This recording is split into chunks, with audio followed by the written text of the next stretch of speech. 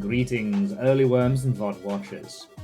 Did you know that cars are real? I found out today. Wild.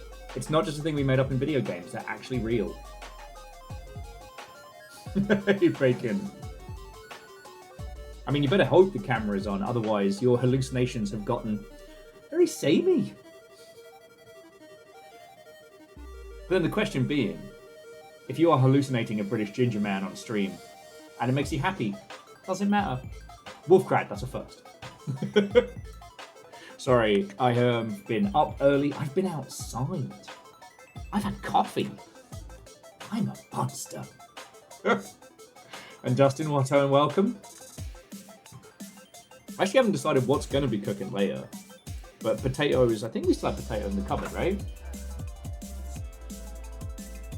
But Dustin, Wolfcrad, Catastros, Watto, and welcome. Ooh, so alright, Wolfcrad, just as an FYI, updating the board. So, once again, Dustin is in the lead with 3. But yourself, Lance, and Legend all have 2. There could be an upset between now and launch. After that, it is Vanderbeest, Megaboss, J-Post, Stepagen, which I've written weird as Step O-Gen, Midnight, Sky Aegis, Mental Monk, Caffeine, Catastros, and PBS, all in a single push.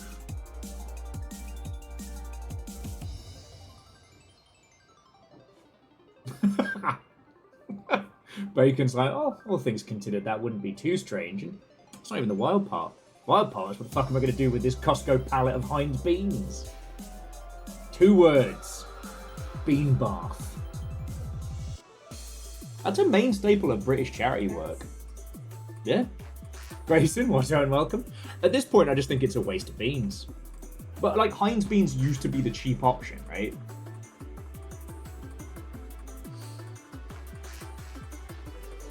Charity bean bath used to be a big thing for, like, all the big British charity events.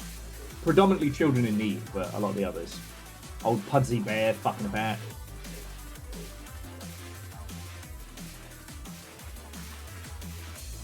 Okay, Wolfcrad, that's pretty good. See? This is what happens when you leave on the little Twitch notifications. It's a battle for the first. Or you'll need to be real nice to Bacon and find out what system it is that Bacon Avenger has that allows them to be the very first, like no one ever was. Anyway, I hope you're all ready for an afternoon of banter, crafting. We're doing crafting squared today. We're going to finish up the Gundam armor, repair the Gundam helm. So we're going from cardboard Gundam to cardboard full armor Gundam. And then after that, we're going to Gundam while we Gundam. I'm going to attempt to do some Gundam building wearing the outfit. We'll see how that goes. And there is nothing else about my outfit. Huh? It's actually quite chilly in here, which is lovely because it's been bastard hot most of this week. But I'm going to keep my hoodie on until we're ready to bust out the big guns.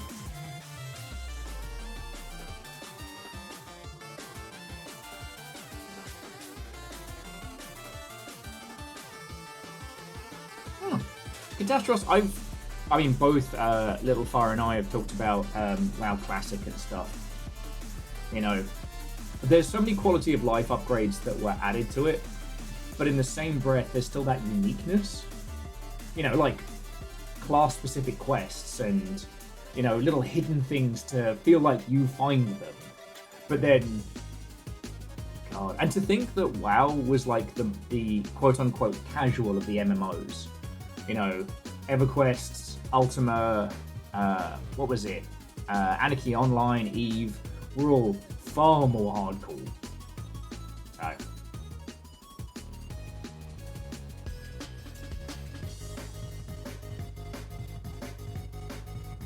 Sorry.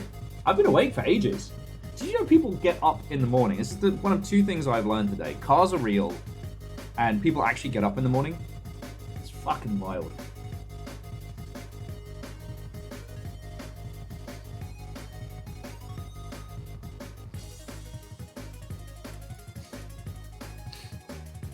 So yeah, Thankfully, there's no additional game news today, as you well know.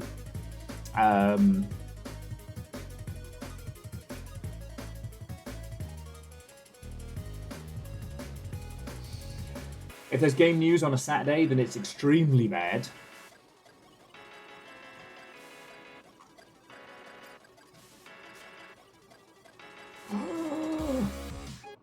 Catastros, for me, the idea of going to bed at 4:30 seems sensible. You have my respect. In fairness, Jess is working a shitload of early mornings this week, so yeah.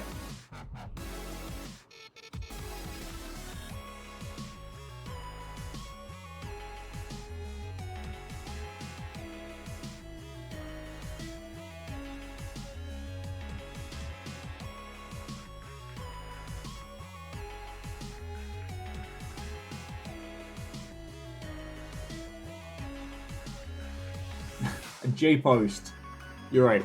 Mornings are made up just to sell Big Coffee. It's a scam by Big Coffee Bean. How are you doing? Yeah. Remember when you put up a silly amount of money for sexy Roman Gundam costume combo? Well, we're doing it. It's just really cold in here, so I'm gonna keep my hoodie on for a bit longer. It's finally happening. Oh, also, before we let Discord know, as I should do that now, as a quick FYI, our very own Aeon Digital has upped the ante for Clip of the Month Club. So, from now to the end of the month, the top 3 clips, not just the first, but the top 3, will all get a video game personally chosen by myself. Aeon sent me the cash so I could get 3 prizes worth, and I'm really looking forward to it. Now, with only a few days left in the month, that does make it challenging. But that means that if you have already clipped, or if you go back and clip stuff from VODs, that's also valid. And also, it will be the top 3 people. So let's assume that, like, you know, Little Fire and Aeon have been doing their usual clash of the titans. You know, if the top 3 are all Little Fire and the next 3 are all Aeon, it'll be whoever's after that. Like, that's the ranking. So yeah, I take great joy in picking out people's games. Like, it's something I genuinely like doing, and Clip of the Month Club's been a fun way of doing that. So yeah. Also, so long as it's within Twitch T's and C's, how you win Clip of the Month Club is up to you.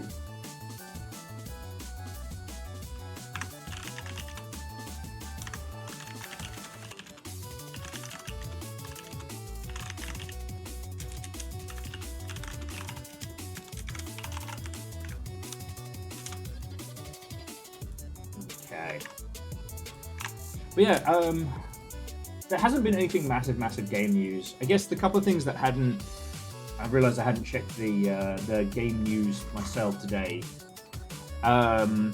You've probably heard about the game strikes in France throughout the week. Apparently, the squad behind Quantic Dreams, the David Cage match, basically they've been at like a weird standstill.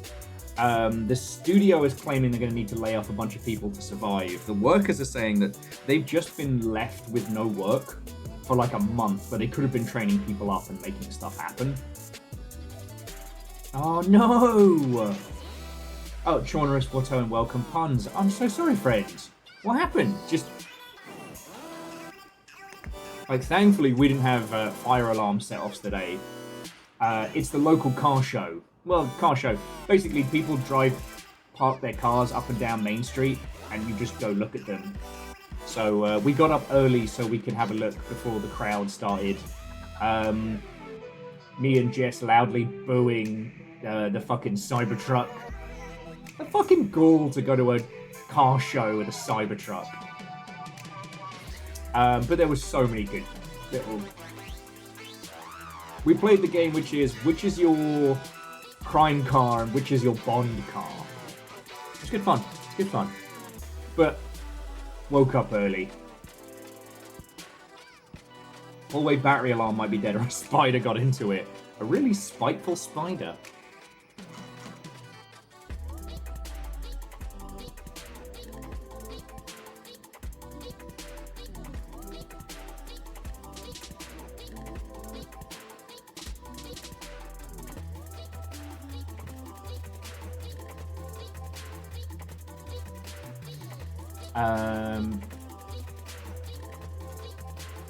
Yeah, sorry, just here's me quickly rechecking the hot sheets. The only thing I read this morning was Rock Paper Shotguns ranking all of the names in Tokyo Highway Challenge by awesomeness.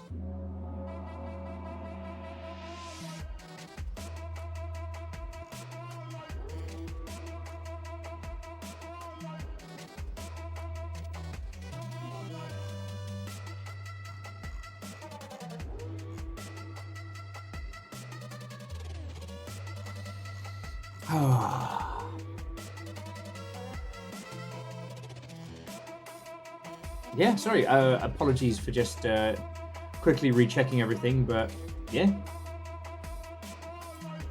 No extra video game spice.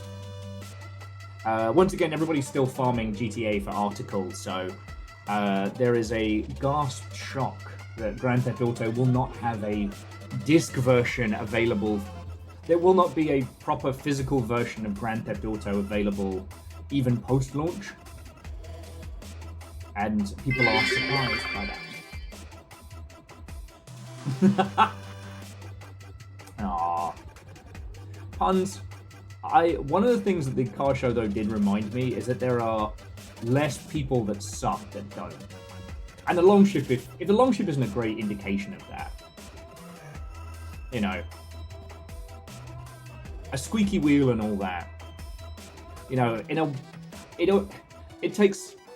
only takes one rusty nail to give yourself tetanus, but then the number of non-rusty nails, you know what I mean? You know what? Let me natter for a bit. I can come up with a better analogy. Scar in Alaska, Watto and welcome. Oh shit, yeah. Puns, that's good to hear. It's good to hear. And Wolfcrad, that is the interesting thing. I don't know. Like, Rockstar can get fucked. They have silly amounts of money, and the amount of money they have spent to get to this point is ridiculous. And they treat the people that make their games like shite. Like, it's not just a Grand Theft Auto thing. It was known in the British games industry that, like, Rockstar are not good to their people. Like, and this is going to sound brutal, but I don't have a better way to describe it. We would get people who would leave Rockstar to join, like, other studios I was at. And it was like having rescue dogs. Like, you have to rehabilitate people into not being, like, on the, like, edge of their seat all day, day. Rockstar is not a nice place to work. I'm sure the people who you work with, if you're there, are great, and the camaraderie amongst the people who actually make the games at Rockstar is probably fucking great. But as an actual place to work, rescue dogs, that's rough. Like, I still remember this one artist I worked with in Probable, who, when we had to move stuff around because they had to take a day, like, I thought they were going to be sick from anxiety, and it's like, nah. Like, you got some shit, okay, we just moved the schedule. Like, we moved production around a little bit, and you can do your stuff next week. You know? Like, actually treating people like humans. Nicky Ott, John Deere, Watto and welcome. Scotty, hello, hello. Today I'll be crafting along with a knockoff, Lord of the Rings, Western Fusion. It's second hand, so I'm missing one of the minis that holds the weapons.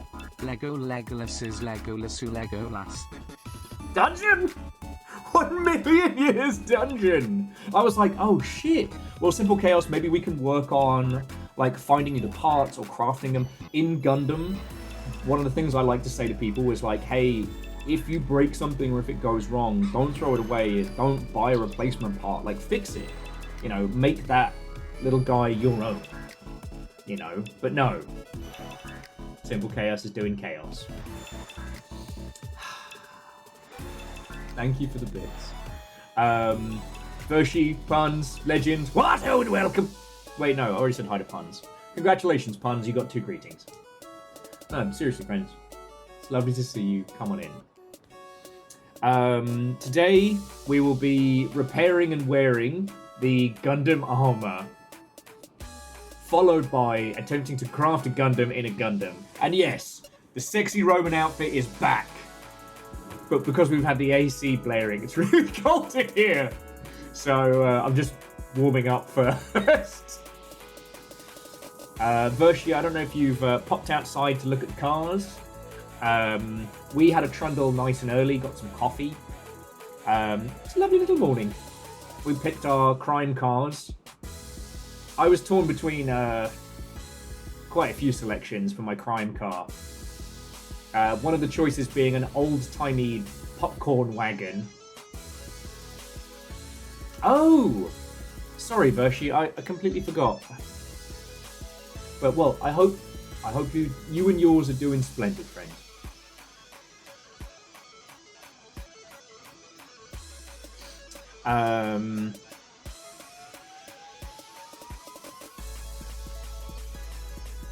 I forget what my other vehicle was now.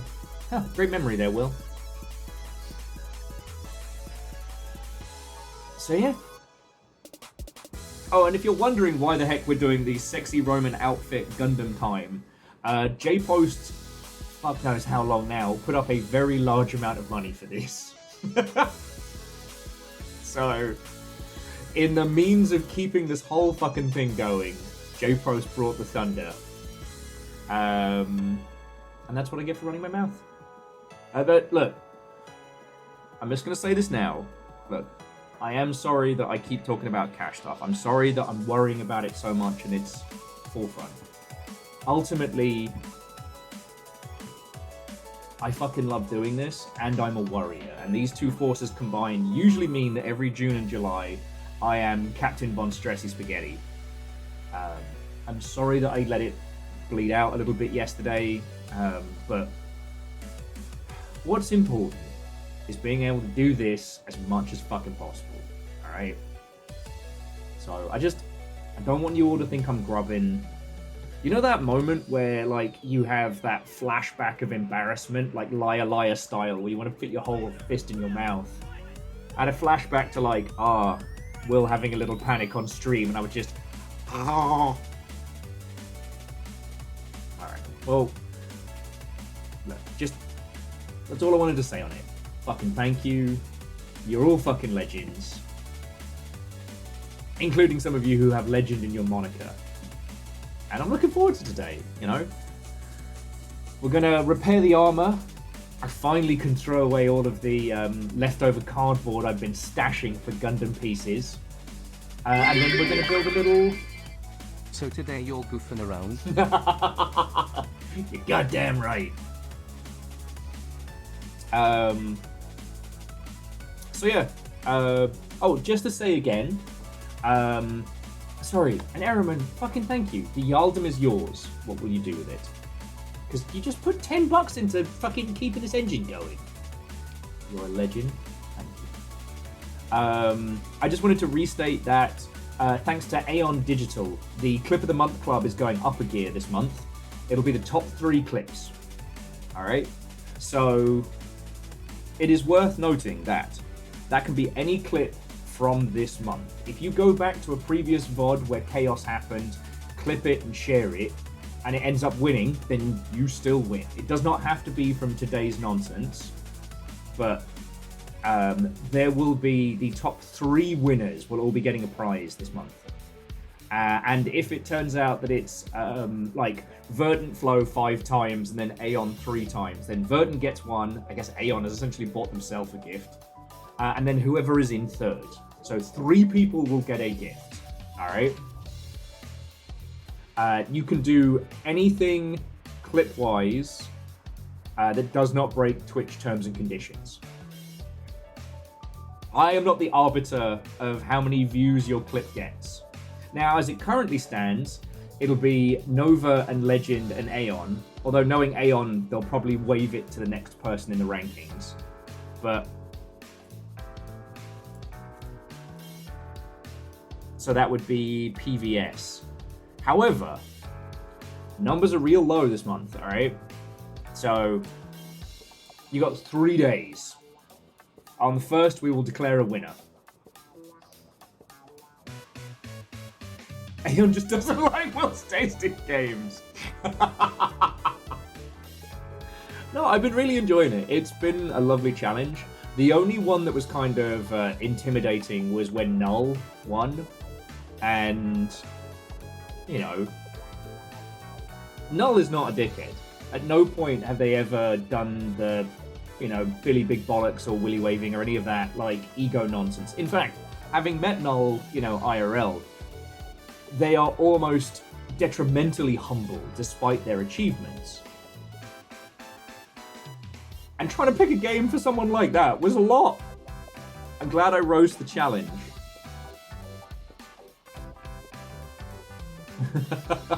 So yeah, I just, that was the only other thing for housekeeping today.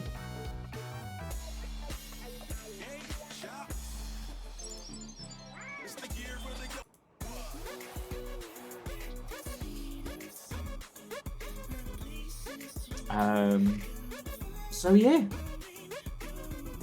If you are joining me for a craft along today, that's what Creation Celebration is all about.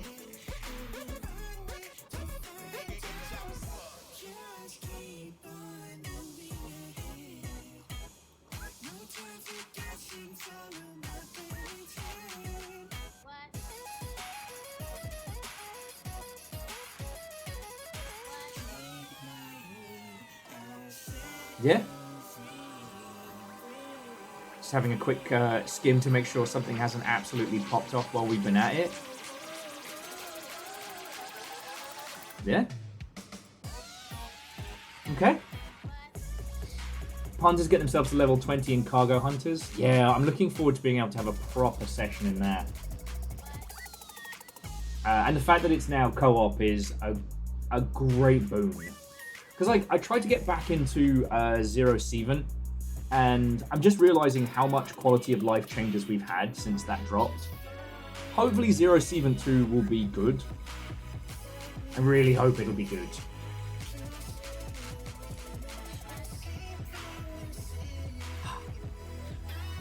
Both caffeine Sherpas and moi. Hurt and offended. Sorry, I have to readjust my cleavage on that statement.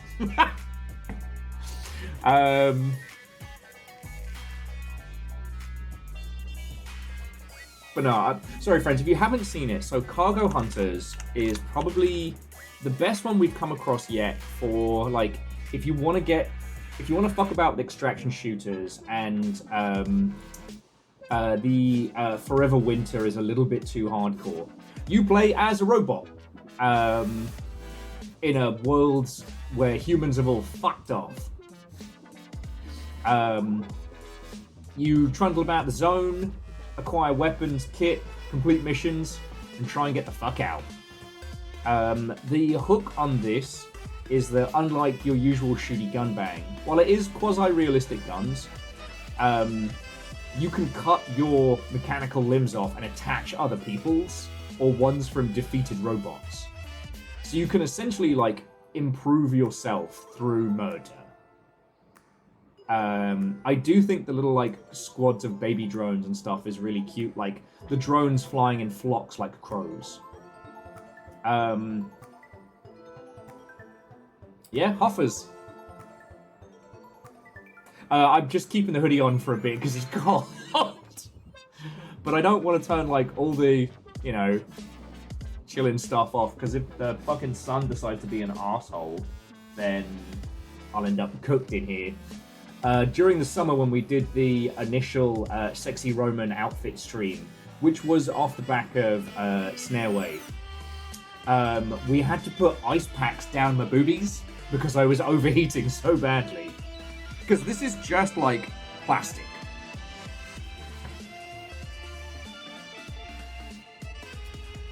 You know what, Scotty? It's definitely got that, in terms of mechanical design, it's got that chappy aesthetic. It is thankfully bereft of Diane wood. Anyway, I think this is a really good game to dive into if you like the idea of extraction shooters but hate the idea of dealing with other, like, PvP players. Because it does feel like an extraction shooter. It goes from, I'm the best in the world, to, oh shit, oh fuck. Like, on the back of a dime. You know. In a certain way, like, extraction shooters with other players is kind of a cheap solution. Like, the threat is created by other people who are always nefarious and sneaky. However, extraction shooters are also the worst for, you know, people cheating and people being assholes, because you're not incentivized.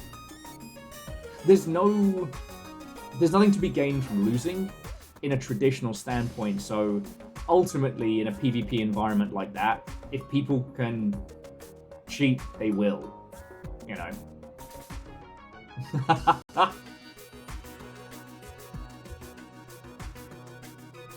Well, I wouldn't say people suck. It's just, I don't know, with stuff like this, it's wild to me that people haven't learned that, you know, Tarkov's a bad game. Good gun handling. Fucking terrible. What the fuck? Our 4 reptilian heroes have overcome the Ark Village. Okay.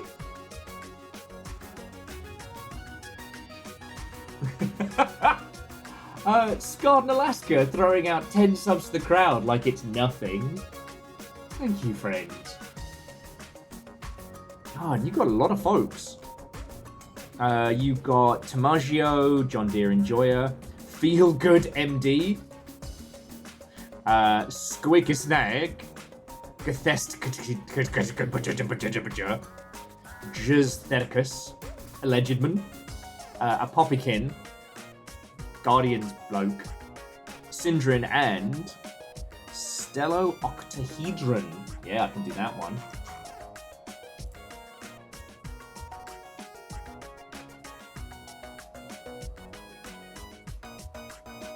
Yeah. And you know what, Puns? I think that Marathon's doing a much better job of, like, setting people up that, like, failure isn't all F4, fuck your shit. I played a lot of Tarkov, and any point you would start feeling like you had your feet under you, you just get clipped. And you would lose that, you know, gun you've been working on for ages with no hope of return. But the game basically uses insurance as a money sink and also as a fucking daily thing. In Tarkov, you pay to insure your weapons and your kit, but you only get it back if the weapons are not found by other players in your session. And then the more you spend on insurance, the faster you get it back.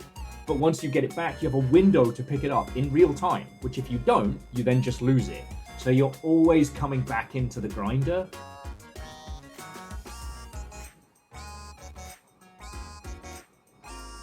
So yeah.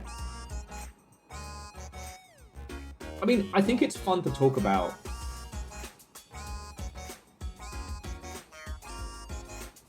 Yes! And virtually that is also the thing of, like, I'm still enjoying playing Arena, but if I play at, like, low intensity times, I get matched about the sweaty guys. And yes, they have stocked up on Tony Hawk armor and a special $1 trillion rapid-fire sniper rifle that fires bullets made of unobtainium. Honestly, I have refilled my coffers multiple times by just getting lucky with my piece of shit broken Mosin. They actually nerfed my favorite ammo as well. I'm not saying that I've affected the meta of that game, but anyway, the thing is, like, Tarkov was a lot that didn't know it was a lot. And so it really needed a way that loss could be considered complementary, not constantly detrimental. Like, putting everything on the line in an extraction shooter is fun. Losing it because somebody else far beyond you with magical see-through walls bullets, you know, managed to blap you once doesn't feel good. Yes, Scotty. And I think we're still working out how to make those experiences good. I still think that closed groups is the way to go. You know, kind of like your server pool is something shared with other people so that you can embrace the LARP style of it. You know, we talked a lot about this when the Battle Royale genre exploded, that initially Brendan's design was based on the fucking Japanese movie, Battle Royale. You know, the whole, like, jumping out of planes and stuff like that was put in because, you know, armor was not an easy engine to mod.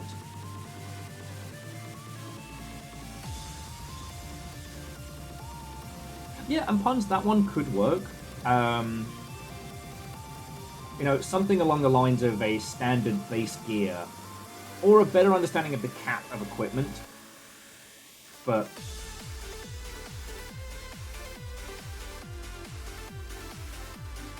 like, there's loads of ways to do this. Oh, and Zero Seven. Is it Seven? There we go. So Zero Sievert, I got super into this one, and this is the exact same vibes, but it's just single player, and that's it. You know, it's all pixels, tiny top down, it is extremely hardcore, but you can tweak how hardcore it is, no other players. I played it obsessively, and then they changed a few things, and because I'd gone so hard in early access, I was like, nope, don't like it anymore. Oh shit, Legend, you're right. I never did give Blood Runnings a try. I wonder if this one's Steam Deck compatible. This is one that Legend highly recommended. Alright, it's not fully Steam Deck compatible, but yeah. Also, did anyone else give Hyperlight Breakers a proper run? Hey Fred, what and welcome.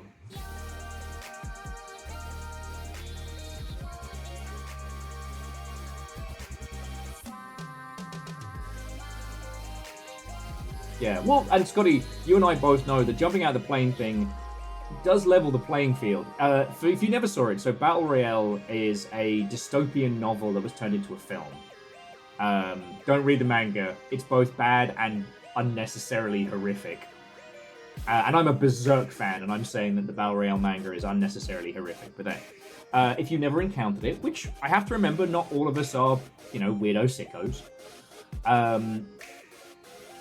The concept is that every year a class of school children are taken to an island and forced to kill each other until only one remains.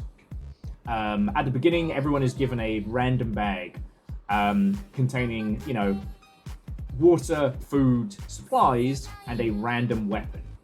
You know, it could be a hatchet, it could be an axe, it could be a handgun. And to keep things popping, they bring in exchange students and what have you.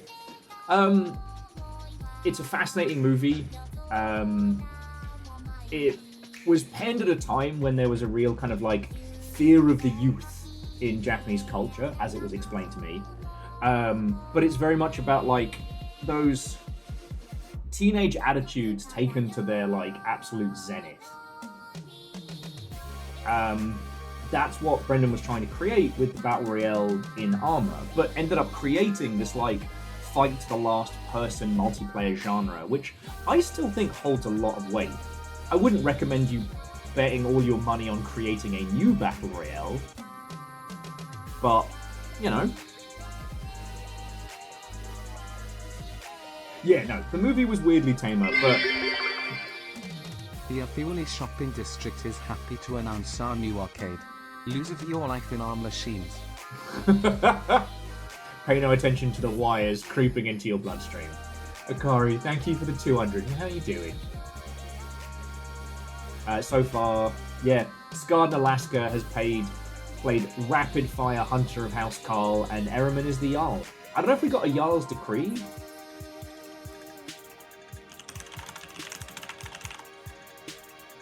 Oh, I forgot. Hyperlight Breaker is $30.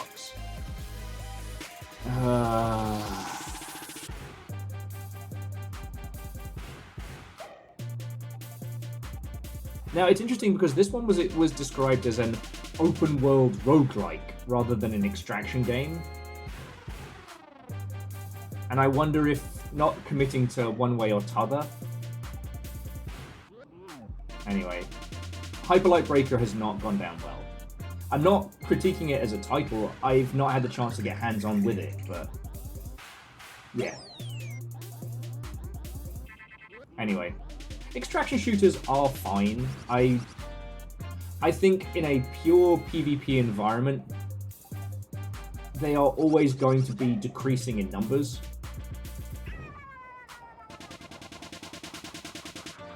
You know, we've got, because, okay, for those who don't know, I play a lot of Arena Breakout, and the last season of Arena Breakout, they added a spooky mode, where you're in like a stalker-style alternate dimension, and twisted, like, sentient mannequins will fucking hunt you down across the map. It was really good. Unfortunately, due to the layout of it and the abundance of other players, you couldn't really explore the spookiness to the same extent. Because it was the new mode, and therefore there was lots of cash on the table, the amount of sweaty people you would hit upon.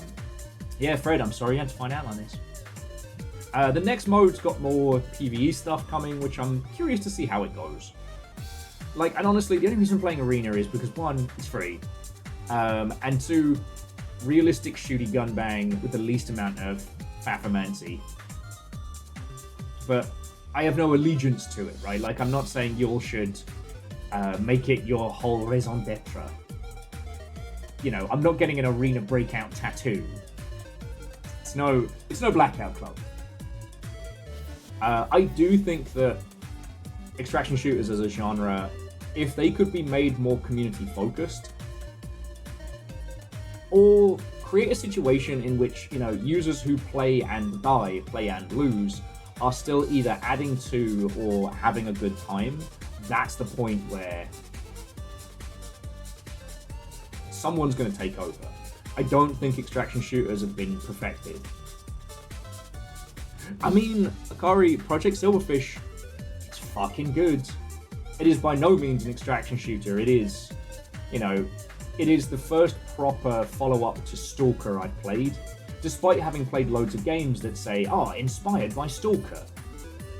No, they're not. You just went slabjank plus some spooky mutants.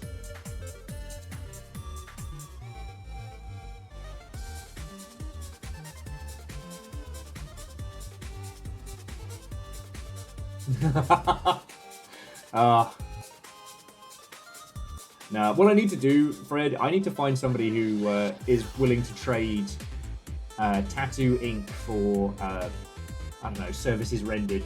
I want to get my next Rain World tattoo, and I've wanted to do that since the last, like, 2 years. Orzine, what's and welcome. And it was, sorry, I didn't mean to bring it back onto the Bantamancy. Orzine, what's and welcome. I don't know. But anyway, my point being is, like, Puns and Caffeine and Dustin are all super enjoying Cargo Hunters. Which is currently $15 on the Steam sale. And this is the kind of thing I would highly recommend. Now, what would be kind of cool... Reactor online. Hey! Weapons online. All systems nominal. What would be kind of cool is, with something like this, having... Here confirm again they say the other Dom has.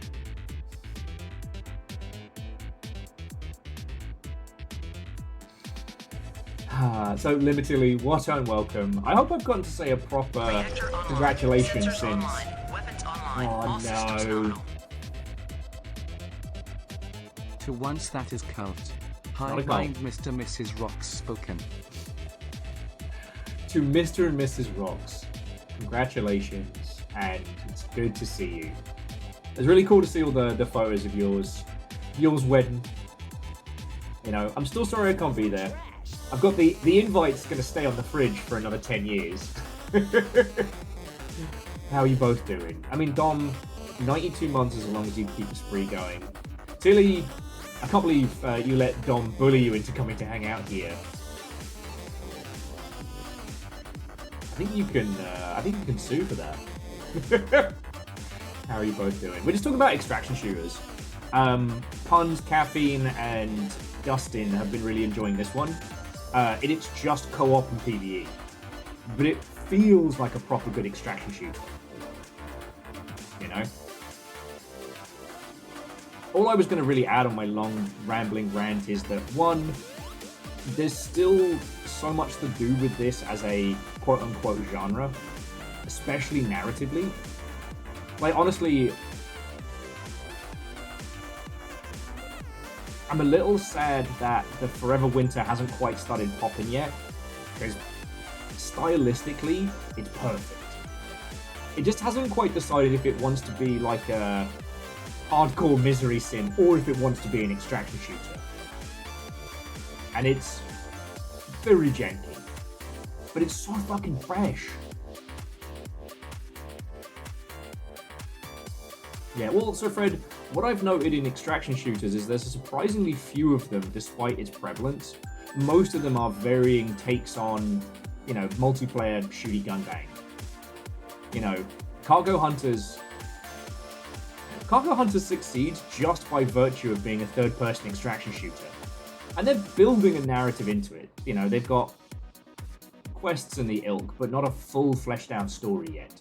But they can. You know.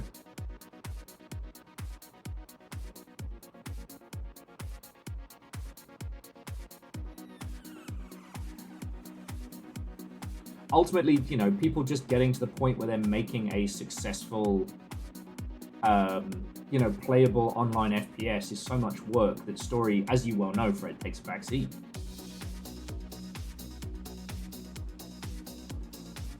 Dom, that sounds horrifying. I mean, Tilly, seeing a sea turtle sounds lovely, but like, you know, the sea turtle that talks to everybody at Disneyland or what have you. Or like a sea turtle that casually brings you a beverage. I don't know if I want to go to where the sea turtles roam. I think I'm good. Yeah. And that's the thing, Fred, is like, you and I both know, with something like this, you know, once it starts to get some traction, hire a writer, like, expand the world out. Anyway, like I'm saying, I just think with things like Cargo Hunters, more things that allow it to be a community game, you know? So like you can have a market, but it's just people selling to each other or putting stuff up for trade. You know, if you are going to have potential PvP, you know, have people not know if they're going up against homies or enemies. Give people a reason to hesitate. Because like, that's the one thing they haven't been able to encapsulate. That's why I was talking from the Battle Royale thing. In the original Battle Royale, the book and the movie, you know, the kids form alliances, strategies, squads. Some of them hide, some of them like come up with schemes. That like alliance on the fly, I think, is really cool. No one's been able to really mimic that gameplay-wise. You know, with extraction shooters, what should happen is if I have loads of beans and you have loads of beans, we should be hesitant about killing each other. Whereas that's never what happens. There is no point where in-game comms are used for people to forge friendships. And it was extremely funny when people got into Arc Raiders and were like, oh, in this game, you can make friends with people and you have to get out with all your extracted loot. And I'm like, oh, first extraction game. Okay. Oh, boo-hoo, you got shot in the back by a stranger? Why did you turn your back on a stranger? You know what I mean? Now, Fred, the AI pathing would be so complex, but that would be amazing. A game where you play as a mimic, and you're changing everything else to try and get the heroes to get you out of there.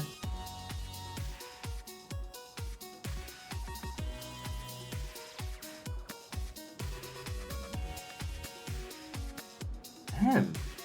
Puns, I don't know what you did to that spider, but it has got it in for you today. Oh, and Dom, I will do. I saw the ones you'll...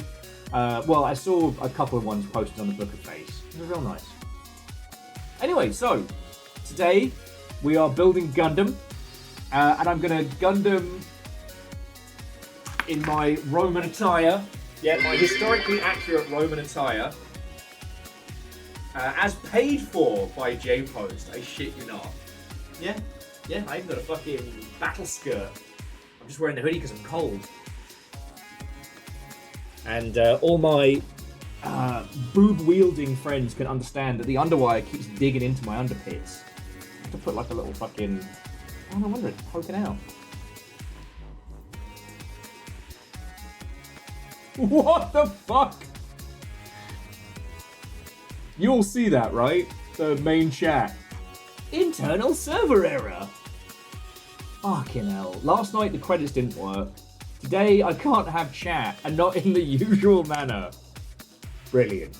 Brilliant. Let me see if refreshing it helps.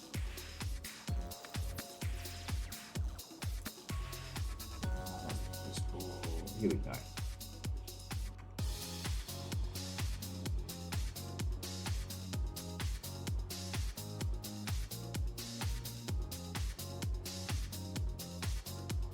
Oh, it's fucked. Puns, was there an alert for that jealous spider? Are we fucked?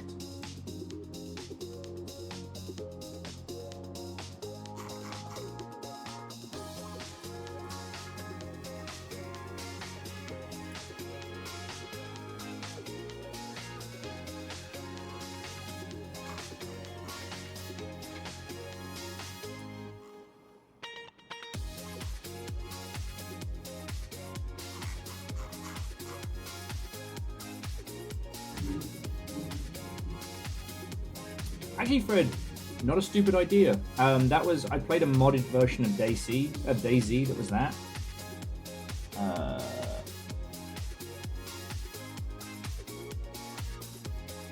No, it's just this particular one.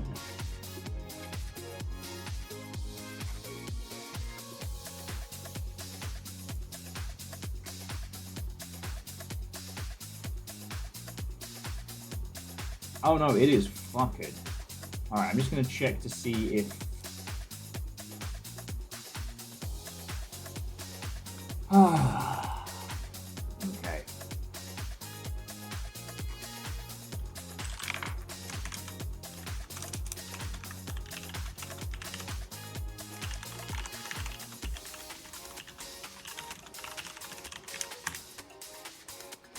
Brilliant. Brilliant. So friends, all my alert systems have gone down. And it's not even on our end. I don't know why it's working on some pages and others, but like, I can't send through test alerts or anything. And I can't get onto...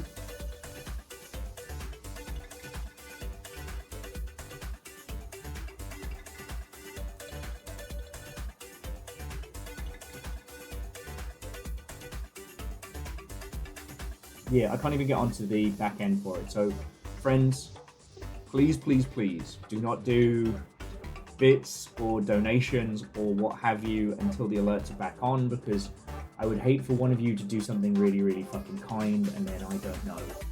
To Avenger, who threw in a donation after stream last night. Cheeky bugger. Thank you.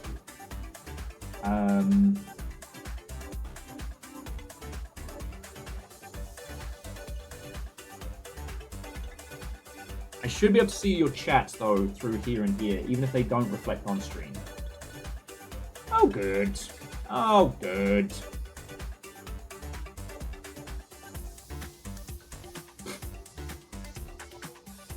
No, so J-Post, you're just not allowed to do any big donations or any big bit drops till it unfucks.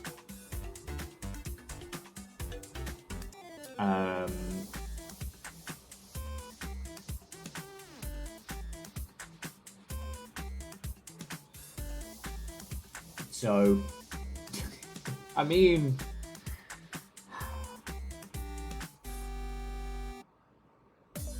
squats don't go through the alert system. So unfortunately, because they are channel redemptions, like with the large emotes and the emote spree on screen, those will work. Honestly, it's just, I live in this constant fear that someone's going to do something really lovely and I'm going to either miss it or that person's going to feel like I just fucking take it for granted. Because I am a warrior.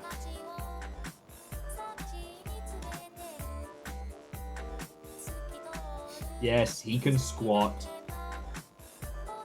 But you're just going to have to look at internal server error. Okay. Right.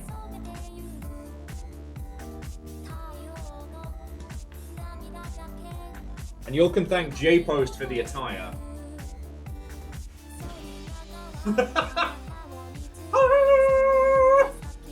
Fear the pasty white appendages of the Roman Empire! And yes, I did finally find my fucking swim trunks, so you all don't have to worry about accidental David Bowie Blu-ray mode. Sorry, gotta get my my historically accurate pauldrons in the right place.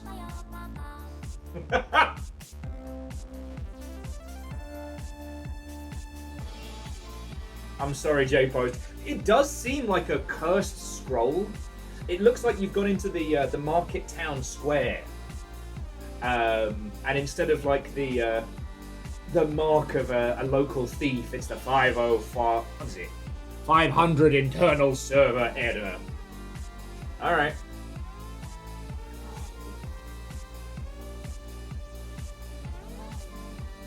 Okay. 1, 2, 3, 4, and 5. All right. Yeah, no, Scotty, it's the whole service is fuckered. Website's down, the whole shebang. So I'll switch back to gameplay, just that I don't spook all of you.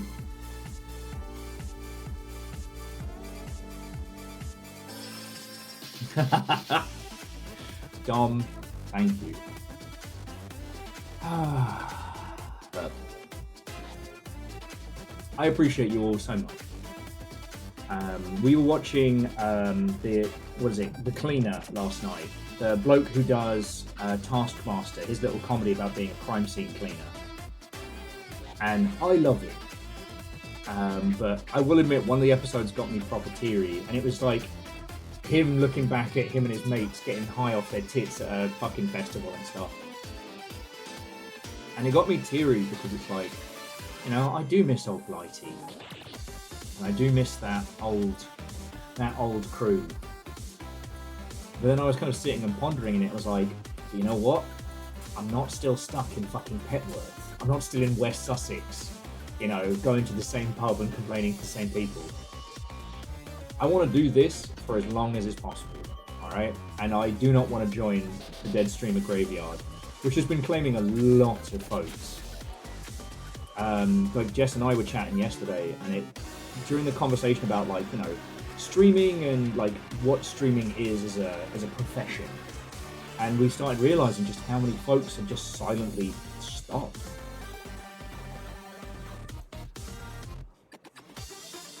And Don, at least you understand. At least you understand. I think that's what's important.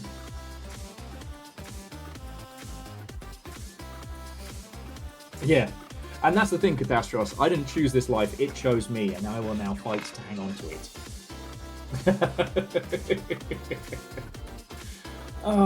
So anyway, is there anything else from like the extraction-y, shootery place I haven't really talked about?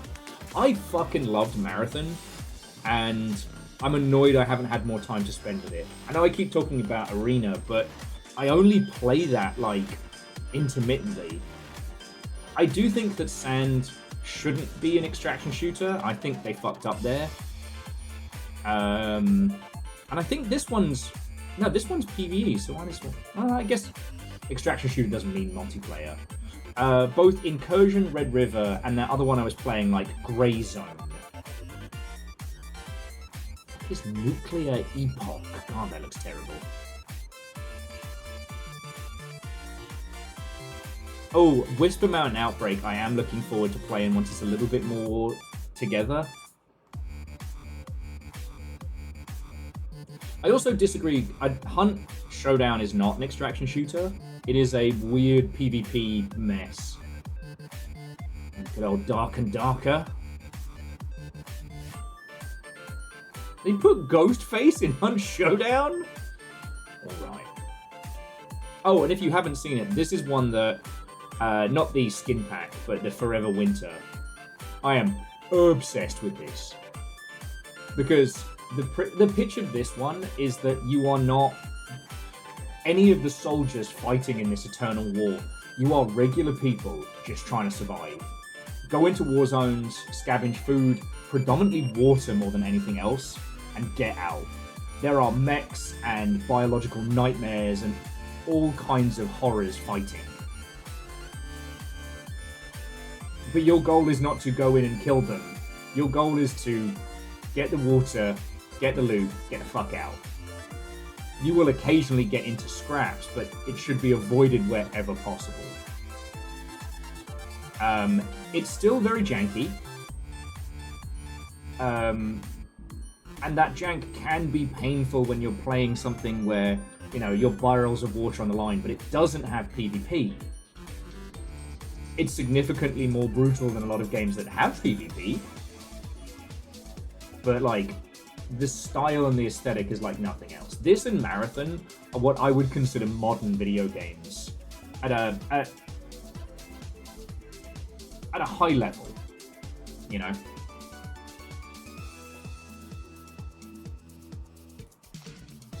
trying to see what else is here. Helldivers is an extraction shooter. Fuck off. Oh yeah, so Grey Zone. Now, Grey Zone is close to what I was talking about of being a LARP, not a shooter. Now, Grey Zone is not for everyone. This is slow and very... This is Beam.ng for weekend warriors. I don't know a better way to put it. I've played it. I like it. But then I like the fact that it's slow. You know, you have a leveling system, you know, your ammo and gear counts and things like that. It balances the PvE aspects, though you can play it PvP. Why you'd want to, I don't know. It balances that by the fact that it takes you fucking ages to get anywhere or do anything. You know, the firefights are small, unless you just go around causing trouble. But the amount of time it would take for you to get back to that point. Now again, it's not perfect. You have to make sure you're in the same faction as your friends if you want to play with them. You join a live server, so even if it's not PvP, there are other players running around. There's no sci-fi elements, there's nothing other than you all are in this big fictional area killing each other. Legend was asking, does anyone else have any recommendations for 2D extraction games in the same vein as Zero Seavent? And not counting the Robot Blood or whatever you told me about, because you were the one who told me about that one. Where was it? I mean, I don't know if Whisper Mountain Outbreak counts. This is more kind of Resi Evil co-op.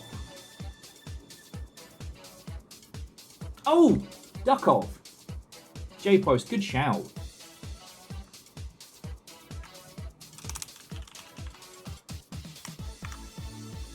Yeah, this is Escape from Duckov. It's not quite 2D, so I don't know if this... I don't know if you're avoiding like a vertigo or a motion sickness, but it is top-down isometric. Not first person. And you can have a dog. What's not to like? Ducks and guns.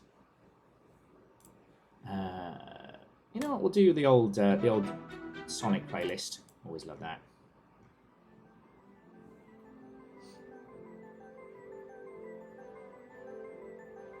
Oh, I wonder if this is Steam Deck. It's playable. All right.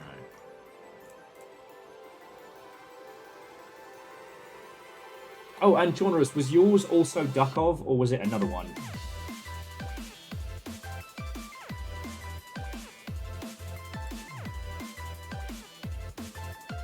Night Raider. Ooh.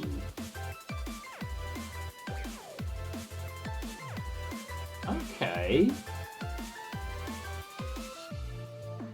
Came out a couple years back. Alright, terrible trailer, but...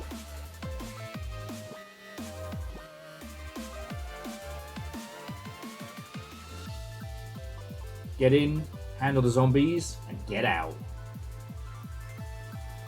It's way cool. Alright, and that's the wish list.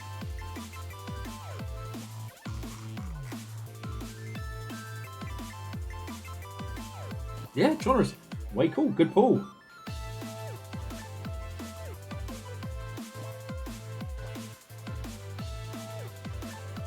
Well, and Helldivers 1 was... I mean, we didn't really use the term extraction shooter back then, and it was never supposed to be, right? Helldivers 1 is Magicka with guns. And that's okay, you know?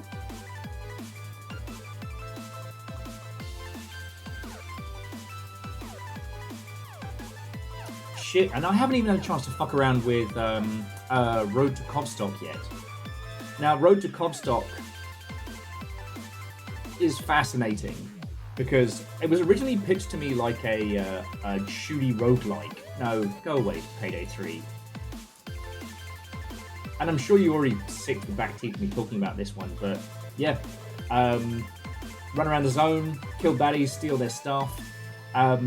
But the idea is the closer you get to Comstock, the better the loot gets. But Comstock itself, the central city, when you are in there, it's permadeath.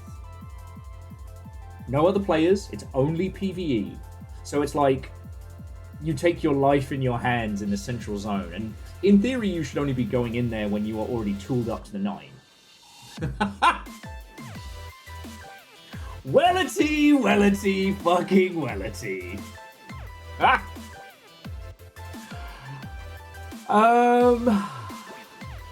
Both of you at the same time.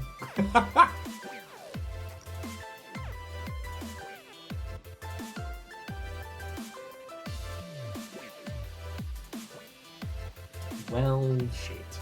Well, who do I accept it from? Asking me to play favorites? Both of you, fucking thank you. What? Catastros, is that not what's happening? But puns, but what if you did care and you're saying that because you still want to see what's happening? Shenanigans! Uncoordinated gift strikes. Thank you both. Alright. If we're going by the rankings, puns was officially first. So puns, thank you kindly. And legend, thank you as well. Alright. The note to legend, puns beat you to it. Decline gift.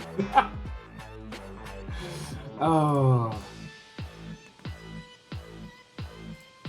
I don't want to tell you, sorry.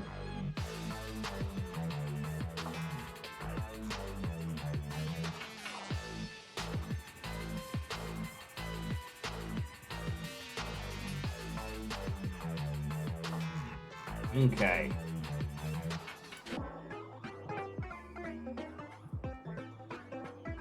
Apparently, we should be back with this.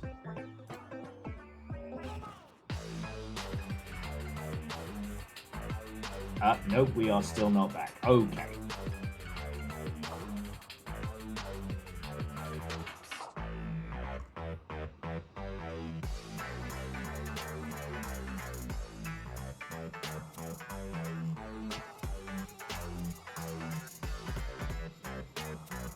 Okay.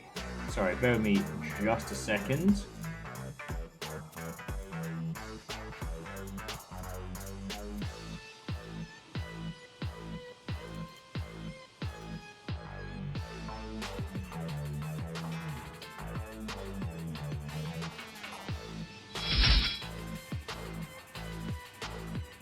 Oh, okay.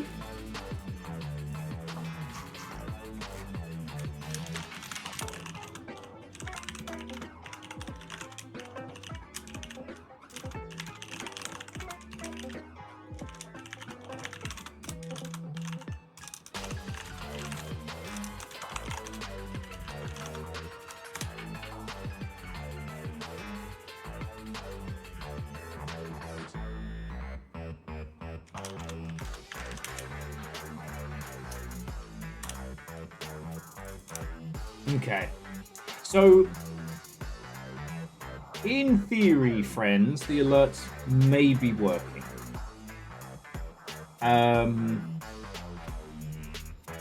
It looks like the alerts provider that I use is probably getting DDoSed or something.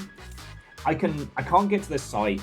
Some things are working intermittently and extremely slowly. But it's on their side. Just if you do choose to throw in, you know, big bits or donations, because I could certainly fucking use the donations, I won't lie. Please let me know so I can say thank you, alright?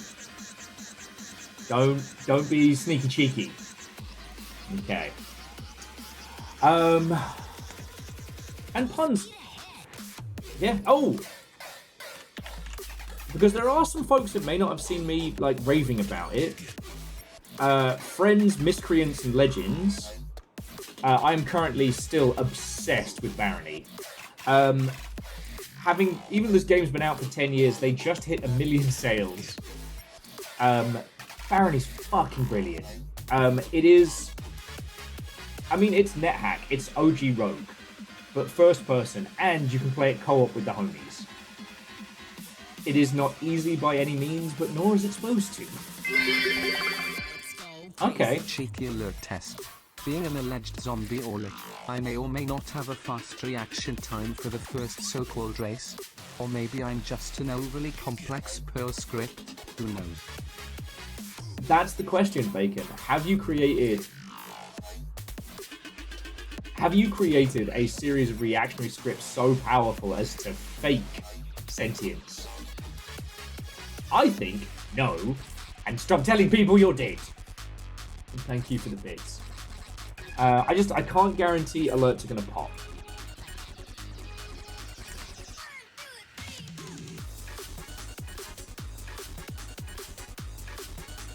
Okay.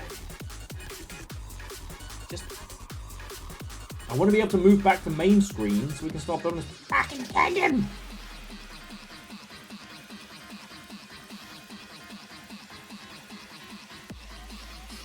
Yeah, to quote Avenger, is there such a thing as an uncomplicated Perl script?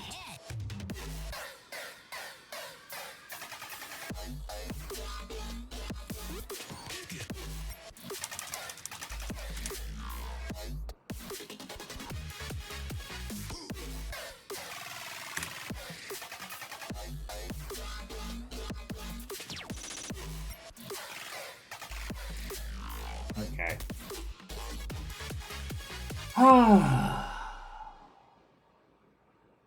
Well, friends, to quote Sir Frederick Durstington, it looks like it's just one of those days. We'll have to stick on teeny tiny mode, and hopefully, except for we're not building small Gundam, we're going to be building big fucking Gundam. Alright. But we can keep nattering for a bit. Hopefully it'll fix itself. Just again, if you do throw anything in, I'm extremely grateful for, just tell me so I can say thank you. Okay. You know what's weird? I haven't seen as many of the here are my Steam sale recommendation threads. And weirdly, I kind of appreciate it. Like, if you'll want any of my recommendations, you know I'm willing to give them. But, like, we've got the Great Hall. You know, we have a formal recommendation system.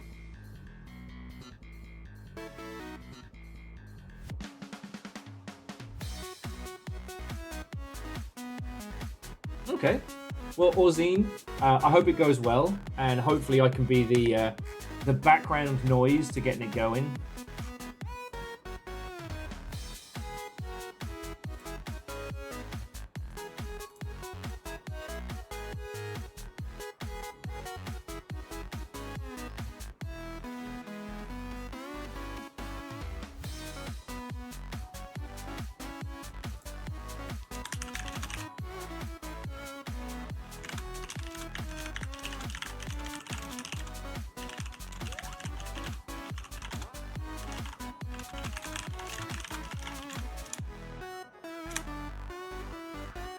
Okay, sorry about the tippity-tappity make stuff happy. Alright, so, are any of you going to be joining me for the crafting of today's craftathon?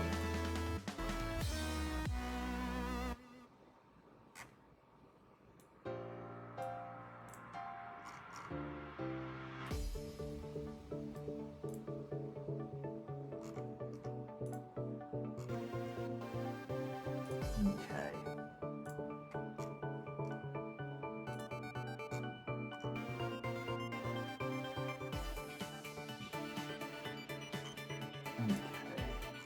Alright.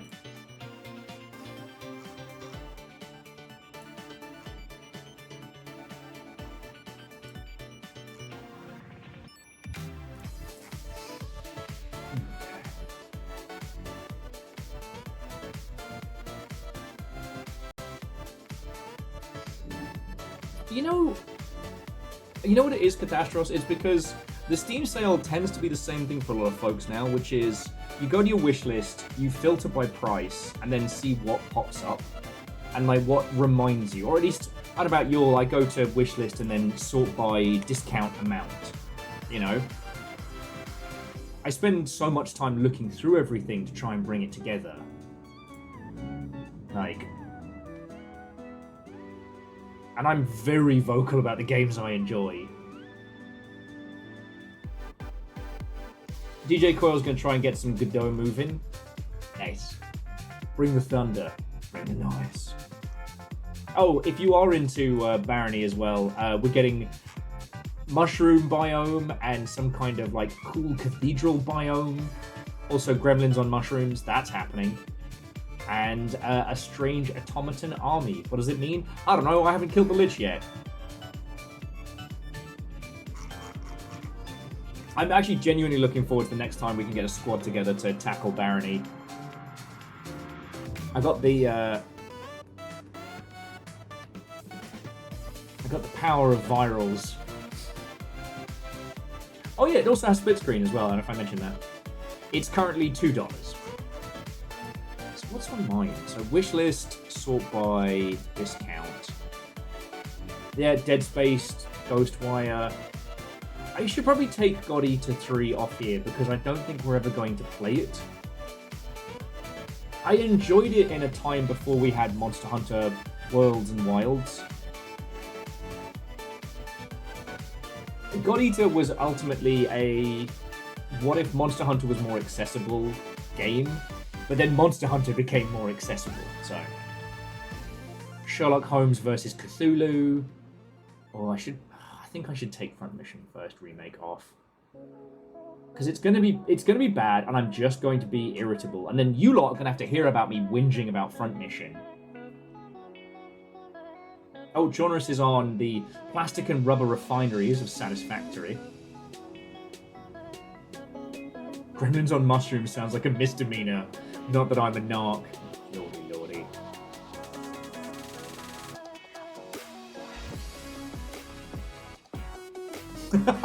You find something to whinge about. You're English. Yeah, but I try and vary it. I can't just whinge about Front Mission. You know, if you're going to whinge about something professionally, it's got to be something, I don't know, inherently toxic. You can whinge about Overwatch for a living, but not Front Mission. Yo! J-Post, thank you for gifting a sub to Hawks. Again, friends, I can't guarantee whether the alerts are going to pop off or not, so if you do something hella generous, please tell me, okay? But there's a few I'd forgotten about, like, Utuk Destruction, a hex grid strategy game. Bugalows, a base building city sim game. Now, Mini Law did the rounds when it was on Errant Signal. And this is, if you ever played the old RoboCop games back in the day, it's that, but done incredibly well.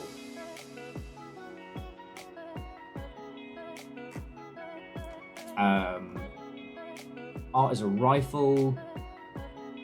I kept thinking about going to art, doing a stream of art as a rifle, but like, this art style will, one, wreck the codes, and two, I'm only going to keep it in a small window so y'all don't Yeah, once this starts popping off, you'll see that, like, you got to be ready for this. Like, I think it's really, really fucking cool, but I don't want to be responsible for giving everybody, you know, motion sickness-induced migraines, you know what I mean?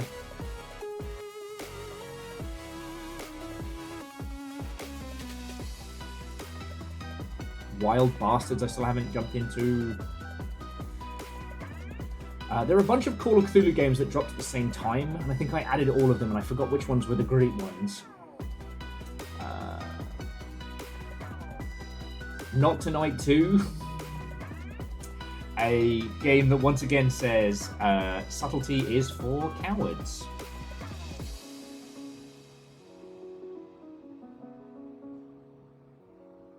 This one did look fascinating. Sorry, friends. This is supposed to be a crafting day, and here I am just fucking looking at my... fucking wish list. Sorry, I need this stuff to unfuck. Ooh!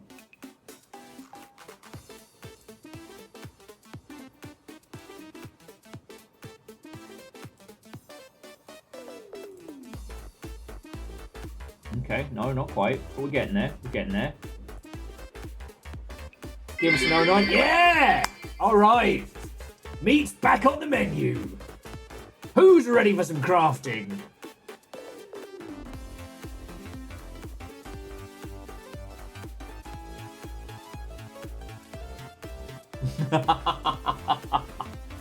Not me! Right.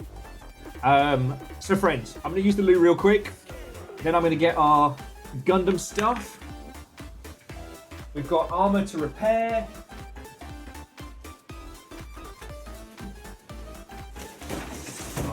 This poor armor's been to hell and back. Poor armor has been to hell and back. So we're going to trim and repair this. Bulk out a little as needs be. Got me stuff there. We're going to repair and improve upon Little Fire's cardboard Gundam helm.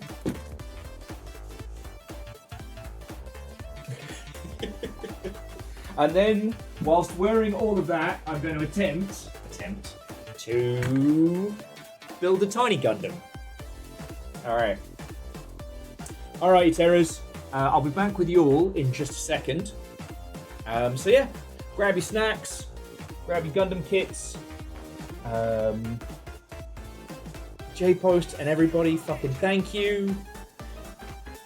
We survived the great outage of 2026. And I'll be back in a sec. You don't improve on perfection, Catastros. You just armor plate it. Yeah. Yeah. Alright. Back in a sec.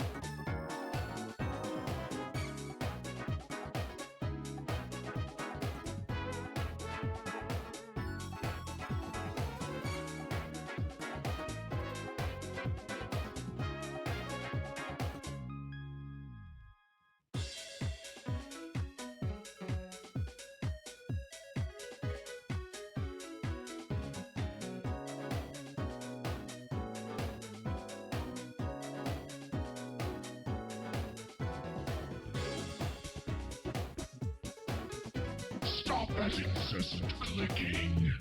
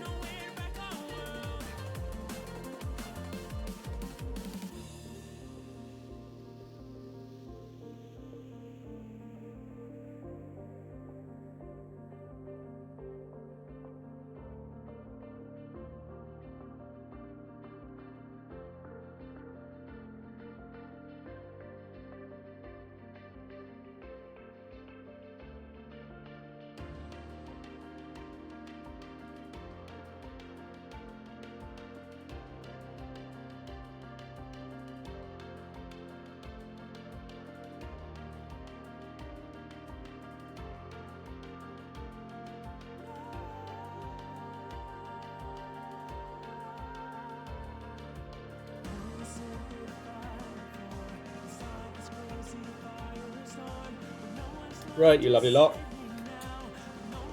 Let the crafting begin. I've got my coffee. I've got my little Sony. I've got my historically accurate Roman getup. You can either thank or blame J-Post. That's up to you. Let's do this.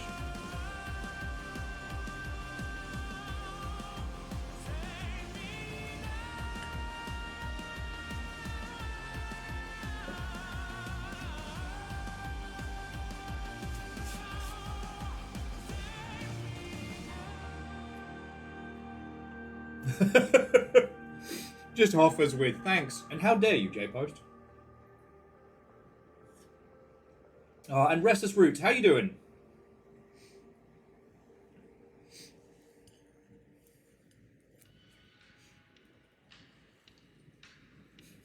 Walking on those doors. Ooh. Vanderbeest, Watto, and welcome.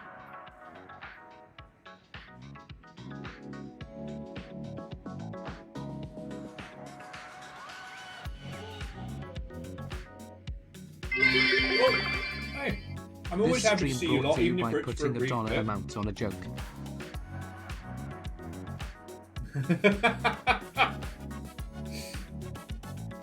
No, Vanderbeest, thank you for the pine glass again, and J-Post. Yeah. Once again, I ran my mouth, and you went there.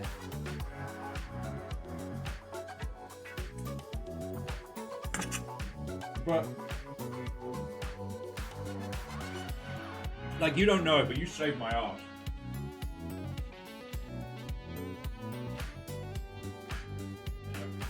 This year's been a challenge, and I consider myself basically insanely lucky, because the amount of times that someone has decided to go ham.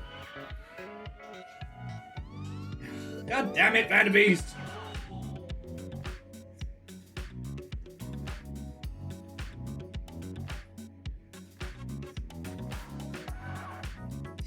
And Jackie, what and welcome. Don't be weird. Don't be weird.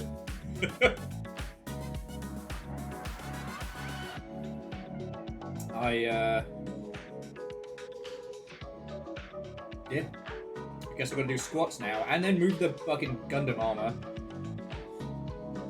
It is actually nice and cool in here, which is great, because, you know, you got to keep everything running lest the current heat waves kick your ass, but that does mean I am wearing socks as well.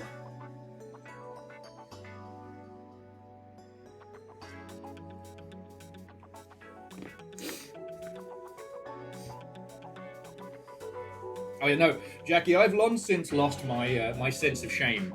I go to the pub in this. I mean, I don't go to the pub these days, but were I a pub-going man, I would have no qualms in going to the pub like this. But then again, this is Seattle. Like, on any random Thursday, this isn't even close to the wildest attire in a local establishment. Okay. So I'm just looking at what we need to do to get the Gundam... Ah! That was my toe. To get the Gundam to where it needs to be. Now, for those who don't know, I said... I forget what led to it, but I basically bet... Perhaps bet's the wrong word. Someone probably said something along the lines of how much for you to wear the sexy Roman outfit and the Gundam costume at the same time. I said a $1 amount, and J-Post went, bet. And so now we're here. It's been a while to get to this point, because life keeps kicking my ass, and I couldn't do mourning the death of a guinea pig dressed as a Roman. You know what I mean? But, whilst it often takes me a while to get to it, I am a man of my word. Every bet that is on the board from Snareway will happen. Alright? Sonia. So yeah, Vanderbeest, let me move the helm so you can see the squats. We'll do armor first. Then, because the helm's pretty much perfect, it's just the V-fins that need reinforcing. And then I'll show you the state of the armor. Because obviously, it takes up so much space and we've had to move it around. There's so much cardboard in the flat. because I keep saving it for just such an occasion, i.e. the repair of the Gundam armor. Only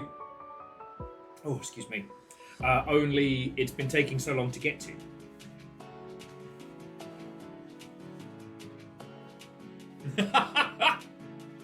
Scotty, I couldn't possibly comment.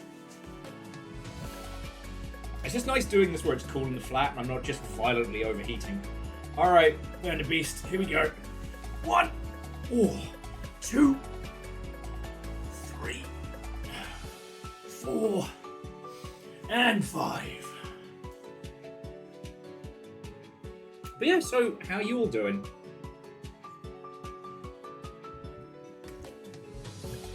Okay, here's what we're going to do. We're going to use the chair as kind of like a repair station for the armor. Because what's happened is like the shoulder pads of the armor have kind of fallen asunder. The battle skirt's a little torn, so that's going to need reattaching. And the back of it's still too long, but that was initially there to keep the weight on. So yeah, here's where we're at with the armor. It's not amazing. But we can make this work. We can make this work. Right. Oh, and is any of you doing crafting along today? I don't know if I think I've asked that a couple of times. Oh, and I still got the budget beam saber. Wow.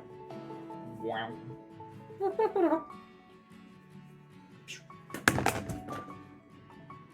That wasn't how that was supposed to go.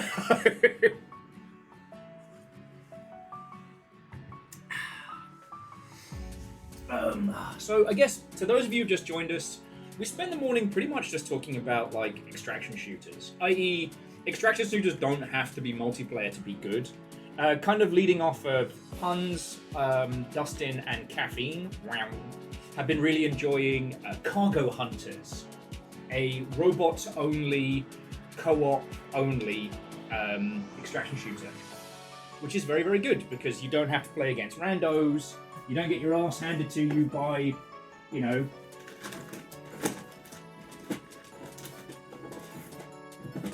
sweaty bastards. There's this interesting thing that we didn't touch on earlier, because I was talking a little bit about how I think great multiplayer games work when losing doesn't feel like it sucked and there is no upside to it, right?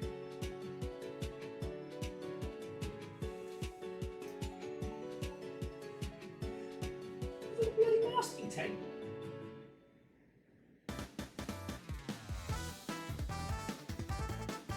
Where's the bloody duct tape?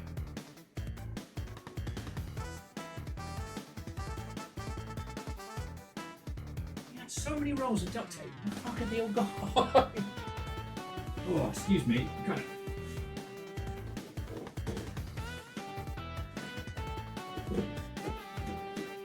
Have you ever cleaned up the flat so well that you lost all the shit that you had sitting around?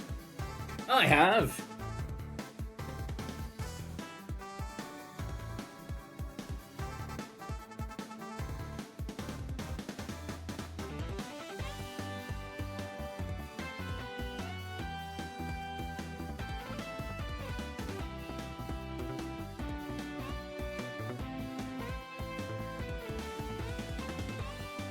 Is it?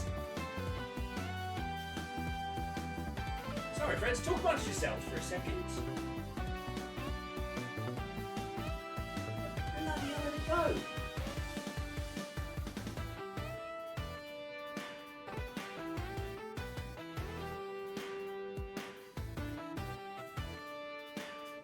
Oh, shit. This could make for an extra challenge. One roll of black duct tape, and that's it.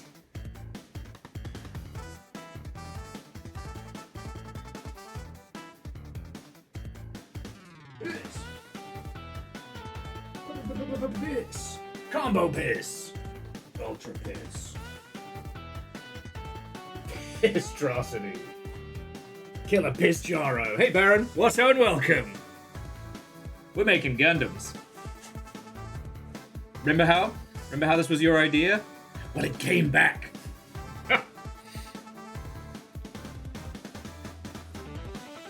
And Caffeine, Watto, and welcome. And Baron, I did think of you today, not with the outfit. It's the Greenwood car show today, and we had a little trundle about. One of the things we saw a couple of the little key trucks, or Kai trucks, how do you say it, including the fire engine version, which is really fucking cool.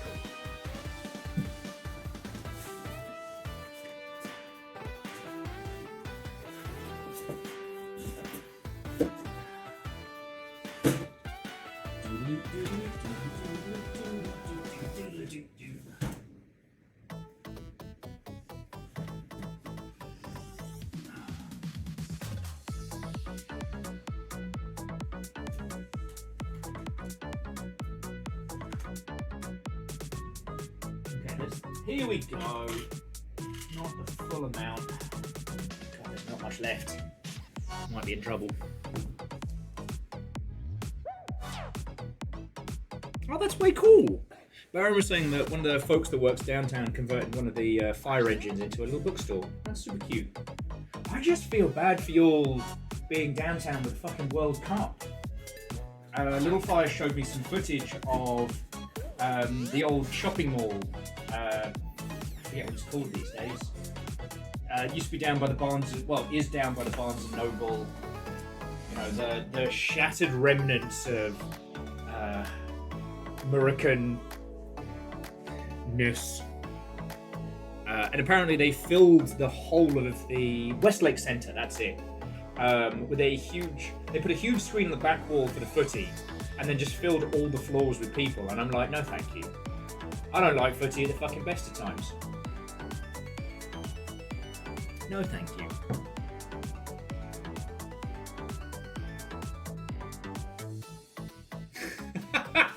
Okay, I'm sorry, this keeps riding up. Didn't realise my boobies were going to get critiqued. Everyone's a critic when you got your boobies out.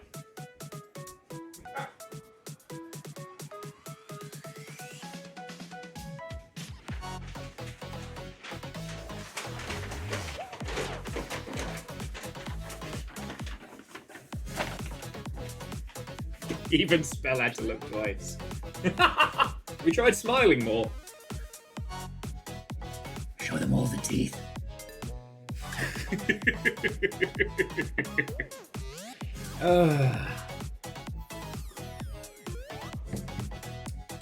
Okay, we've got tape.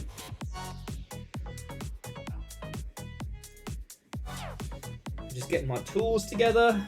I've got a craft knife around here somewhere.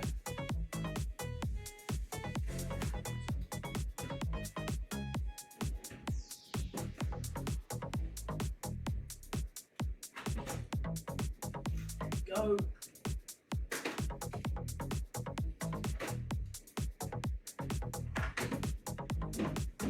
Good.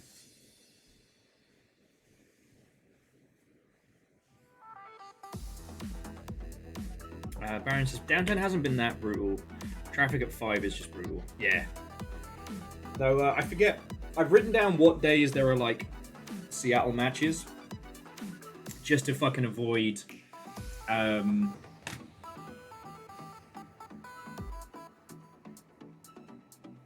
mean, I'm not in the habit of, leaving my apartment anymore. But I'm not in the habit of going downtown, so it's not like I really have to worry. But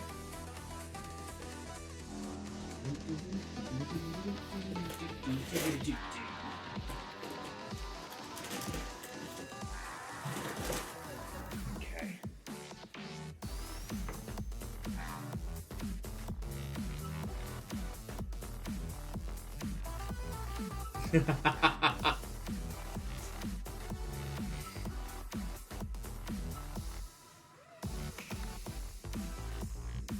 Oh, and J-Post found the clip. It was, $500 to do the sexy Roman outfit and the Gundam together.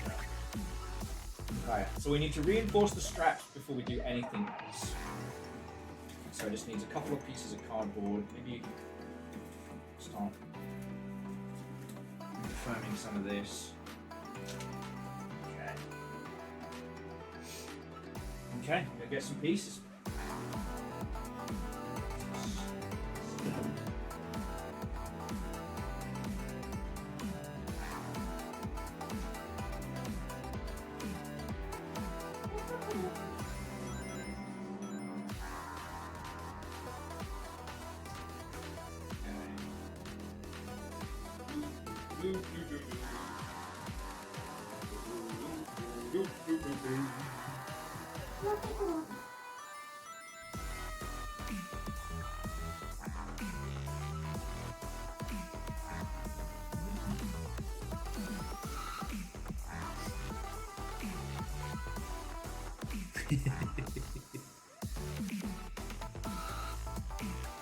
Yeah, you're right, Baron. Just another week, and it's back to regular annoying tourists.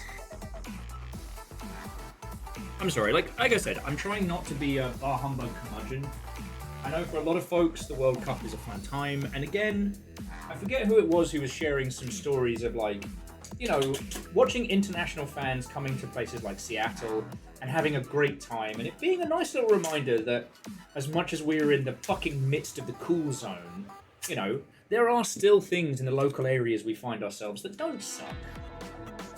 And sometimes you need somebody from the outside to point that out to you.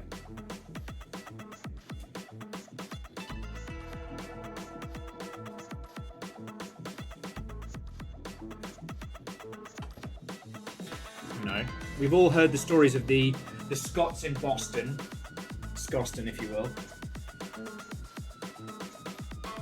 And the Japanese fans cleaning up after themselves.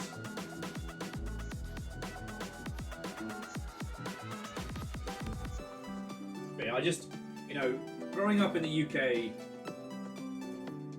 being a massive fucking nerd growing up in the UK is not easy.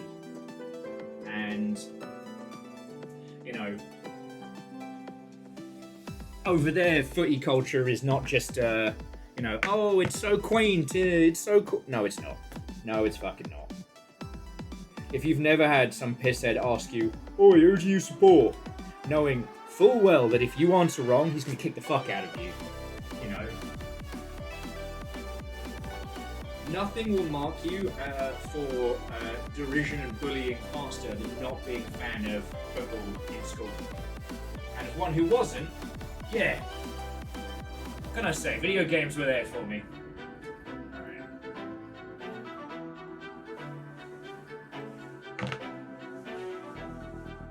Sorry, just like I said, we're just doing repairs.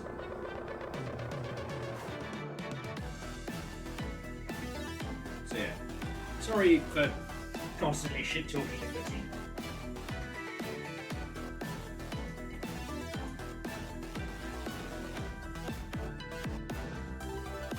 I don't know if you'll have similar things from where you grew up.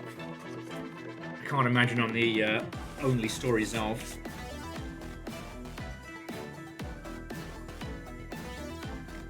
Okay.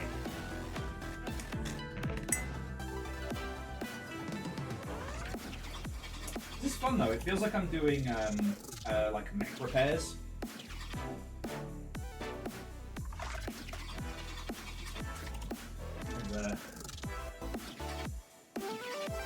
And, let's just cut the front of this one free.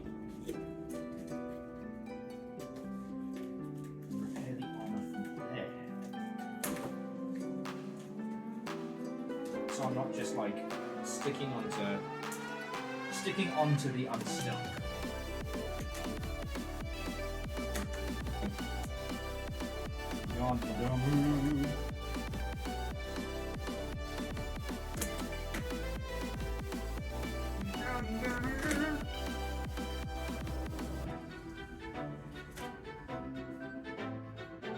Baron said it was not liking the local college football team. Ah.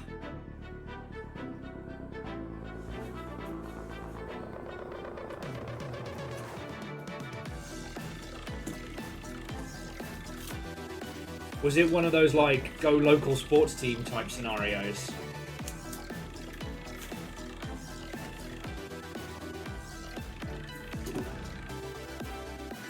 Holding.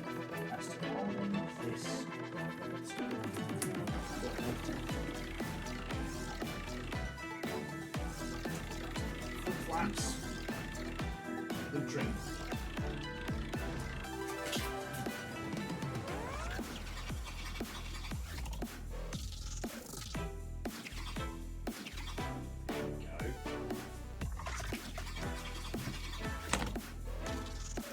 It was very go local sports team.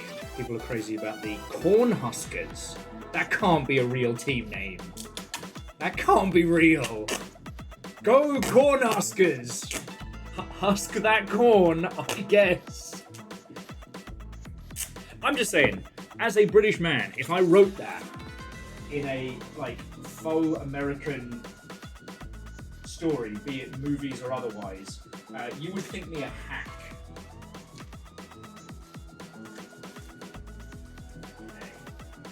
I'm basically creating splints for the shoulders.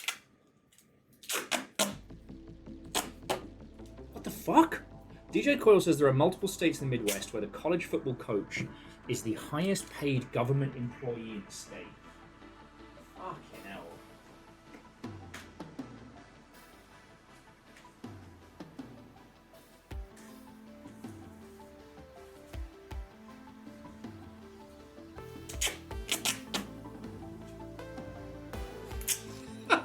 Okay, so Chorner says they live in the ad shadow of the Cornhuskers.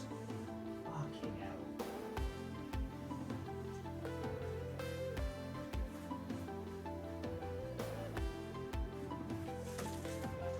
There we go, alright.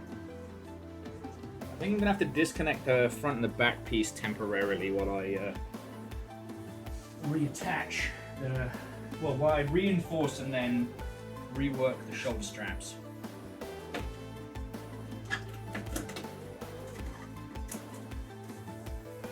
This is exactly how real Gundams got made. Not a lot of people know that. Amuro's dad in his workshop. Encore! Sorry, friends. Amuro's dad in his workshop. Fucking a bear. You know what? I'm just gonna get rid of you.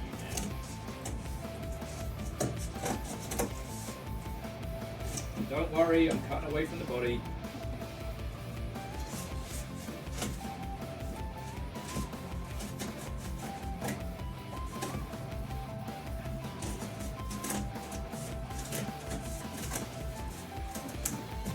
Ah! Gundam!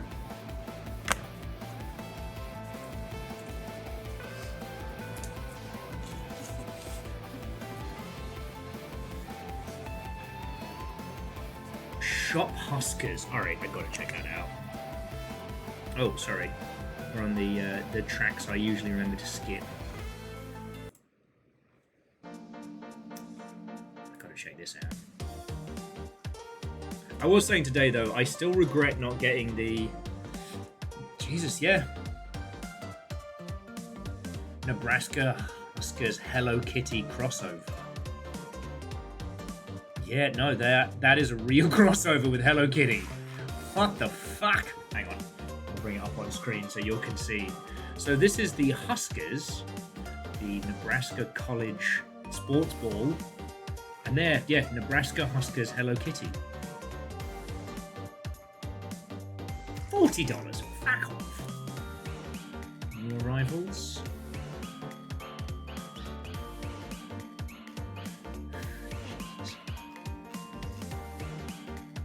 I just want to point out we've now found a commonality between the Huskers and Gundam in that both have now done a crossover with Hello Kitty and both have far more merch than they should. Okay, alright.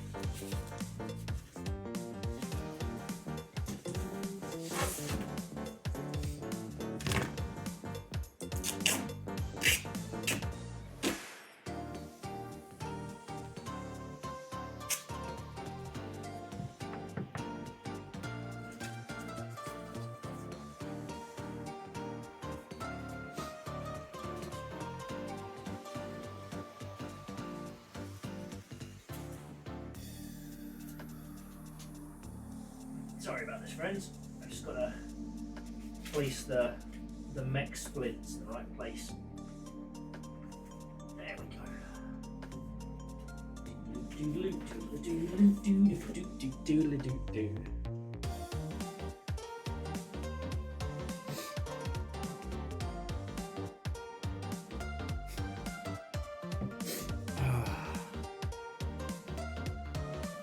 God. I'm so glad I never grew up sports. I was a track and field kid, and I did compete. I didn't go to, I can't remember if Mountbatten was nationals or the one below nationals. I was pretty good. Till I fucking shat my ankle. I was pretty good. I had no interest in it though. Weirdly.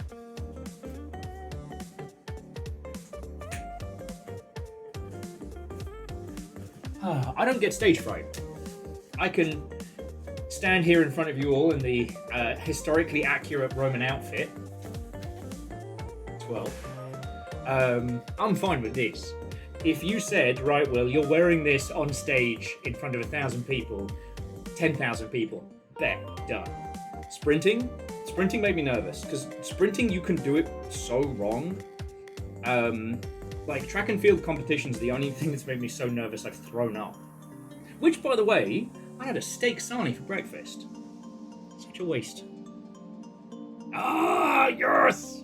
Baron just picked up Project Silverfish. Well, if you leave a review, tell them who sent you. I'm not saying I want the dev behind Project Silverfish to know that I'm cool, but, you know, be real nice.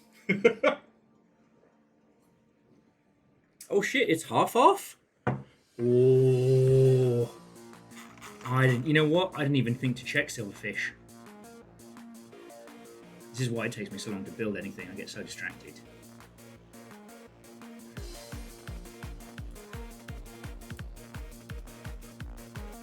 Shit, yeah, no. Project Silverfish is $15. Fucking hell. $15. I've already played it for 104 hours. And there's going to be a new content update soon. It shouldn't be the kind that you need to restart for. And honestly, like the early game in Silverfish, just like finding your feet and getting your kit,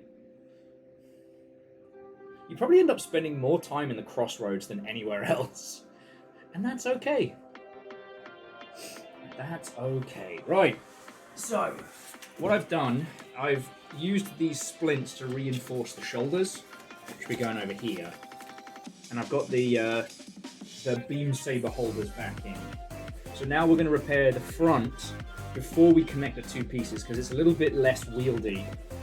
Oh, thank you. Sun's out, guns out. Though the sun was not out earlier, and it was lovely.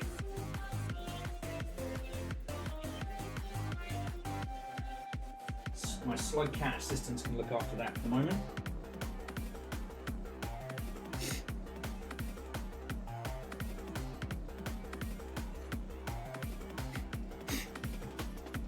Well, see, Bacon, that's the monkey's paw, right? If the individual responsible for Project Silverfish, because it isn't just one person, but it's been predominantly a solo dev. If that person ever shows up in the longship, the speed at which you lot will convince them to add a fucking shark. Like, I don't even know what measurement that would be measured in. Knots? Fucking breakbeats?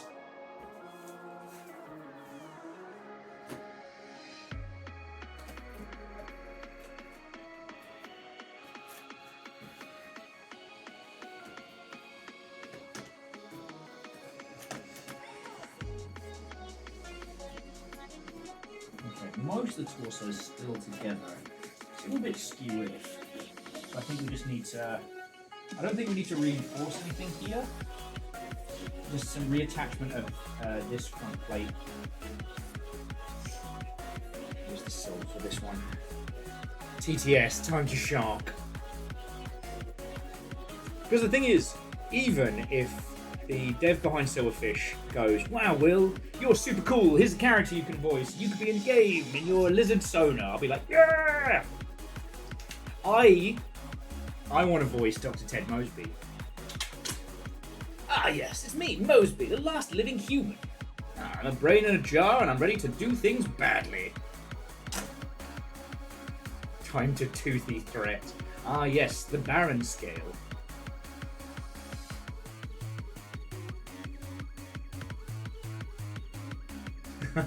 Sun's out, guns out. For the sun's reign is at an end, and too long has it burned my people. By which I mean pasty gingers. Jeffrey, Watto, and welcome. But yeah, if the dev ever became truly aware of me, any involvement I have would be balanced out with the addition of sharks. Because currently there is only one kind of underwater monster, and there are some fucked up underwater sections that are yet to have monsters in. I know this. I know this.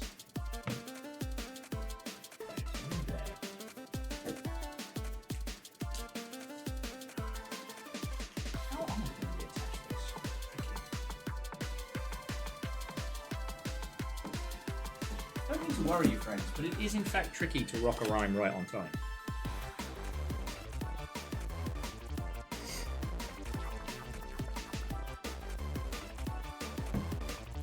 You think the sharks we want were added to be underwater? Oh, good. Oh, good.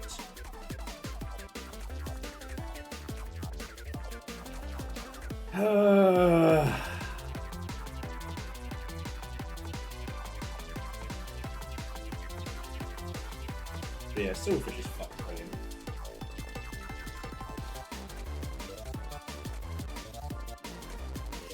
Sky sharks, fuck me. I mean, in Attica, there was a sky train. And there is one bit in the Schneef dimension which is just water straight down. And I haven't had the courage to do it yet because, like, I did manage to go through some underwater segments prior using my little, like, rebreather. But that was different. I had my big headlamp, I had night vision, I had flares. I'd roughly seen a bit of it from where Jess had been flopping around in the water.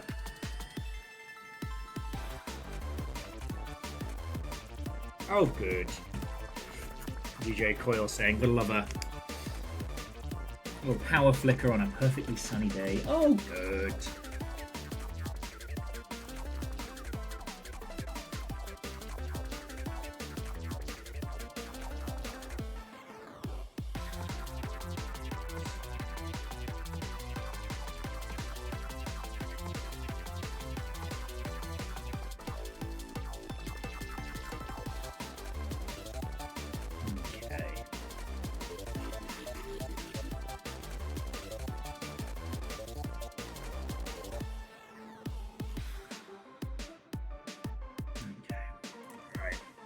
So, friends, miscreants, and legends, if you do choose to do any bit or donation-based mischief, that little alert there was just being informed that things should be okay.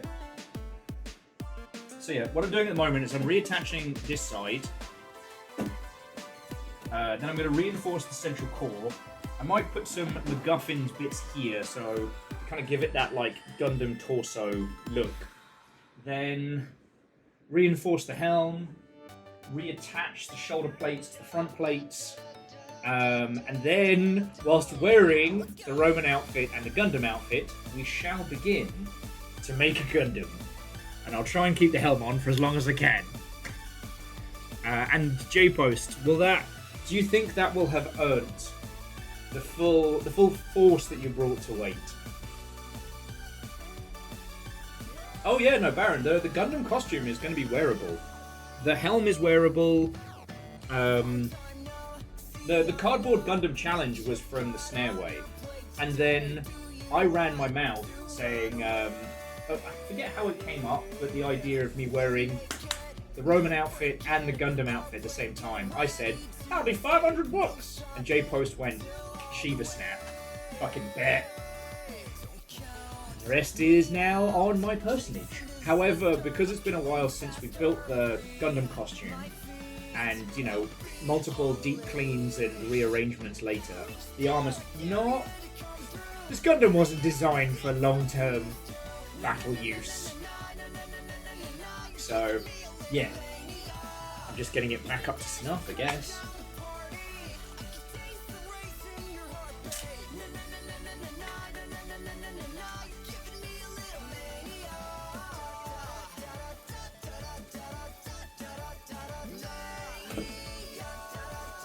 Stop the effects from dropping out.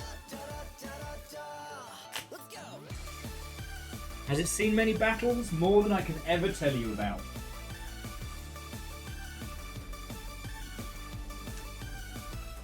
Officially, my Gundam combat record has been redacted.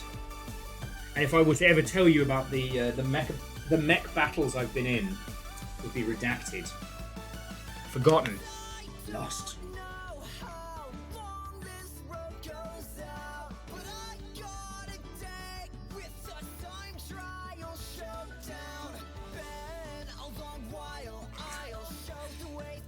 Sorry, Steam is having a little meltdown right now because it doesn't know what to do with the double gifts from earlier.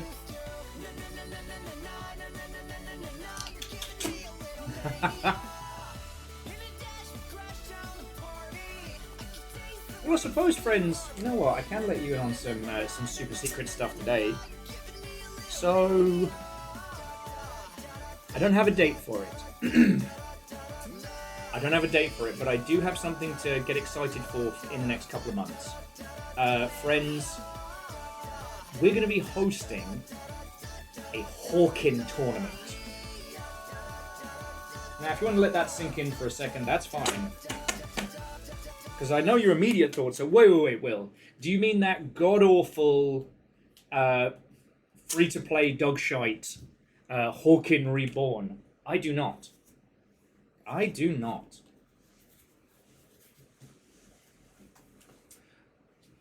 See, friends, I have been in conversation with a team that has managed to do reverse engineering for Hawkin. Now, let me look up the exact term they use.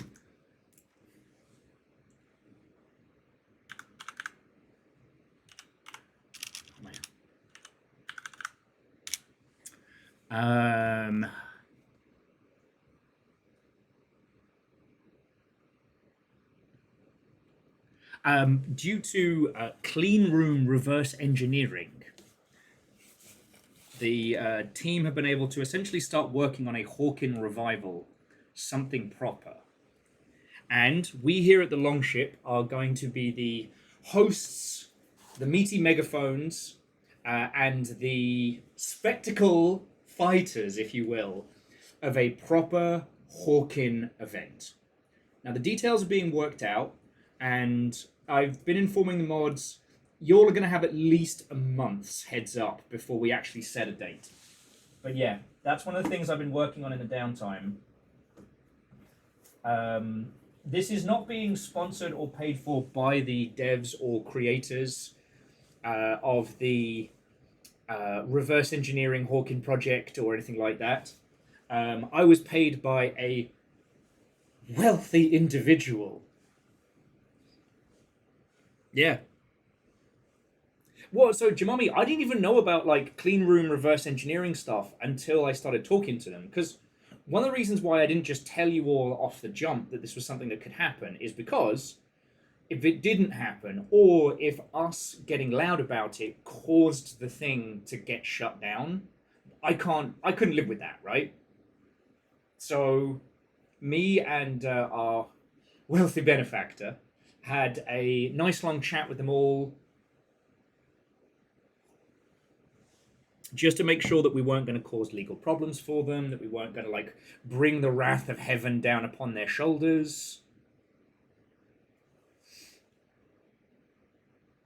No, the person being invited is not Jason Momoa. I'll text him, but I don't think he'll reply. Jason Mewes? Maybe. Might be a bit technical for him. He's a Fortnite player.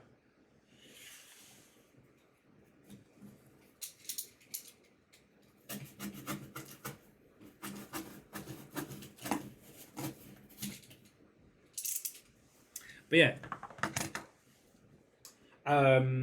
If you never encountered Hawkin back in the day, it's still spoken about very favorable in mech circles. It was the attempt to do a much more mainstream giant robot title. It ended up doing Jason from the Block, obviously. No, that's Jenny from the Block, who has been banned from this tournament for being a ringer. Yeah, Jenny from the Block, certified mech pilot. But you didn't know that.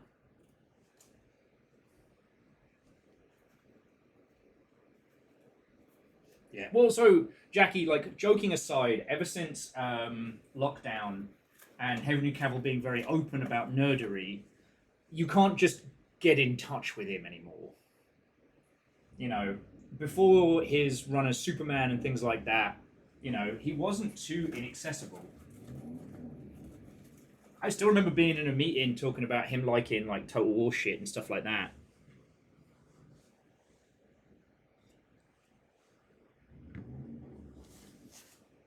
Plus, when I say wealthy benefactor, we're not talking crazy money. We're talking Will doesn't die money. We like the Will doesn't die money. But we're not going to have budget for famous people. I can't believe I have to say this.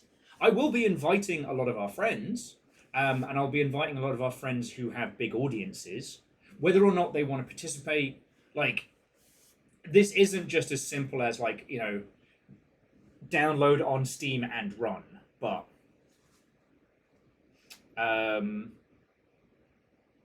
this is a thing that we're going to be doing, and I think that's fucking cool. I don't think I have to bullshit you all on how awesome that is. As for the actual activity, what this big event is going to look like, what the spectacle is going to be, we're working that out still. Again, what I'd really like to do... The point of this project is to show that, one, this is a thing that exists, and two, it's a thing that people can play and enjoy. Thank you. That was supposed to be more dramatic. Geographic, do you need context? Ask yourself, do you really need context? And how you doing, friend? But no, I guess I wanted to let you all know, like, we've got stuff schemed and we've got stuff planned coming up. It's not just Will begging and pleading for survival.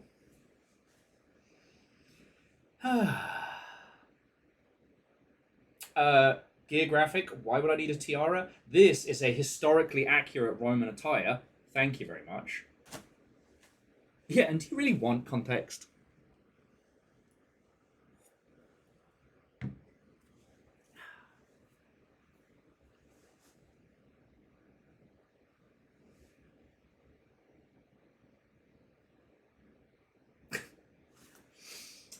No, so today we are repairing the Gundam attire, the Gundam armor. Then we're going to, then I'm going to attempt to work on a Gundam while wearing it. Ages back, I forget what sprung the conversation to life, but when discussing the Roman outfit that came off the back of the Stairway to Sneven, courtesy of Baron von Sheepington III. Wait, was this from Snareway or was this from before? Was this from Slugfest? This was from Slugfest. Fucking hell. Anyway, so whilst running my mouth, someone said how much to wear the Roman outfit and the Gundam cardboard costume at the same time. To which I replied, $500. J-Post went bet. Now we're here. And yeah, Baron, we do still need to do higher education. This is the thing, I haven't forgotten. Like, there's lots of things that life keeps throwing curveballs at me for, which I would really like it to stop. But I don't think I'm the only one who wants a little less of that. Okay. Alright, so we need... Oh, do we need vents? No, but we do need some... We need some armor plating here, kind of like a bzz, bzz. How are we going to do that, eh? Eh?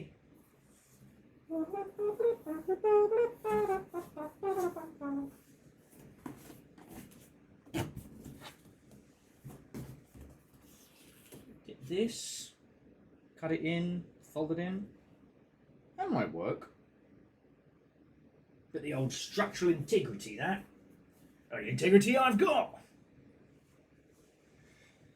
Because the only problem I have, Baron, is that it's not just us doing higher education. I then have to allocate the next day because I do not sober up from the devil's lettuce like I do from alcohol. So for me, the next day's a write-off. Not because I feel bad, but because I'm so happy I don't give a shit. Motivation? Not today. Fucks given? You better believe those are out. So Will and Baron's higher education has to be on a Saturday, and then with a Sunday where I'm not under any expectation, which is unfortunately extremely rare. I haven't even had the opportunity to organise the guinea pig's pyre funeral yet. Poor little buggers.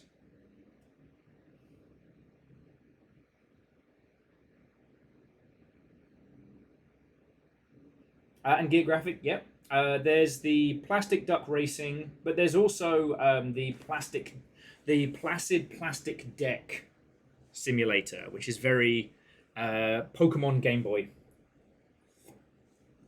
Sorry, I keep talking too long and get distracted.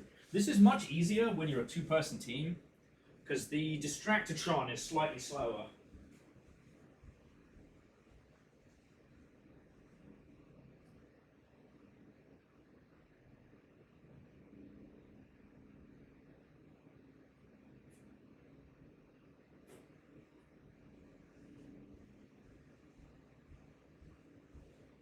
Yeah, I think we're just going to have to measure and cut for these little side pieces.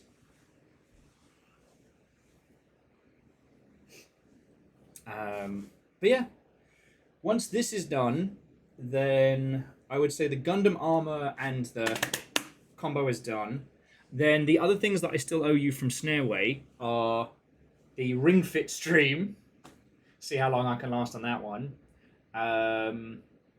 The cooking stream is just for the fun of. Higher education, for sure.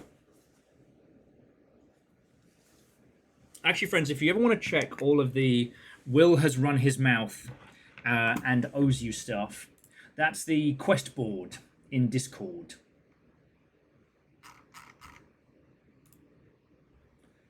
So if you check that, what I still owe your lovely selves, higher education. Oh, for my birthday, we'll be doing the roast of Will.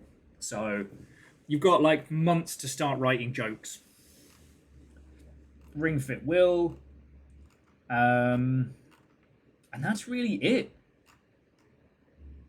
I haven't run my mouth for big money stuff. I probably should.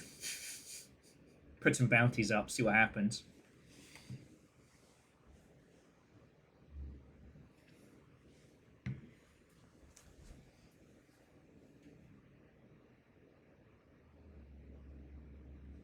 I mean, I'd be lying if I said I haven't. I'd be lying if I said I haven't considered putting up the sponsorship prices as public. But as I said at the beginning of the stream, this is the quiet part of the year, so I'm freaking out, and I'm trying not to talk about it because that's not why you're here. I am still the luckiest twat I know. I woke up this morning and we looked at cars. I don't even really like cars that much, but it was kind of cool. Then I came back here. Jess and I played Sons of the Forest. We haven't gotten any further than you might have seen, but no one's been calling out for, please can we continue Sons of the Forest on stream? And I really want to finish it, because like, open world craft and survival with a real horror story behind it, let's fucking go.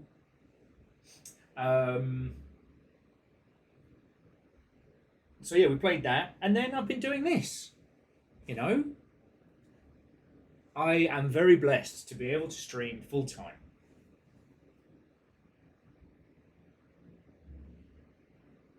I don't know, Catastros. I think fear makes fools of us all, and I am by no means an exception. So yeah. Anyway, That was the thing I said I wasn't going to talk about today, and now I'm talking about it. So I'm going to shut my butt. Okay. What are we doing? We're doing the fucking guts of the thing. Right.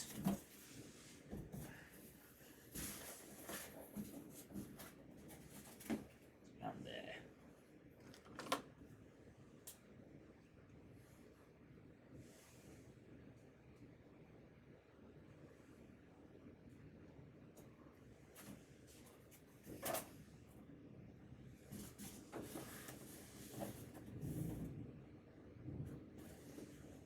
Welcome to Super Accurate Measurements with Will. And I might have just drawn on my own lip with purple marker. But the thing is, Catastrophe, I guess I just haven't run my mouth in a while, which probably means I'm learning.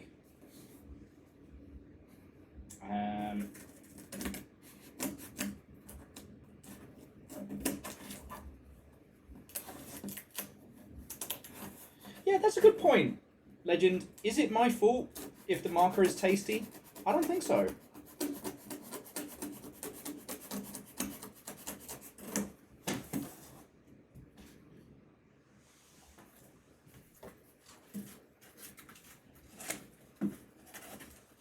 Okay, perfect.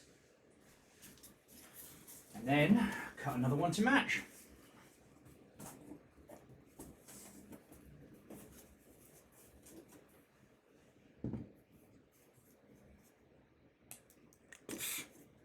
I'm sorry, I didn't realise your username had changed from Scotty Doggy to Scotty No Fun. Can't chew on the pens. Can't fight the establishment in a traditional Roman outfit. Never let me have any fun in this house. Go ahead. Oh.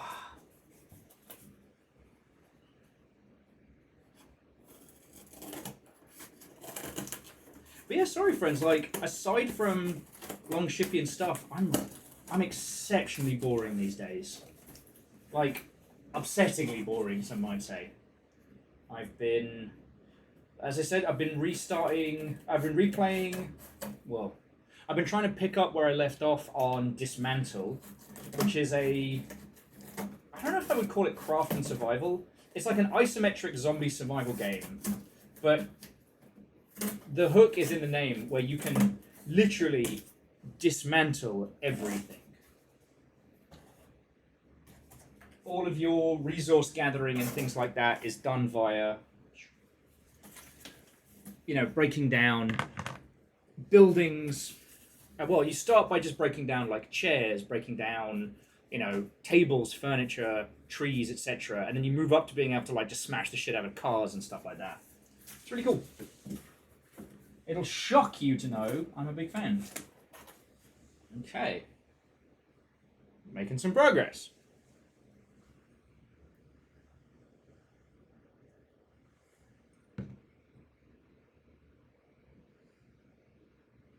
Yeah, I will say, Legend, it's got like an MMO's worth of content in it.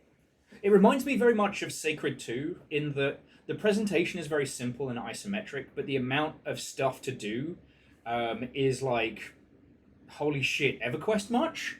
You know?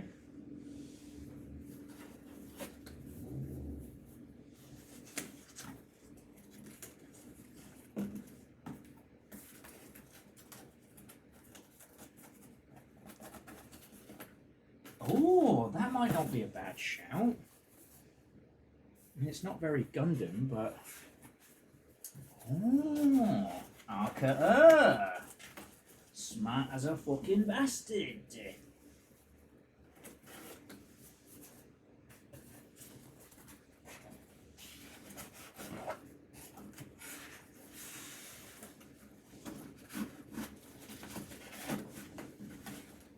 Yeah, check that out. Now, internal armor and structural integrity. It's the only kind of integrity I have. I made that joke already once, and I've made it again. No, sorry. Whilst I'm narrowing on this one, because it is on sale, and it's not bad by any means. It's just a lot, which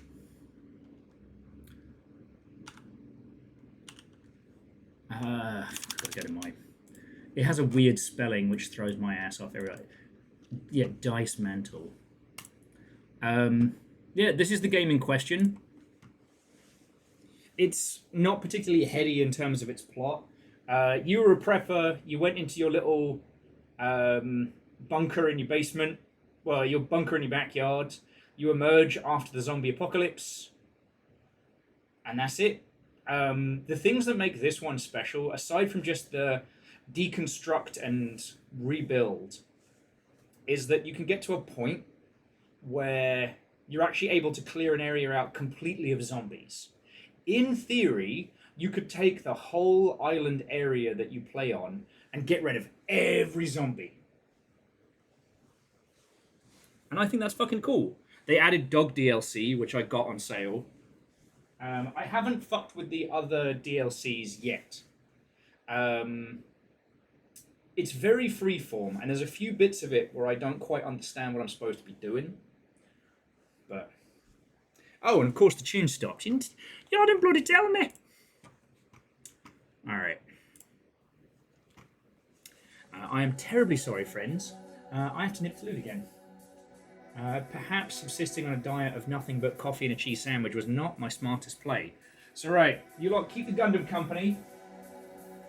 Don't do anything crazy while I'm gone.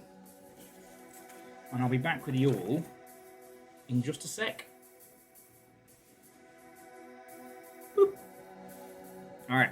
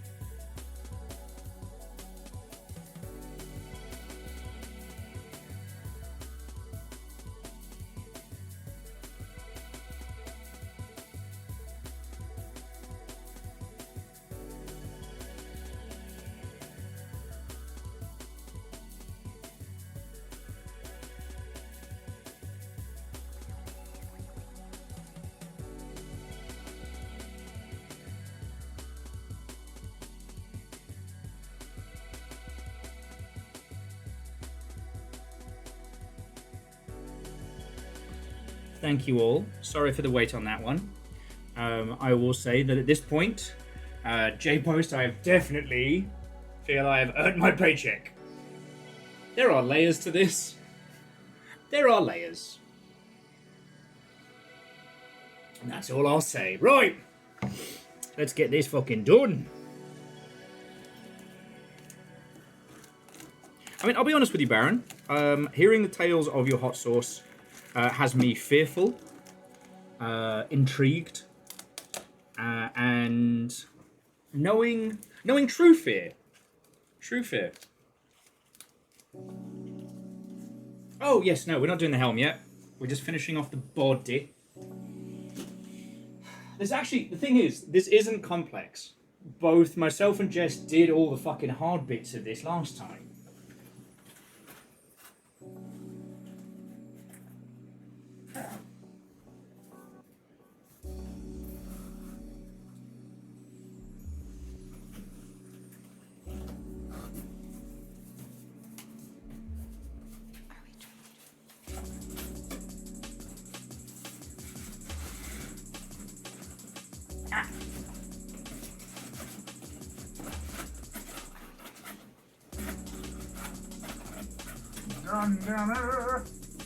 Okay.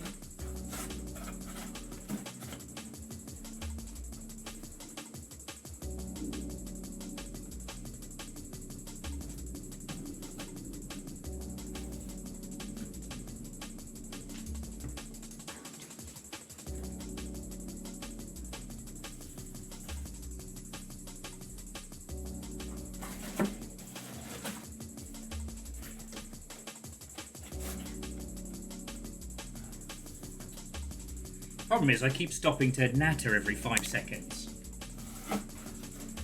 And yeah, I understand that I sound like my own fucking school report card at this point, but fuck it. Okay. Oh, so Legend, aside from it riding up on my boobies, not soup in here. Though it is getting warmer, I'll say that for sure. It's kind of why I want to get onto the wearing part of this stream, because sun's getting real low.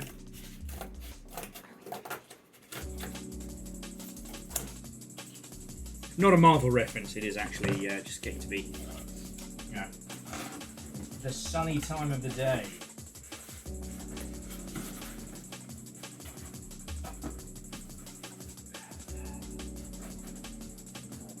Right.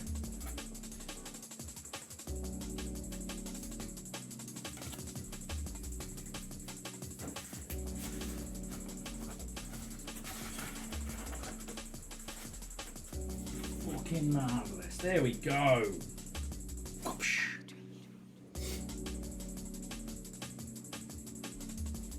But yeah, so Baron, I'm still working on my spice tolerance.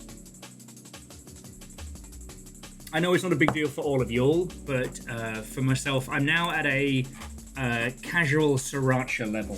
Spilling coffee on my skirt. Also, if you are doing craft-alongs, don't forget to put pictures in Creation Celebration, so that we might too celebrate your creations.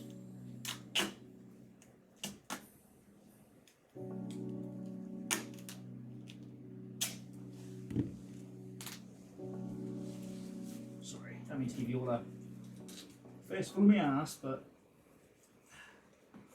you know, one cannot be concerned with such things in the world of Gundam crafting.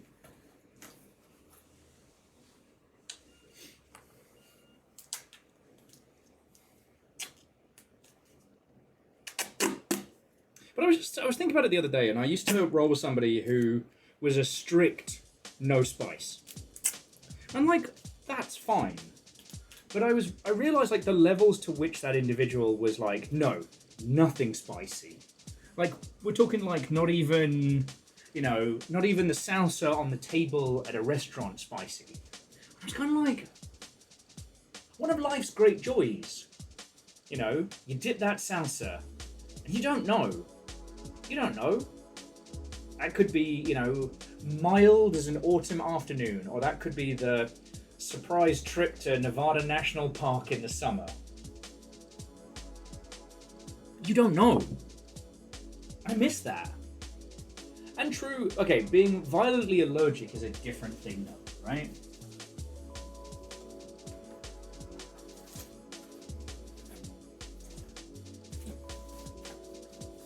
You know, capsaicin allergies or something else. I don't know.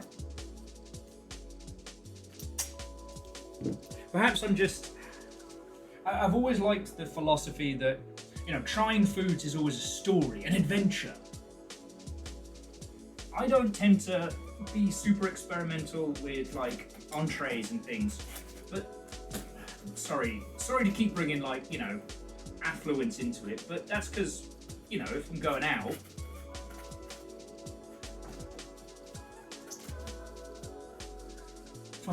that means I'm splashing the cash. I want to risk it for a biscuit if you know, there's real money on the line. But like in my own cooking, I'm being a lot more experimental, a lot more interesting. It's not all bangers, all right? My red wine reduction sauce was tasty. Jess said she enjoyed it. I think she was being very nice. The sauce, gorgeous. Taters, perfect. The meat, tough as old boots. Tough as old boots. And I'm talking like Discworld level old boots.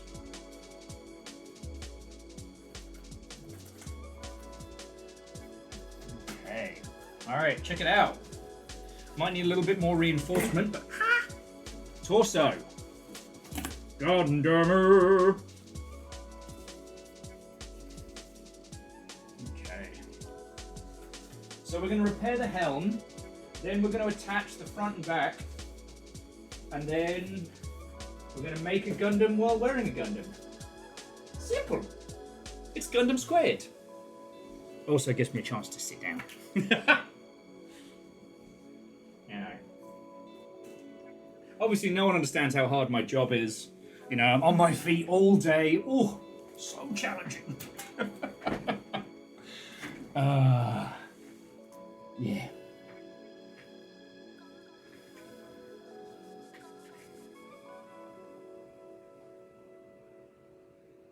No, and so Orzine, like, you know, there's a big difference between, like, I don't like this because allergies, and, you know, I have sworn this thing off on a conceptual level. I don't know.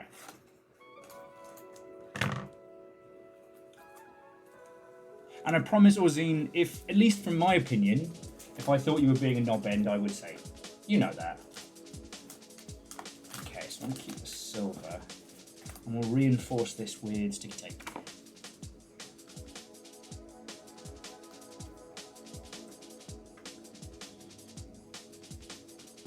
Because it's like, it's not like you suddenly need to change your curry order to a fucking jalfrezi. Like, I'm not trying to bully people into it, but it's one of those things of like,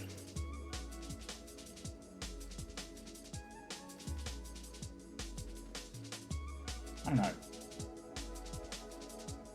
Of all the things that you can get into, you know, coffee, whiskey, etc., spice is the one that, I don't know, it has the potential to open up so many foods, right? If you drink a lot of black coffee, over the course of years, you develop a taste for it, you know? If you get to the point where you can tell the difference between whiskeys, fucking good on you, right? Now, whiskey is also booze,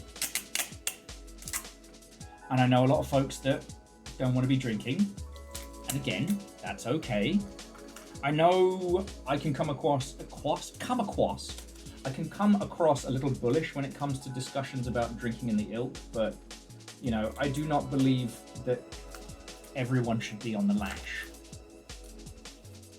I don't know loads of folks that, you know, drink whiskey for the taste, but, you know, if you can find a good spice level that you enjoy, there's so many more foods that you get access to, right?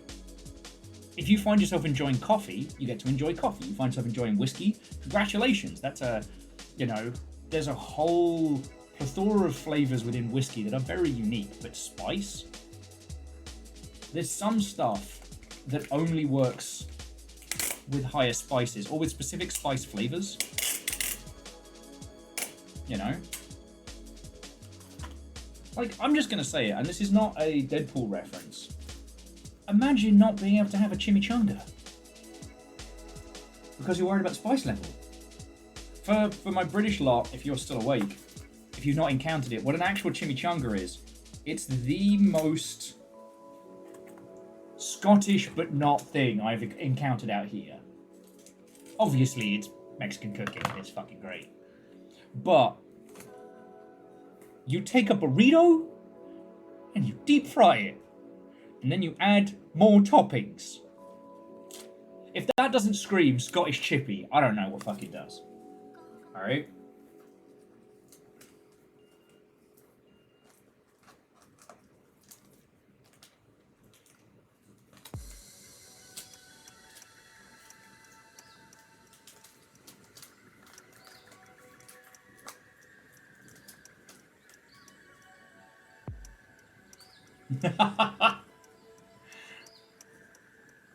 Minnesota, you're not wrong. You're not wrong.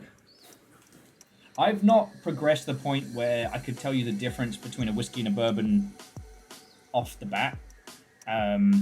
Nor the difference between whiskey and whiskey. But the thing about gin is very affordable. There are some gins that are different and some gins that are nice. But gin pretty much remains gin across the board. Tequila's got a nice one where if you go past a certain price point, tequila is actually pleasant to drink as a thing. Whereas, like, some cheap whiskeys can be nice to just sip on. There's no cheap sipping tequila. No one has a snifter of vodka for the taste. So, I did used to enjoy Zabravka, the buffalo grass vodka. Gorgeous with some fresh pressed apple juice. But again, we're talking about, like, alcohol for the taste. And then, like, especially with spices, like, once you start getting there. And I'd say this as someone who had to work up a spice tolerance over years. But it's been very rewarding. You know what I mean? Like, Jess has been craving a poke bowl. Problem is, poke bowls are not as cheap out here as they used to be. And the amount of food you get for a quote-unquote large, it's not great. But I've been on a cooking spree. I love, you know, raw fish dishes. So fuck it. Like, why don't we make our own? And so we did our own spicy sriracha mayo using the Japanese Kewpie mayo and the good sriracha. It was fucking tasty. It had some heat to it. But, like, you really need that heat to go with a imitation crab to make it really pop. And it did.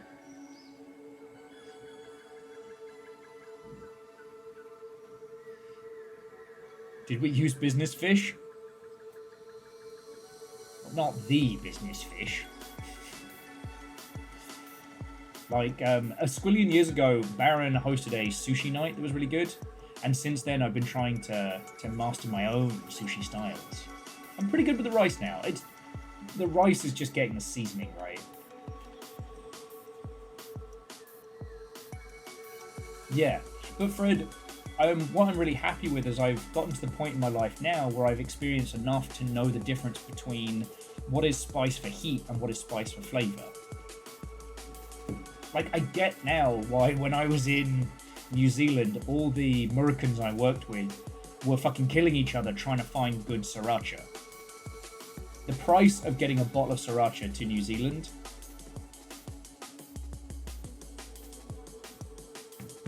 And remember, friends, if Dave Lister approves, it's a bad idea. Okay.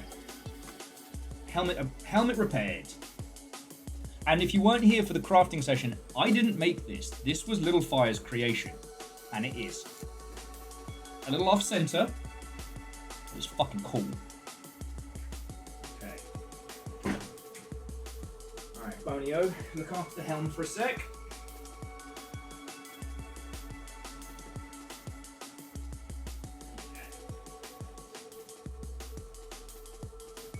Oh, I don't know if Pun Spectre and folks are still chilling and illing, but I've started listening to the audiobooks of Dungeon Crawler Carl finally. I skipped the first 2 books because what can I say? I wanted to hit it once the actual story started popping.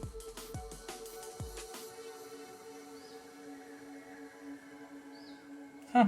Well, actually, Scotty, that's not correct. The peppers that were involved in the creation of sriracha got fucked over by global warming, if I remember correctly.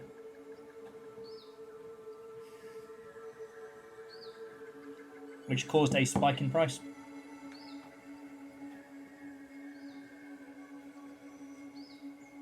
Baron says they made Business Fish watch. He's still over there. I can't believe. You knew. You all knew. You said nothing. You said nothing.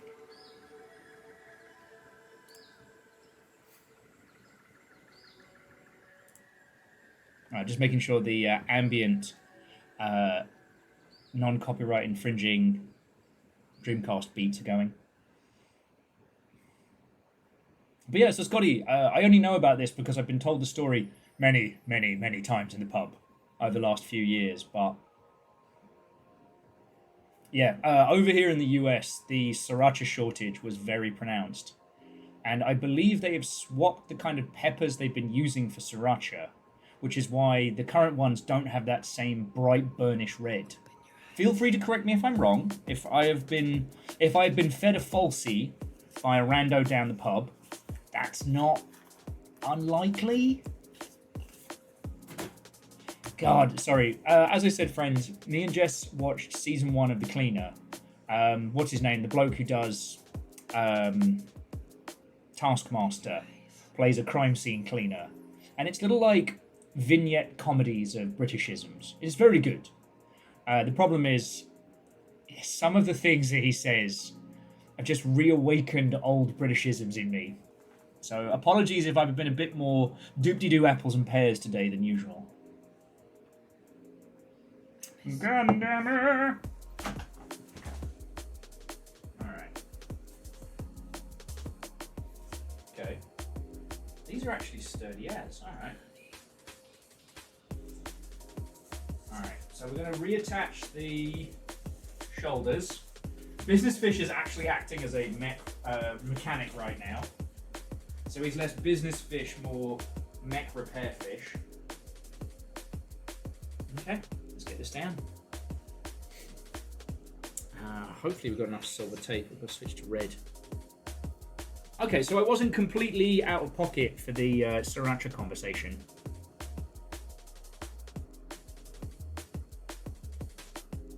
Ooh, that DJ Coil, is that a good thing? Because that sounds like it's a good thing. DJ was saying that across the street from Blizzard, down in Irvine, there was a Marichan factory. Marichan? Damn it, I know the word, and now I've got it stuck wrong in my head. But yeah, basically, DJ Coil was saying that when the wind blew just right, the campus would smell like hot peppers. That sounds lovely. That sounds right nice.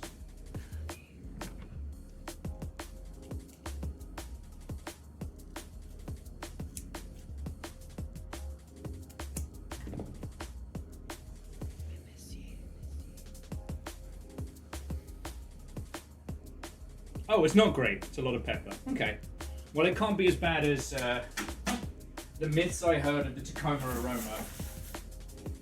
Horsham was rural, so at the right time of summer, when the heat was just there and the wind was just right, you get all the fucking shit from the fields. The manure would come across.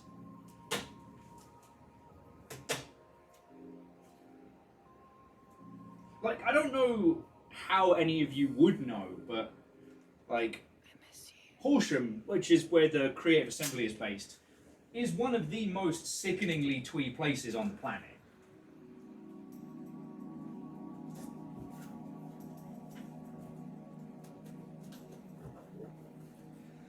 Okay, this might be trickier than I thought. It's alright, we'll just use lots of tape.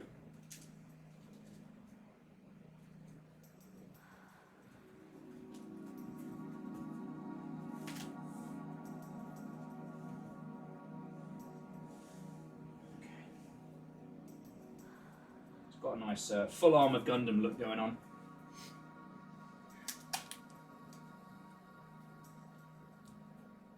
Oh shit, they're not myths. There's a reason they only made them run the factory at night.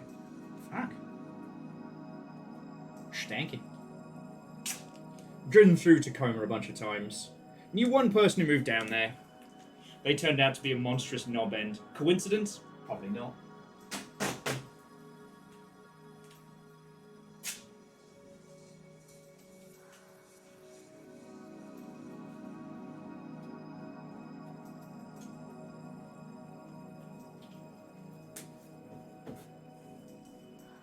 There's going to be a lot more of that.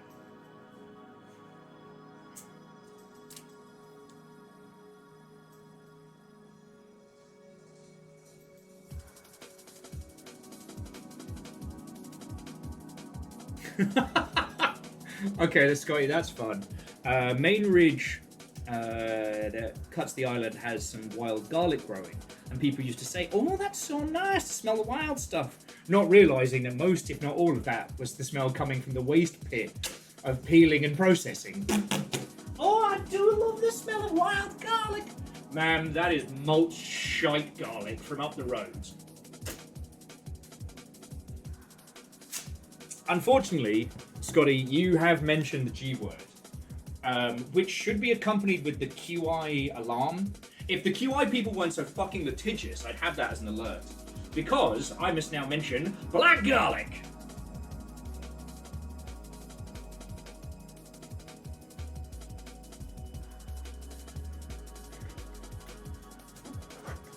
I know that half of you are going to groan and half of you are going to be like, what the fuck do you mean black garlic?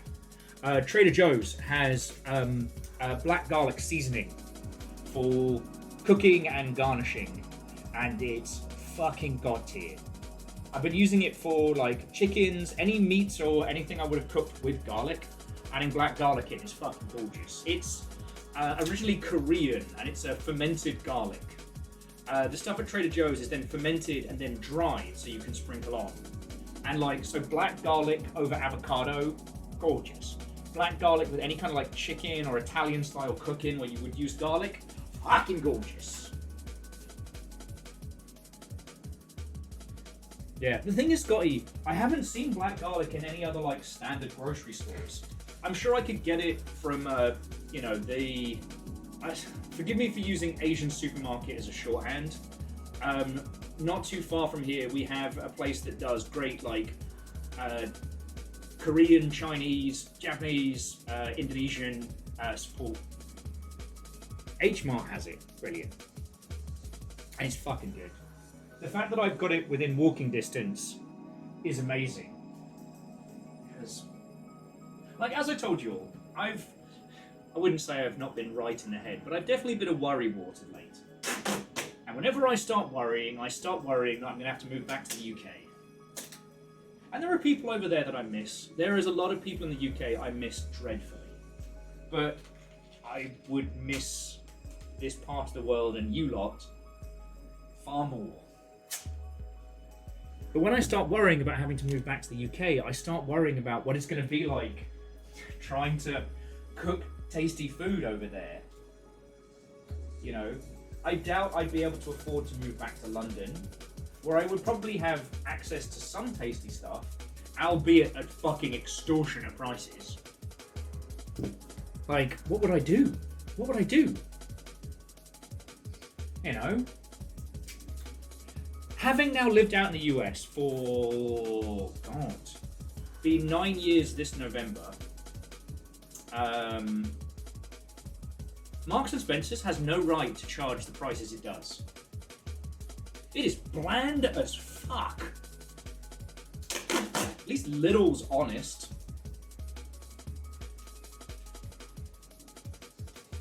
I was trying to explain to Jess what brown sauce is.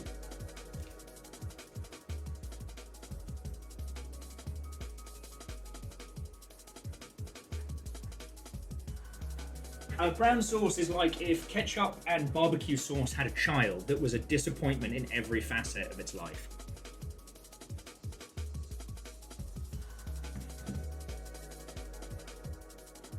Yeah, and bacon, if you find a black garlic, like, try it with your cooking. Let me know what you think. Because I'm definitely team, there's no such thing as too much garlic in cooking. But it was pretty much since I had the root canal, and I couldn't eat solids for that long, and I started making my own garlic bread. Like, I was making it soft rather than crispy, and from then onwards it was like, no. I have not hit too much garlic yet, and every time I think I've gone too far. I feel like a mad scientist of sorts, you know?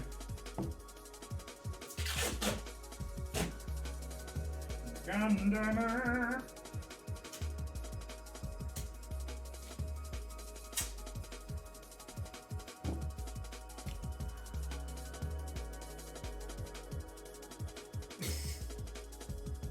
Fred, you went for an obscure reference there. It is Saturday. I am dressed as a sexy Roman. You can't be making Jem'Hadar references. I mean, actually, you can. I physically cannot stop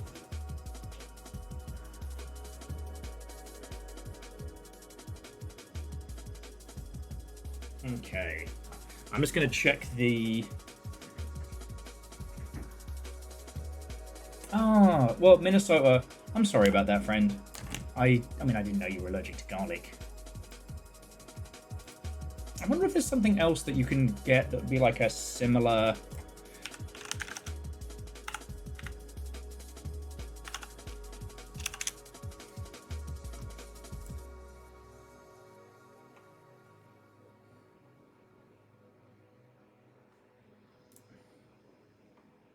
Yeah, I wonder if there's something you could get that might be of a similar kind of style.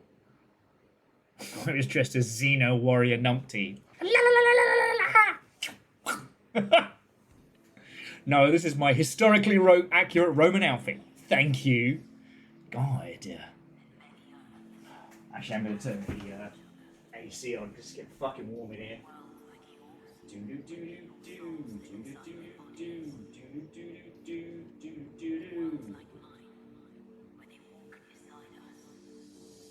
Okay.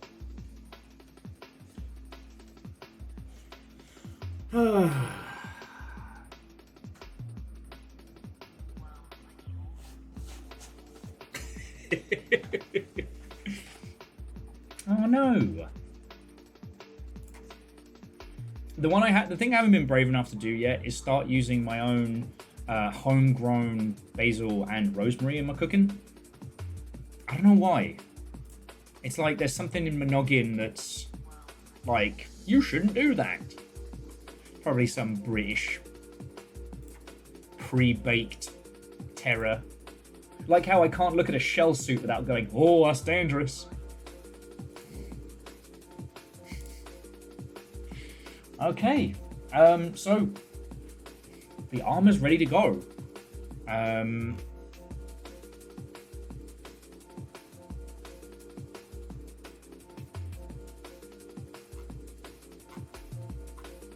So I'm gonna clear some space, and then I'm gonna try and wear the Gundam costume while making a Gundam as best I can.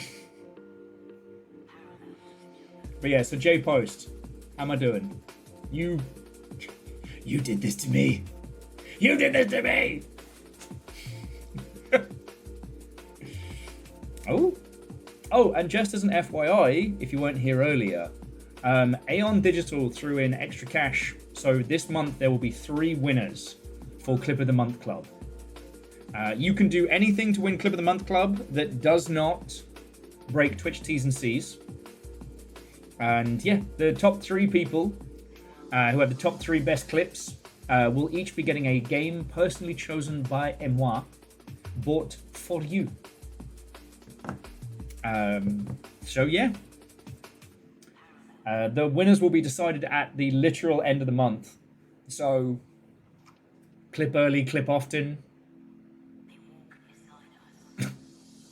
Who's M1?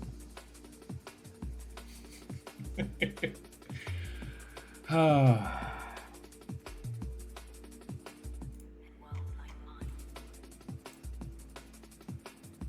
sorry, friends. I went to space for a second now. I might have a little natter break before we leap between stuff. Let me get some water. I'm really excited for this Hawkin event. Like, I got to play a little of Hawkin when it was live, and it felt like the proper follow-up to Steel Lance Arena International and I'm sweating up a storm. Phantom Crash, if you know it. Reflective, Watto, and welcome. How goes the game devery?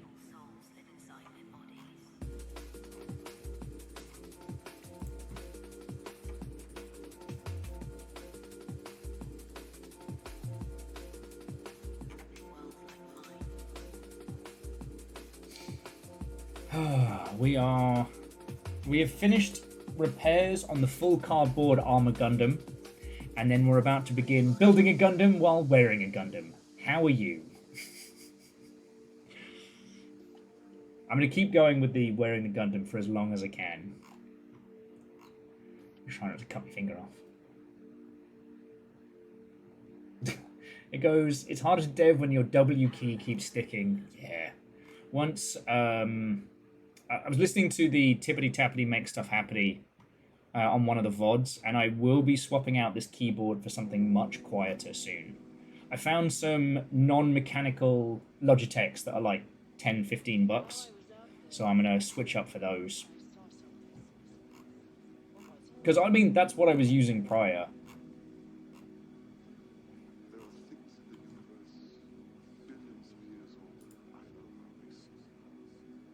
Ooh, Catastros, I'm sorry. It was nice and cool out here, Seattle-wise, really up until this afternoon.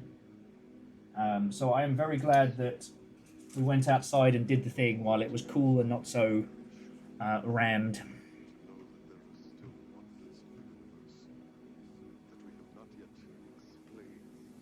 You don't like us hearing your Google searches. What was that?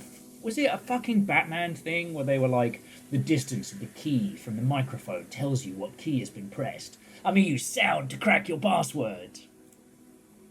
But yeah, sure, mate. I know how fucking terrible the average microphone is. I can't even tell what people are saying half the bloody time.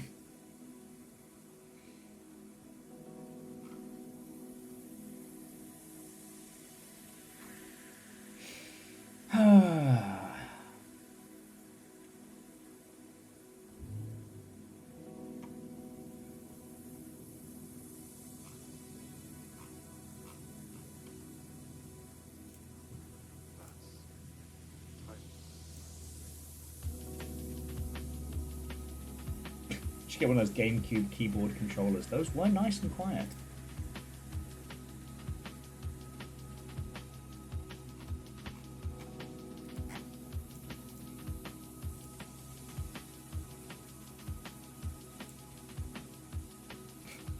Oh, I don't know if I told you all. Just as an aside to an aside, I got a shitty comment on one of my reviews. But not... So, you'll remember Voltage High Society, right? The first-person brawler that was a little bit Mad World, a little bit Let It Die. You had, like, the cool rings on your hands, and you'd wail on people, and it was all a bit, like... It was supposed to be inspired by Tetsuo the Iron Man. Well, just share this with you because it made me laugh. And I decided to block the person rather than delete their comment. But I got this one, because I wrote, it's a perfect blend of Let It Die, Kingpin Life of Crime, and Mad World. The Kingpin Life of Crime stuff comes from, like, the RPG and... Sorry, yeah, the RPG, the quest systems. Like, this is a gem in the making and very much worth your time, even in early access. So I got a shitty comment that said, imagine just describing the game instead of throwing names around. Learn to speak. What the fuck? I'm sorry. You know, my glowing review wasn't nice enough for you. I mean, yeah, no. Anime avatar and a private profile, no fucks given. Yeah, learn to speak, Will. Fuck off. It was just one of those, like, it hasn't annoyed or upset me. It just made me laugh.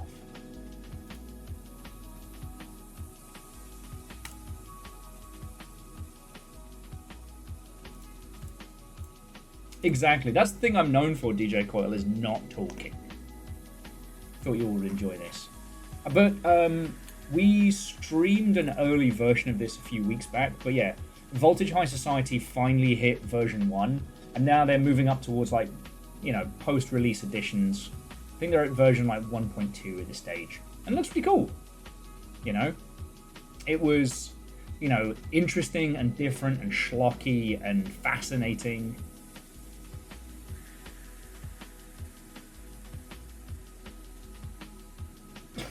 Oh, we said learn to speak. Yeah. Okay, you laugh virals, but it has been extremely funny. There's a horror convenience store game that Jess played the demo of. I'm desperately trying to remember the name of it right now. I'll go through my wish list. But you're working a convenience store in hell.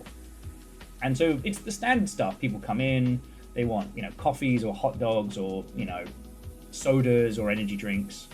Their version of Monster energy drink is just called Human, which for some reason was the funniest fucking thing at 1 o'clock in the morning.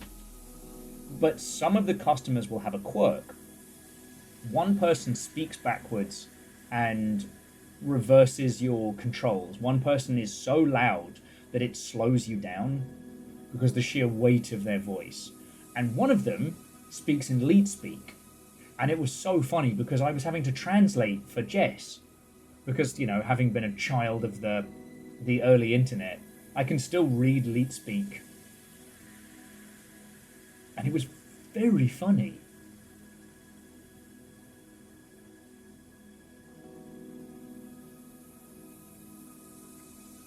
And Minnesota, that would have been a good burn, but considering it was an anime avatar coming out of nowhere, it was literally a you mad bro, bet I made you mad.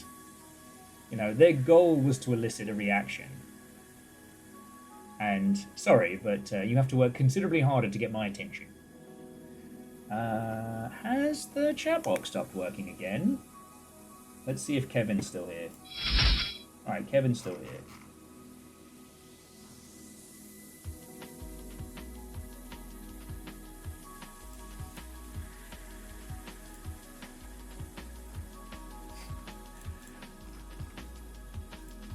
Should work. I mean, Lance, that person who called me a turnip, I'll never forget that insult. That was brilliant. Oh, sorry, and jumping back, like, Reflective, congrats on getting a first pass on the book. I'm really hoping to be able to put pen to pad the next few days. I kind of got the last few pieces of fuck you, I'm dyslexic. Well, it'll be called FU, I'm dyslexic, because I don't want to have to deal with faffamancy. But for those who don't know, I don't have an illustrious writing career awaiting me. I am not going to start peddling you a self-help book by will. I need to do this. I have been told repeatedly throughout my entire life, and sometimes whilst streaming, that you couldn't write a book. And I don't just mean that, like, you know, jokingly. I mean, like, in the early days of the long shit before I called... Oh! Virals. That's brilliant.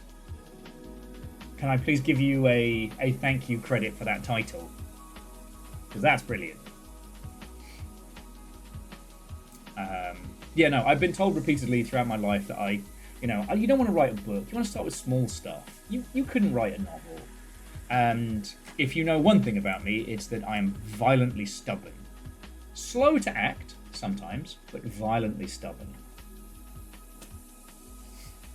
Sorry, let me adjust my straps there. And so I've been planning on writing Fuck You, I'm Dyslexic for ages. And I've just been, you know, like most people, I've just been laying out the... Did it just clear the chat again? Alright, something fucky is going on. Again, friends, if you have done something lovely like thrown in a donation or the ilk and I haven't said anything,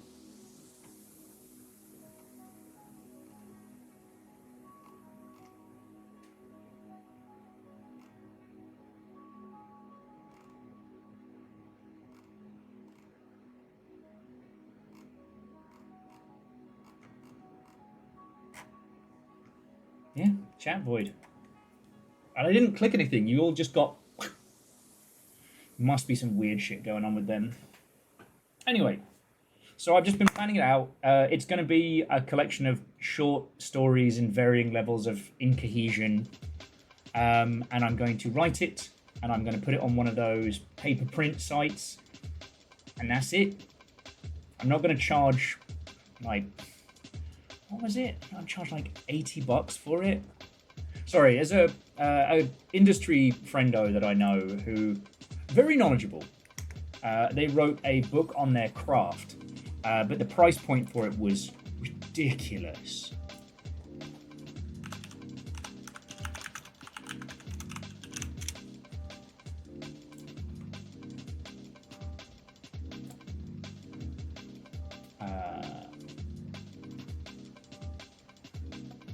Jesus. Yeah, no, the price point for the book was $60. I promise you, I'll be charging $60 for my chaos. Oh, only $110 if you want to buy a hardback. But anyway, sorry, I'm not meaning to be a bitch today. Just something I need to do. Now, if I do write anything with any attempt at, earnest, I know what my second book is going to be, which is I Invented Video Games by Will Overgard. That's the full title as well. It'd be Will Overgard's I Invented Video Games by Will Overgard. A fictitious bullshit comedy book where I claim credit for every video game ever. But no, like... One of the things that I do appreciate about this squad is that whenever we do stupid things, like the snare way or challenges or what have you, like, those of you that try know that it's not always about succeeding. Like, I'll never tell you, don't do that, unless it's going to cause you harm. Like, don't do the square mile, 12 pubs, 12 pints. Not because I don't think you can drink that much, because it ends up being a logistical challenge. It's very stressful. Taking credit for Heavy Rain is a choice. Maybe I'll do it if, like, the only games I don't take credit for are David Cage games.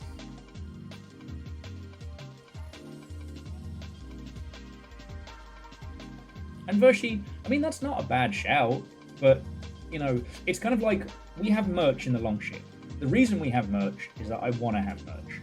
I have my fucking cool hoodie with the embroidered Longship logo. I really like that hoodie. I wish it wasn't so fucking expensive. I know that we're never going to sell 50,000 copies. If I put together a book, it'll be by one of those, like, pay-to-print sites, and it'll be as cheap as they'll allow me to make it. You know what I mean? There is no world in which Fuck You, I'm Dyslexic becomes the next Edgar Allan Poe. And that's fine. Like, I don't know if you all know this, but Alleged Man wrote a book. It's called Growing Old on a Treadmill. And it's very train of thought. It could definitely be edited and chopped up a little bit more to make it more palatable.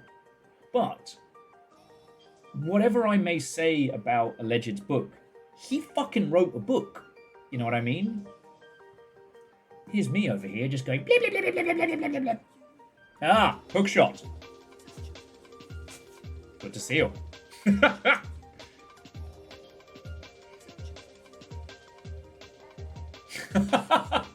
Sorry, Viral said, Heavy Rain, the famous third difficulty level from Void Rains Upon Her Heart, and nothing else. Yo, and if you want to fucking hate on David Cage some, the only bit of news today is, as you've heard, there are a shitload of strikes happening in the French games industry, which is good. I should put this away. You may or may not be aware that Quantic Dreams, the team behind Detroit Become Human and Heavy Rain, are working on a Star Wars game called Star Wars Eclipse. Now, one thing that nobody knew until it was dead, that apparently Quantic Dreams had been working on a fucking MOBA called Spellcaster Chronicles that is already being prepared to be shot in the back of the head. Now, the people in the office of Quantic Dreams are going on strike because of the resulting layoffs. Because apparently Star Wars Eclipse is running on a skeleton team, and they don't have enough people to make the launch date. But the people who were forced to work on Spellcaster Chronicles could easily be retrained to make up for the numbers that would be needed. Exactly, Hookshot. What the fuck they need to make a MOBA? Now, I don't know who to blame.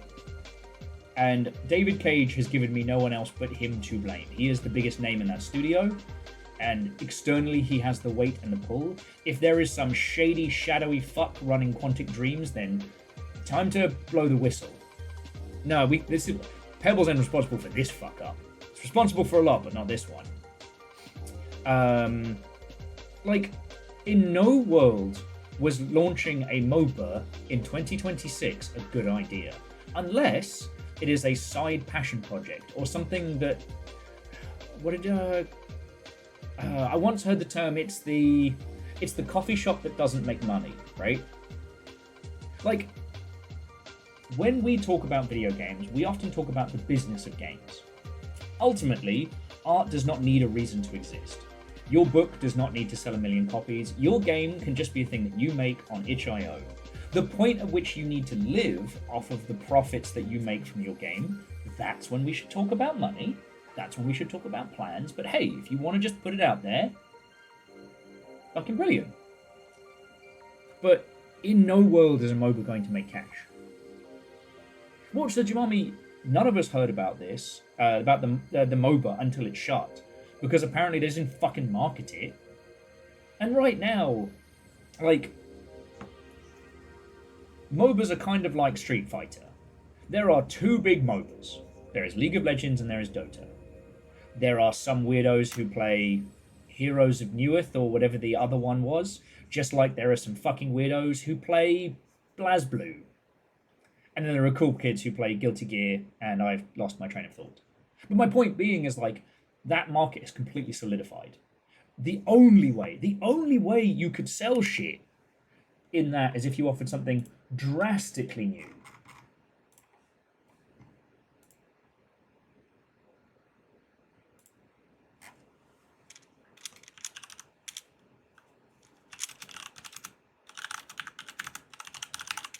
So, like, if you were going to step into the MOBA space, what are you offering?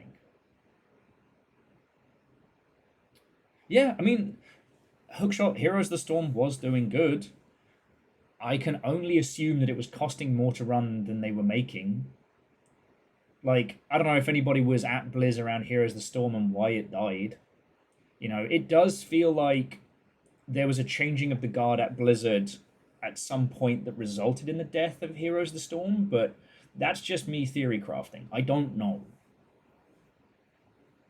Jumami, hey, BlazBlue players are sometimes cool. Sometimes they are. But you know the old saying, right? Like, how do you spot a BlazBlue player? Don't worry, you won't have to. I kid. Look, Evo's bad now, and I miss it. I miss old Evo. Honestly, watching the anime fighters was so much fun, because even if you didn't know what was going on, it was wonderfully confusing. Someone's about to get Roman cancelled. It's alright. You know, all 4 BlazBlue players can't find me. I bully because I care. Look, I'm a Guru Mark of the Wolves fan. Alright? There was a fucking monkey's paw curled when we finally got a sequel. For those who don't know, we did finally get a sequel to... if you don't know, Guru Mark of the Wolves was SNK's answer to Street Fighter 3 Third Strike. You know, it was heavily technical, beautifully animated, incredibly complex. And was one of the titles that kind of signaled the death of the expanse of 2D fighting games. Lance, if we could host a Deadliest Warrior tournament, I certainly would. But to my knowledge, that one was digital only, Xbox and PlayStation, right? Like, we can't just play that anymore, right? Catastros. Some people play BlazBlue, and some real weirdos play Project Silverfish. Touche. Touche. 2D fighting games like Rain World. Yeah, where you fight yourself. But, sorry, I kid. Guru Mark of the Wolves was one of those games that very few people really got into because it was so technical, but those who did loved it. And so for years, fans of that have been saying, when are we getting a sequel? When are we getting a sequel? SNK made a sequel. The problem is SNK is now wholly owned by the Saudi Investment Fund. And they've been pushing Guru Mark of the Wolves sequel through Evo, which they now own. Right? Like, the Saudi Investment Fund owns all of the commercial elements to the fighting game community now. That, you know, and it's not, the thing is, it's not through one organization. It's like Savvy Games over here, Quidger over here, this over here, but they just own it.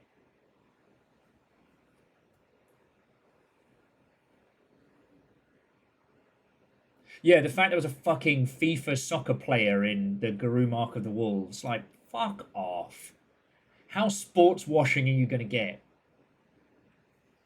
And I feel really bad because one of my close homies who's just lovely, is working on a fighting game. And it's like, if you want to sell a commercial fighting game, you've got to go to Evo. You have to.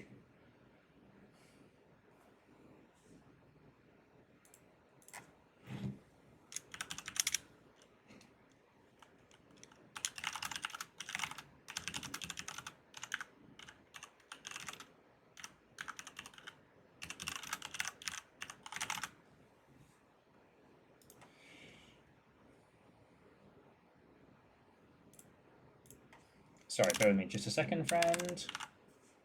I don't know how to spell malicious or compliance. Oh, and the tune still hasn't restarted. I'm so sorry. I'm so sorry.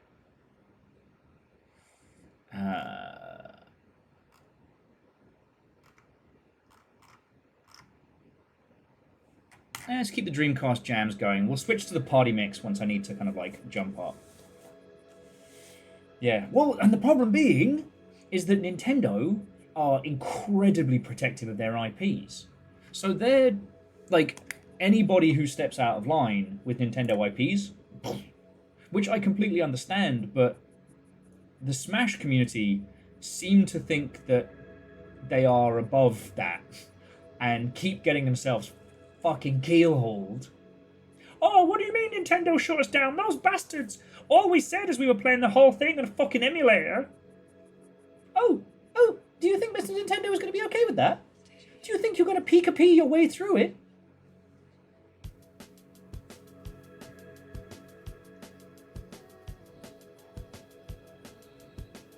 Yes, well, and Voshi, the thing is, video games make sense in the long term.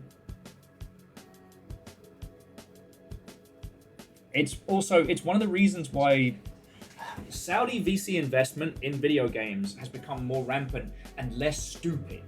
See, the Saudis have been in... sorry, my apologies. I don't want to do an accidental... I don't want to do an accidental racism. The Saudi investment fund has been very involved in, video games for some time. But the reason why we haven't seen them as active or as successful is because they've been fucking stupid about it. Which was fine, like, none of us were worried. Oh, okay. Catastros, have a lovely rest of your evening. Thank you, and also fuck you for the burns.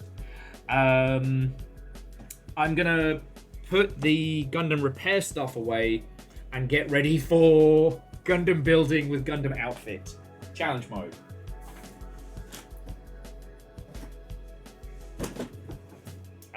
But yeah, the Saudi Investment Fund used to be really stupid with how they interacted with the video game space.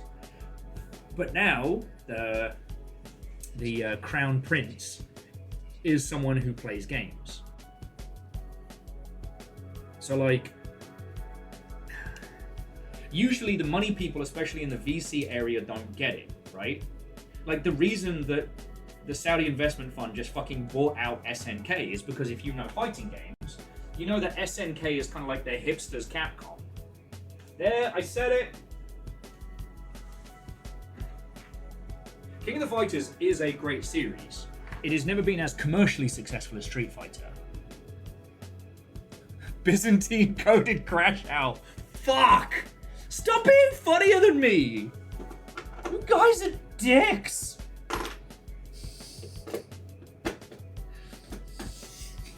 God damn it! That's really funny.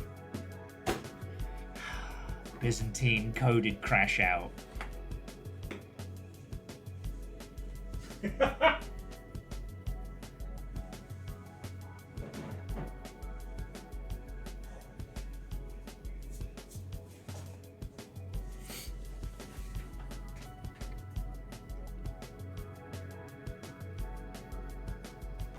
Oh, so Lance did, to be fair, having a crash out about the Saudi investment fund in a Roman outfit is historically canon.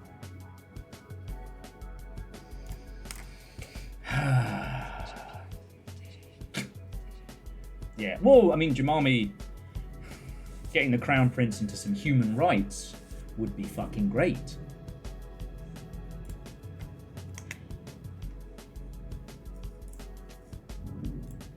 But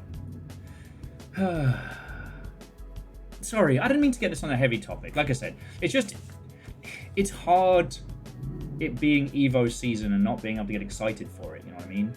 And there will be something else that comes along. The reason why I said the commercial side of the fighting game community, right, is because that's where it's at. The fighting game community isn't one entity. We often, use the FGC as a shorthand. But it's like saying, local friendly board game store or whatever the shorthand is you'll use for Magic the Gathering spots, right? They're not connected, but they are, There's no centralized fighting game community, and it will always exist.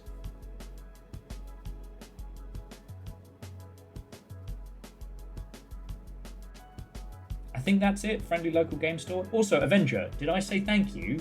Because fucking thank you, you legend. It's one of those acronyms that I dislike because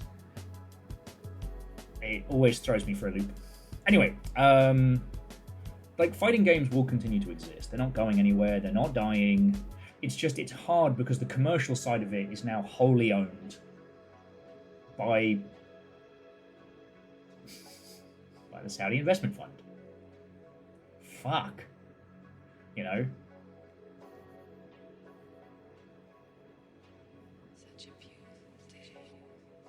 I can't even imagine what it must be like to be in the esports scene over the last few years. I mean, from 2020 onwards, it has just been a downward spiral. And the only people who've been throwing cash at it is the Saudi Investment Fund. I assume... Like, I've never been a huge esports person. That doesn't mean I don't give a shit, Okay. Friends, miscreants, legends. J-Post, are you here?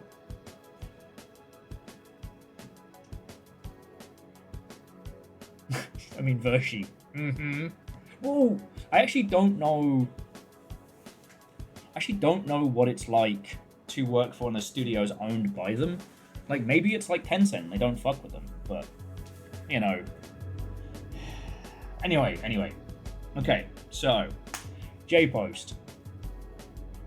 A squillion years ago, I said, someone asked, and Sandy, Watto and welcome. Indeed, I am supporting the great Roman Empire. A million years ago, I forget who it was who said, how much for the Roman outfit and the Gundam outfit simultaneously, I said $500. J-Post went bet. And now, after a million years of preparation, chakunk, after 1,000 hours of vaguely Roman nonsense, there's my beam saber. Chakunk, I present to you Gundam!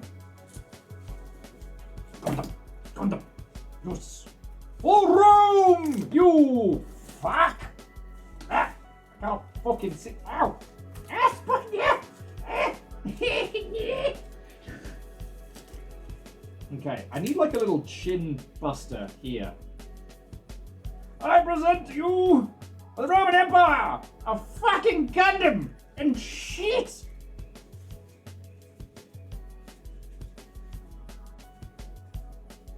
Now, if you are unaware of the creative process of this, Jess made the helm, I made the body, and the beam saber, which is to say that Jess did the hard work.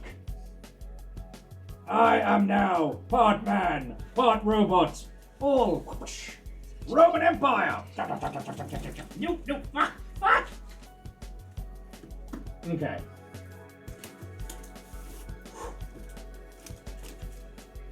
This is for you, J-Post. Oh, you fucking assholes. 2 dabs, 10 squats. All right. Fucking terrors. All right. Whew.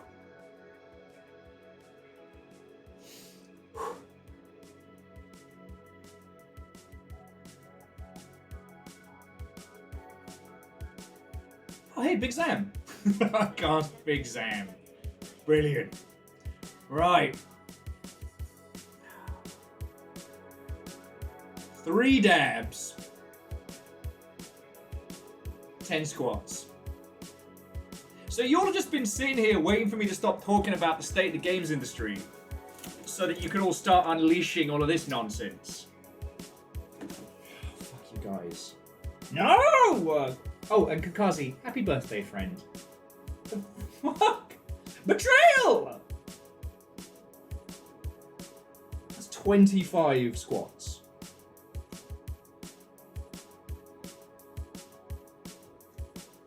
Criminals. Okay. J-Post, you did this to me. Alright. 25 squats first. And then I'm gonna try 3 dabs. I don't want to kill the helm. I'm just gonna try and keep the helm. I'm gonna throw away so much cardboard after today though, I'm not even joking. Alright. Gundam the Glutes from Mercury. Cardboard blooded orphan.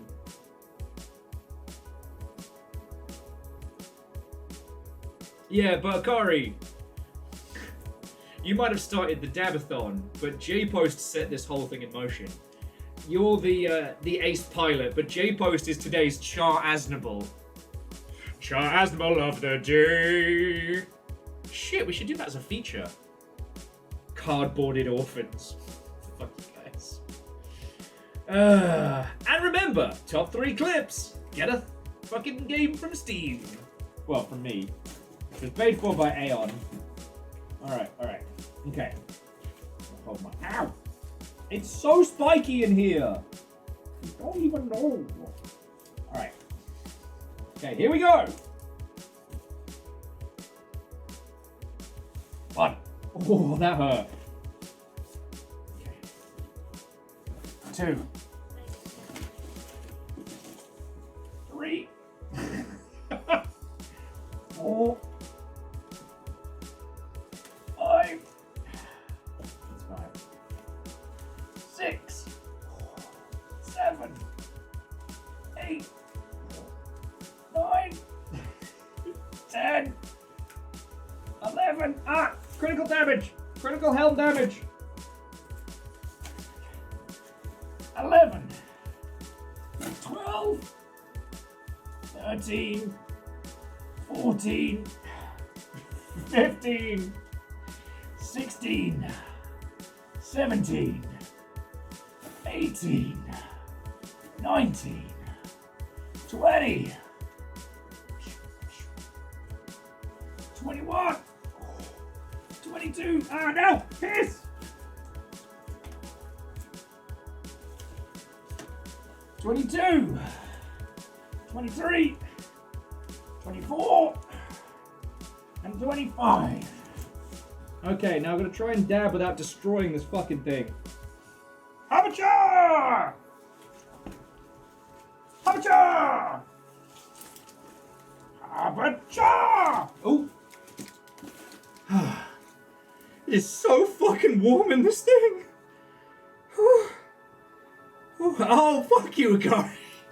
Alright, 2 more. 5 more. Just have to rest the helm on here like this. 1, 2, 3, 4, and 5. Gundam! Ha!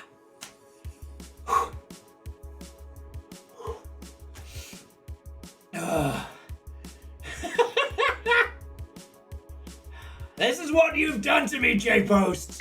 I was a respected professional. I don't think the hydraulic seals have survived. Gonna need the chief mechanic back again later. Little fire. Well, the helm's in good nick. This is not going to survive much longer. Okay. DJ Quill says, I'm willing to forgo the helm, so this isn't Will's last stream. Whew. Whew. Whew. Fucking we. Fucking we.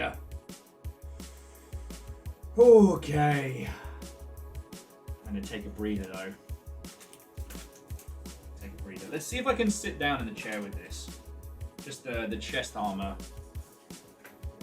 Because this armor is not surviving past today. Oh, okay. I can kind of do it. So.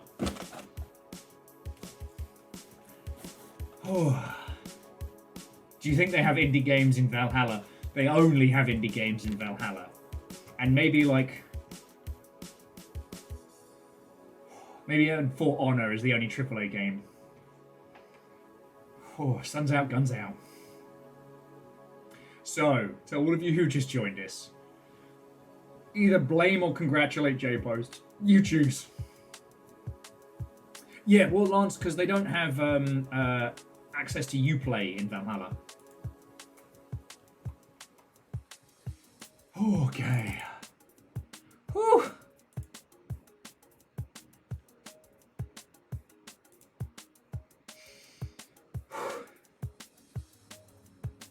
Yeah, the problem is because I may not be able to do the Gundam² because I can't see. And like, if I don't know if I can switch it over. If I switch it to Gundam², maybe I can do it like this. I'm just a little bit worried about fucking clipping my finger off, so perhaps Gundam² might not be a thing that we do. How much money do we have to donate to have chest missiles? What would that... I mean, I guess, Akari, what would that entail? Because, like, I could add, quote-unquote, you know, missiles or missiles.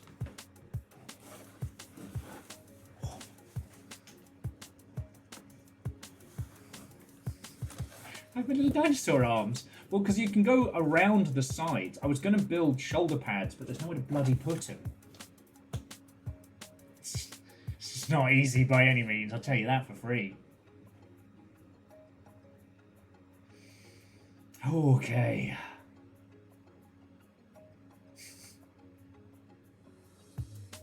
Yeah, instead of Gundam Wild Arms, it's Gundam Little Arms. Spud guns.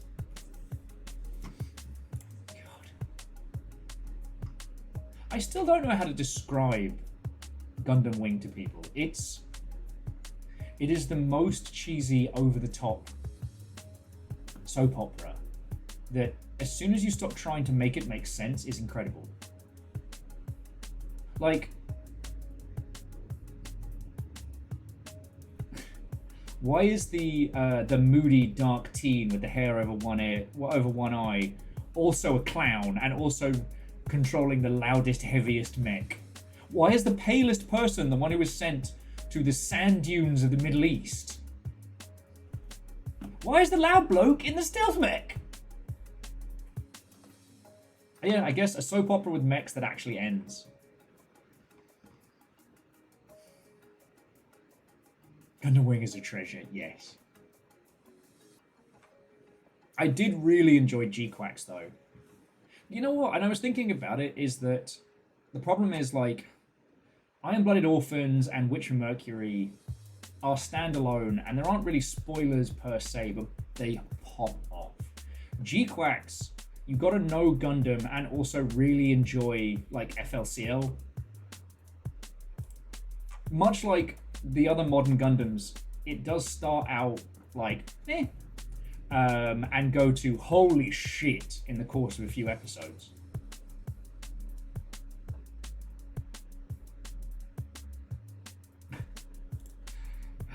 I mean, Akari, G Gundam is wrestling if wrestling was good. Oh, no, I didn't. No, I didn't. I did, because I'm in my full armor Gundam and you can't touch me. Whoopah! Come at me, wrestling fans. I'm covered in armor. Gundam!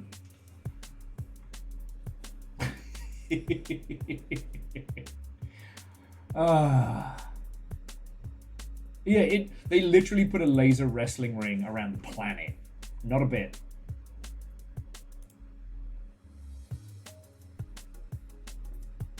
I will say, like, the sheer amount of joy in G Gundam is something I don't think I appreciated the first time I watched it.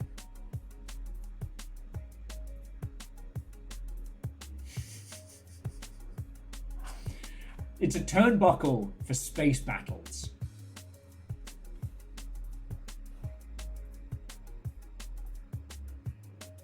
Sorry, if you're not a Gundam nerd, which is fine, it's fine. If you're not a Gundam nerd, then G Gundam is the Gundam series that came, I want to say it was after either Zeta, but before Char's Counterattack. I have to look at the listing, but it was the first Gundam series that wasn't part of the Char Amuro saga, what's referred to as the Universal Century. And whereas Gundam was very much about the horrors of war and the effects of it, you know, child pilots conscripted into an impossible battle, G Gundam is, what if we decided an Earth government based on mech fighting tournament? Every country that has been able to put jet boosters underneath itself and fly into space, not a bit, enters a Gundam into the tournament on the ruined wreckage of Earth. The first part of the tournament is a battle royale for survival. The second part is a knockout tournament. And at the end, whoever wins gets to control the Earth government for 4 more years. Yeah, robot jocks, but more anime. And slightly more respect to women. Slightly. Robot jocks is uncomfortable. It was before Wing, yes. It was hated at the time because fans had gotten used to the idea of what was now established as the Real Robot saga. And G Gundam is firmly in the Super Robot category, which is what came before it. You know, your Super Shoguns and your, I don't know. Fuck it. I'm trying to think of some. My brain's gone completely blank. Ultimately, G Gundam is cheesy and over the top and fun. You're not having a bad time with G Gundam. And I think that's really cool.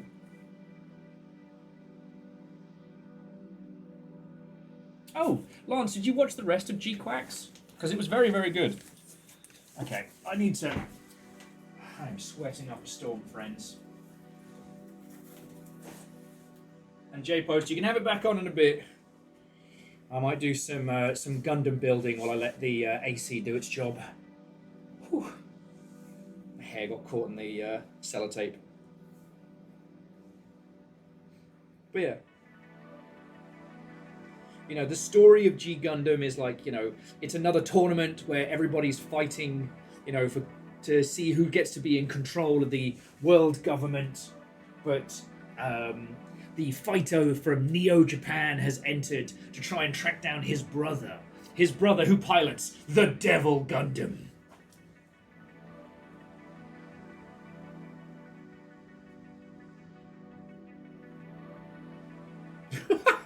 Real robots are just super robots that are insecure about who they are. Fight me. Don't say fight me to the Gundams. They'll do it.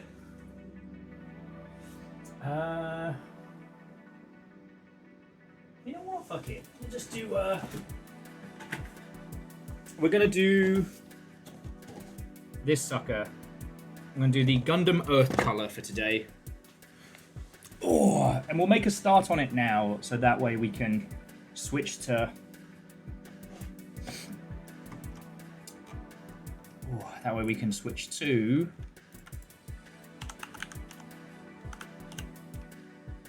what's it? Makers and crafting, and then we're on Gunpla. And Gunpla Builder. Boof. Okay. All Gundams are just trying to chase the greatness that was the Hugh Jackman movie, Real Steel. Oh, cool. I love how the chat just disappears now. I love that so much. I think we're going to be inking parts first. That's fine. We're in no rush today.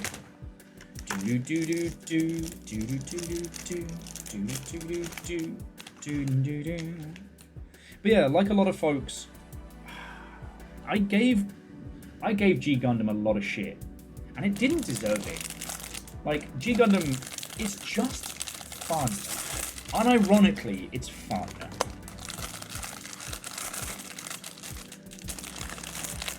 You know, the Devil Gundam has like nano power, nanobot power, so it can re-heal, but it can absorb other mechs, and you know, it can turn people into zombies. But some people have decided to give themselves over in exchange for power.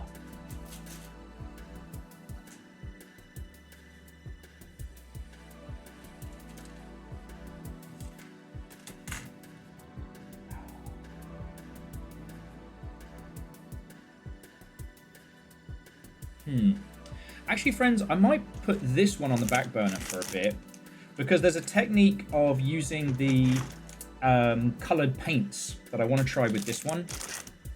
So basically, instead of inking the Gundam, you use the Gundam paint brushes to do the details and then clean it up after. So instead of it having like the black lines, you have like a shiny chrome or like a metallic red or something. I think that could be really fun with this one. I haven't gotten to do any like creative art stuff with my Gundam builds in years now, and I'm still kind of craving it. So let's see what we've got.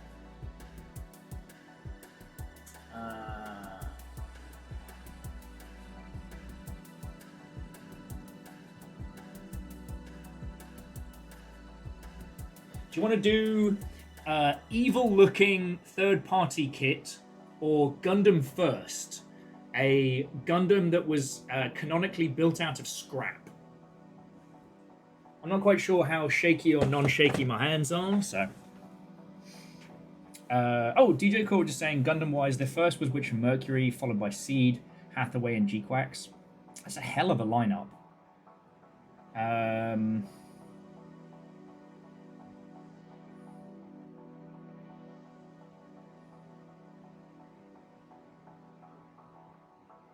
Oh yes, Steam is showing up as a tiny little thing here.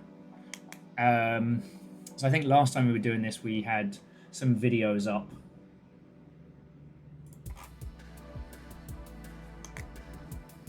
I don't know. We'll put. I'll leave Project Silverfish up. So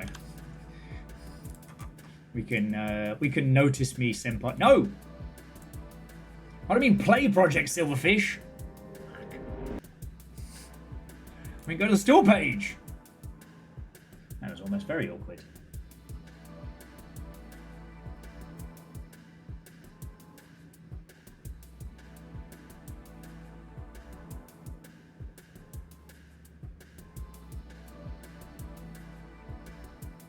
God.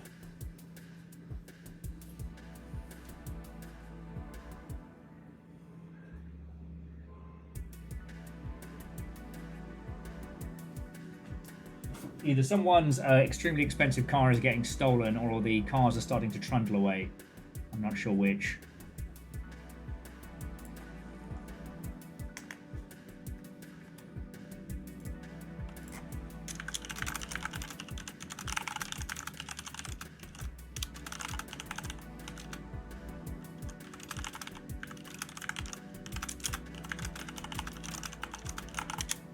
You mean to play Project Silverfish? Sure you didn't. Look, you lot are very, very patient with me with how much I love Project Silverfish, okay? I am very grateful for that, but I try not to take the piss. Okay, so, these are the two kits I have to choose from today. This one is a non-copyright infringing third-party kit that is absolutely a fucking rip-off of the Cerberus Panzerkops from Jinro. Well, from the Cerberus Panzerkops setup. Favor 6, you better believe it. It was supposed to be in a Gundam costume, but it's so fucking hot, I will die. The other is this. Gundam D First. A side story Gundam, which is essentially a mobile suit made out of like scrap parts.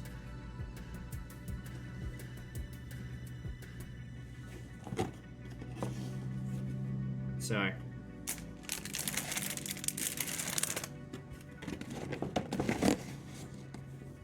I might do this because I think. Okay, no. DJ Coil says scrap Gundam. There. Scrap Gundam sounds fun. Let's go. Okay, now where were we?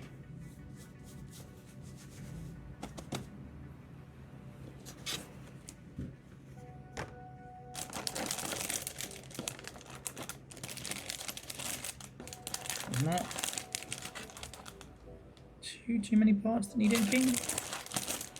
Honestly, I think I'll just ink the white and yellow parts, and then for the rest I can always do details and additionals later. Okay.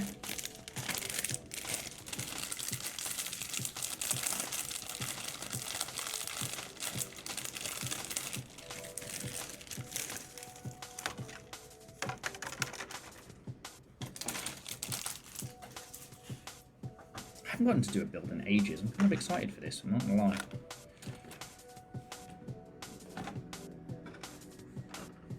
Okay.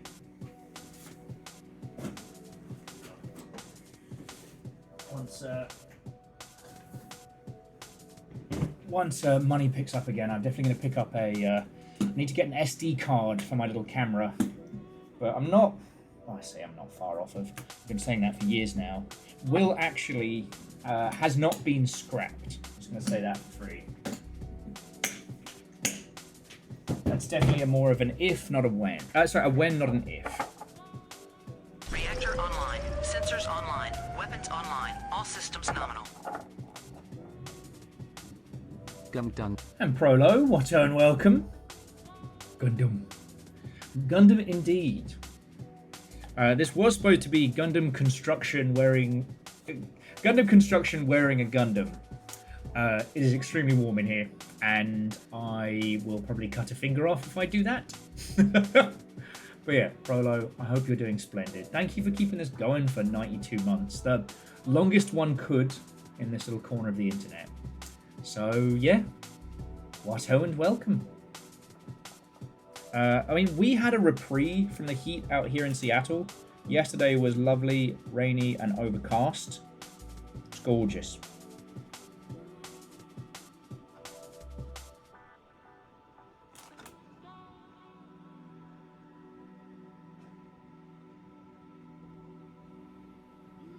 But sadly, it didn't last.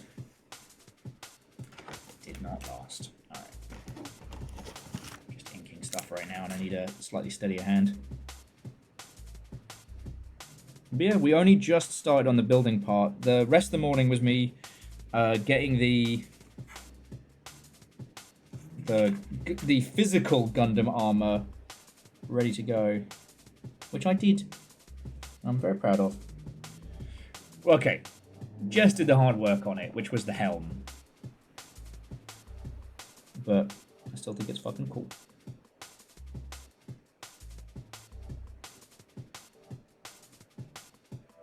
Woohoo!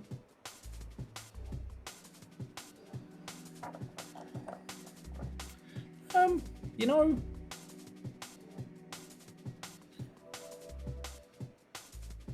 times are certainly hard and very challenging, but I'll say that I am here, I'm streaming.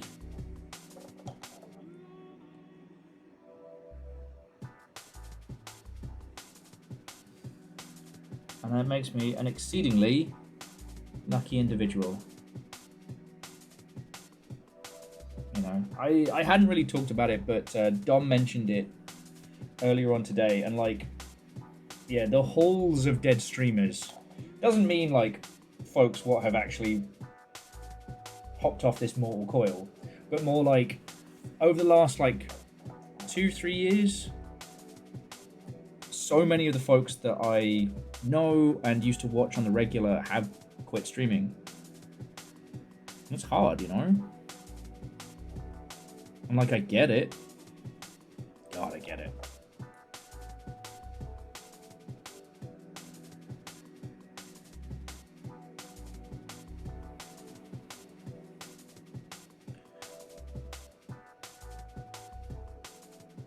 So I just try and acknowledge that I am very lucky and how much I fucking love doing this. And hope that everybody hears me. But yeah. Aside from that, nothing dramatic. It feels like this month's being the whole Games Fest almost straight into Steam Next Fest was... God, it reminded me of the E3 slogs of yore.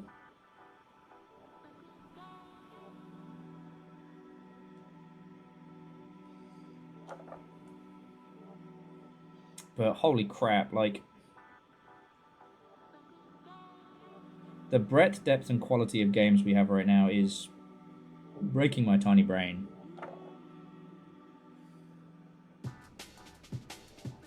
He says, as Project Silverfish plays unironically on a loop in the other corner.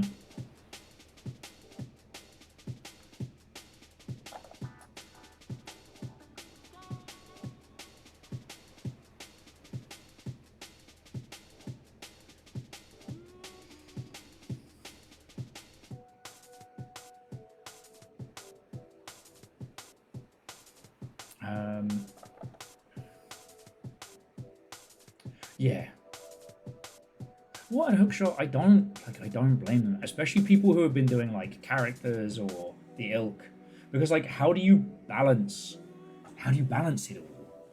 I'm just fucking honest. Aside from the Roman attire, like this is just me. You'll know that. Excuse me.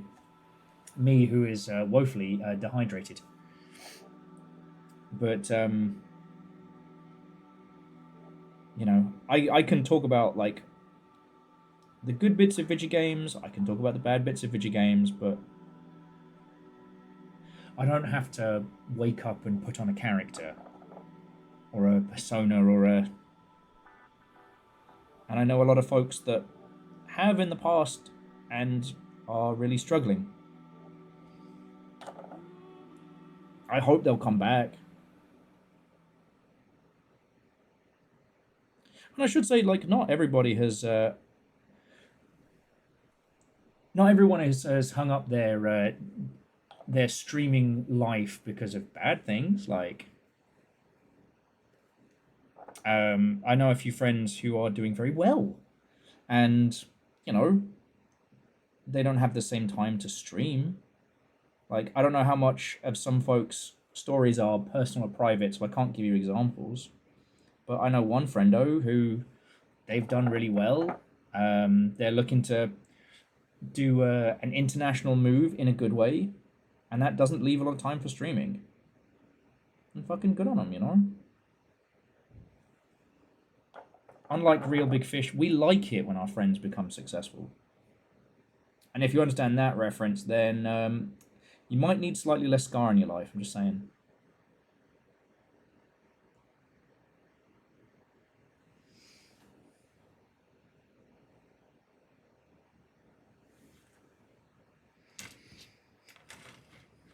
As long as they don't start a band. Thank you.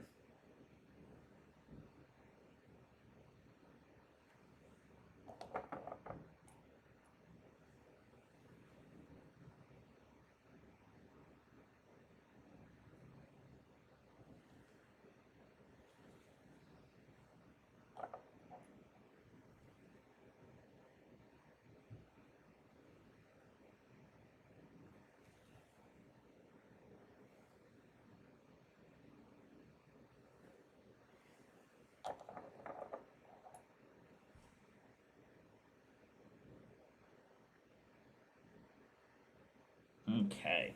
Helm's looking good. Anyway. This isn't, I mean, unless you'll want to talk about getting into the weeds about streamings and discussions and otherwise. As I've said multiple times, I am not a person who can ever advise someone on how to succeed at streaming. You know, you can't do what I do. Oh, sorry, you can't do what I did. My apologies. You could certainly do what I do, but the results would be wildly different. You know, what do you have to do? Well, have an illustrious game career for over a decade, fuck it royally, fuck up your life royally, and then happen to stay with a friend who'll let you use their PC during the day, and then somehow turn that into your full thing. How do I become rich and famous? Please advise. I mean, we all know how to do it. It's just we have too much empathy and self-respect.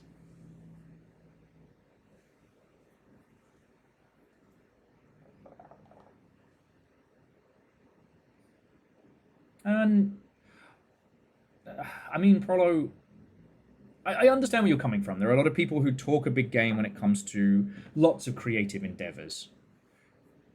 Like, ultimately, the only advice I give people is you have to enjoy the process. Like, if your goal is to stream and then blow up like you don't know nobody, it's not happening. You have to be doing something that you are going to enjoy doing 5 days a week for the next 10 years.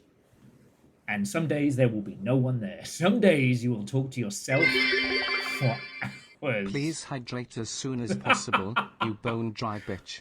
We've all put in too much squad work for you to crumble to dust on stream. The Yaldum is broken as well. Fuck's sake. Araman, are you here? I may have to refresh this. Hopefully this won't lose you your place, and if it does, I'm so sorry. There we go. Alright, you're back.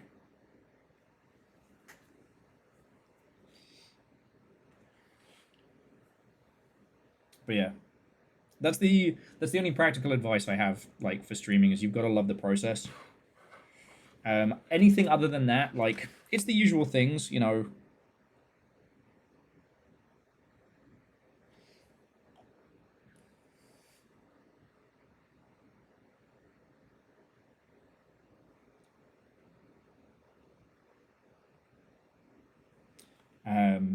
My advice beyond that is a few things, like, it's not about you, it's about them, it's about everybody, you know. But I guess that's a different philosophy from a lot of folks.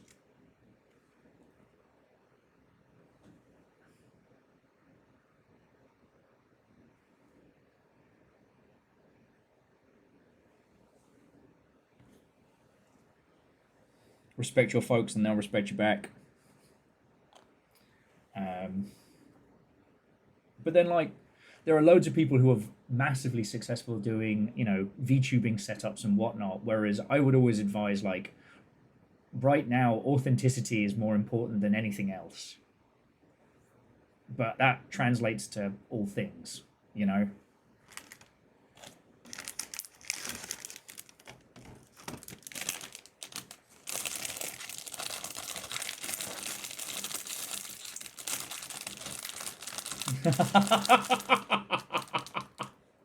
Sorry, Verdant just said, if you want to be rich, the sharks have to put a pretty big bounty on Will's feet.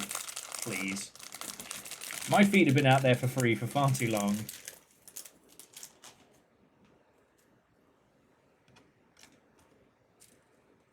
As long as I don't end up on Wiki Feet, I will be fine. Not because I'm inherently against it, but more because if I get ranked, that means I'll get competitive. Authentic in this economy? I don't know.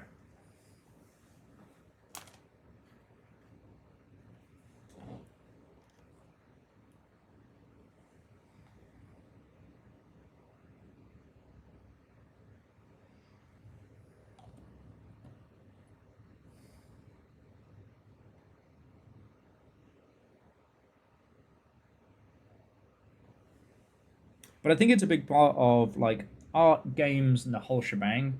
Right now, more than ever, people want to find spaces and art and things that are authentic and things that they really want to be able to be a part of.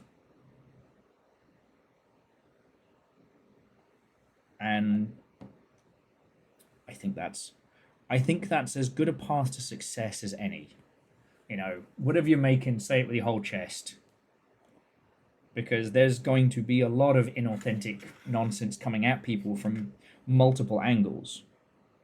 And, if you do something shady, generative nonsense or what have you, that's never coming back. There's lots of things you can fuck up in the digital sphere these days, and people will come back to you.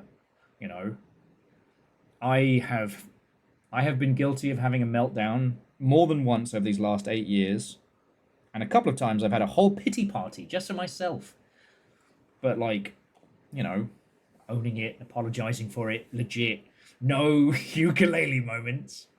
Aeon, our turn, welcome. But especially when it comes to linear media or games or the whole ilk, like, that authenticity means that people can love the things that you create wholesale. 8 years already? How can that be? You're what, only 25? Let's just say yes, Fred, because any other comments towards this are going to hurt you and me in equal measure. For different reasons, but in equal measure.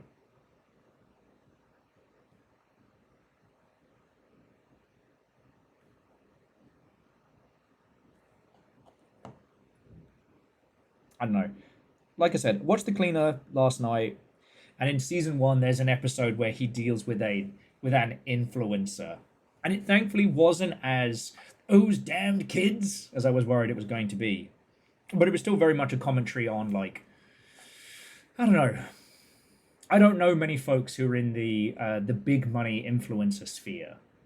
All the folks that I still talk to are all people who were either in or around games. And some have become successful for it, and some of them haven't. Indeed. It's fine, Prolo. Imagine what you'll know about yourself in 8 years from now. It's double jump. You'll learn double jump. Sorry for the spoilers.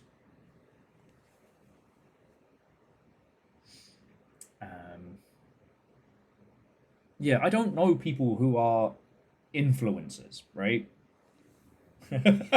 Bold of you assume I don't already know how to double jump. Yeah.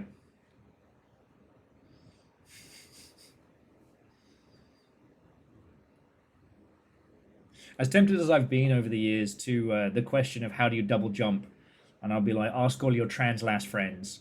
I've been tempted to use that line, but that feels like stolen valor, so I don't.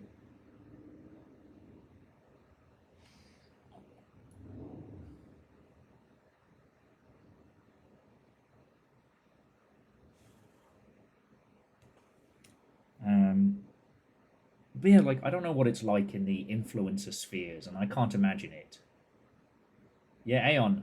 That's a hell of a streak. And Aeon, I have told folks that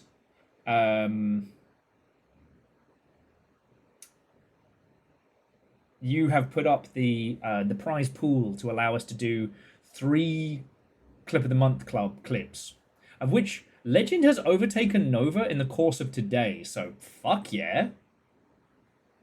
Okay. I just want to make sure that the credit was where credit was due.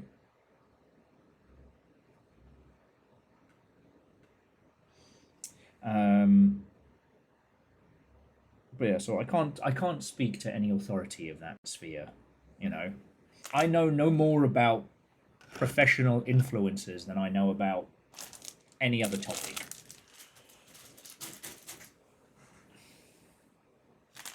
But I can only imagine that having to exist on places like Instagram must be hell on earth.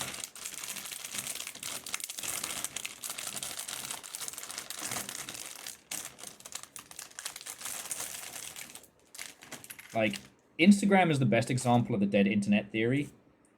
And, I mean, the only thing that I would add is that there is no point advertising on Instagram. There's no point having an Instagram feel game. It is dead internet. Same with Threads. Facebook is mostly dead internet.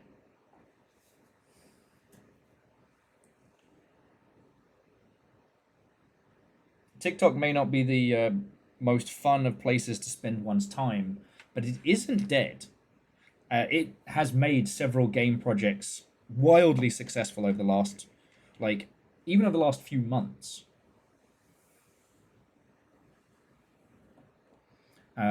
Blue Sky's engagement, not reach. It's not bad. I'm getting a little tired of Blue Sky's who can be the most outraged. I'm getting a little tired of the there's nothing bad happening today. Boy howdy, I better find something to be upset about. But maybe that just means I need to curate my feed a little better.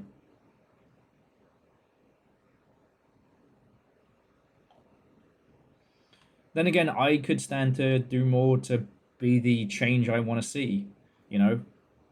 I should be posting more random indie games I find. I can't sit here and do an equal amount of whinging. How dare I get angry about fake outrage? Yeah.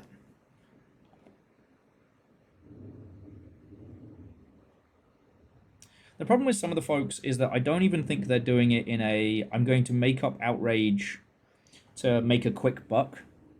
I think a few of the folks are just in such a dark headspace that the idea that there isn't something going wrong right that moment just doesn't compute anymore. You can't tell someone that.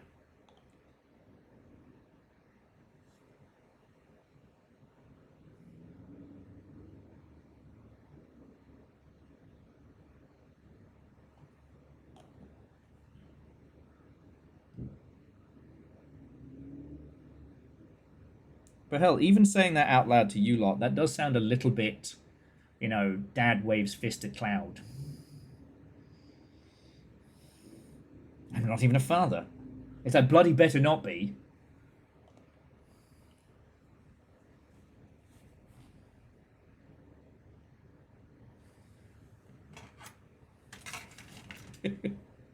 Anyway. Sorry, I'm getting wildly off the topic here. So Prolo, since last we have spoken, it's obviously, as you've seen, it's been shite to be working in a large games industry studio, especially in the US. However, comparable to the bullshittery, I don't know how much you're keeping up on current video game affairs, but holy shit, the indies are selling like hotcakes.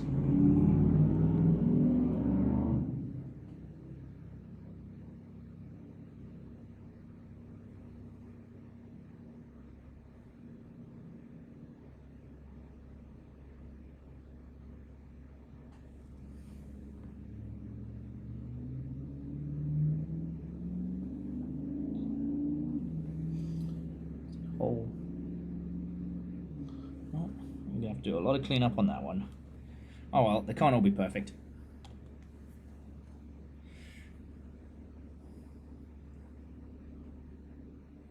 And Prolo, that's very understandable. Like, now is the time, if you're not already in a studio, like, now is the time to find yourself something stable to weather the storm for a bit.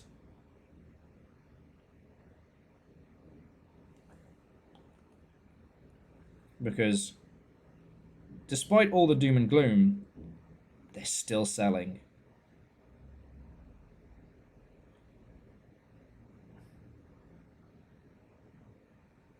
Like, okay, this is definitely Old Man Yells at Cloud. But one thing that has been annoying me towards the end of this week is there have been lots of articles about the Steam machine is too expensive. Grand Theft Auto is going to have no disc. But there is only a handful of outlets that have acknowledged, hey, Mecha Chameleon sold over 10 million units in 2 weeks. Like, that is a Among Us tier success story that has happened outside of a major lockdown, outside of a major...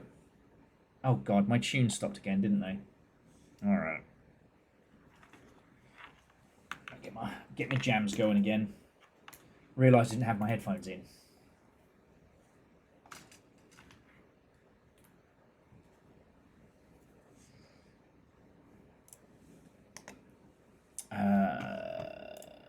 Sorry about that, friends.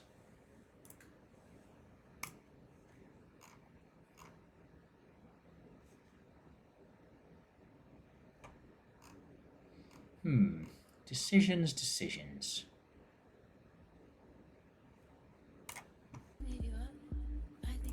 Oh no, that's the one that got weird.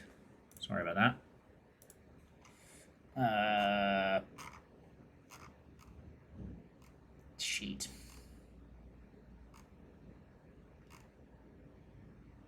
Alright, some smooth sonic jams. There we go. Because we're kind of at the slightly calmer phase.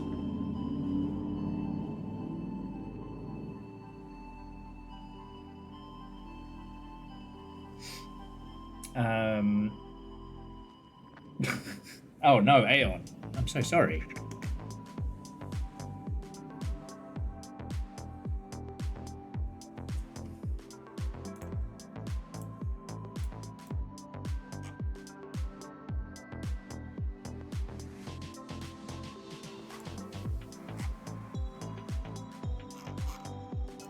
Okay. Where were we? Ah, yes, still on inking. Right. Oh yeah, just the... Like, I understand the Steam machine and the current state of things is very prevalent, but also ignoring the success stories at the same breath, Come on, yo!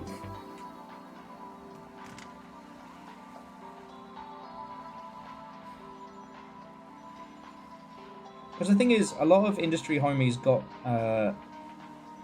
very perturbed at the turn of phrase, the indies will save us. And a lot of friends were quick to point out that no, the indies aren't going to save us.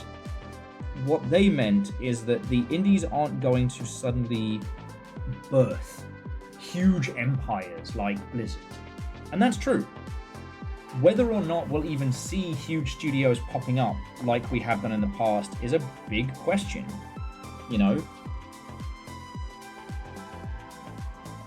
But the indie teams are still making games. Those games are successful.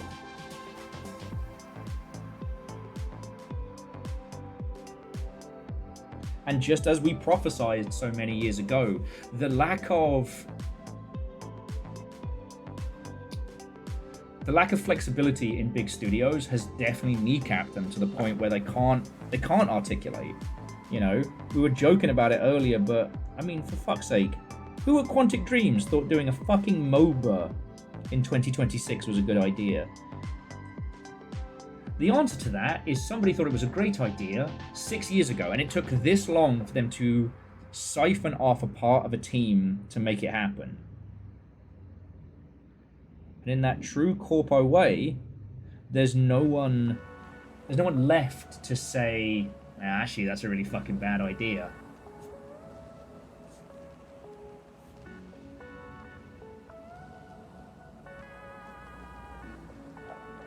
Yeah. I will say, the fact that Mina the Hollower has done well makes me very happy, but boy howdy, Yacht Club have made some very silly decisions over the last few years, so I'm very happy to not see them shutting down.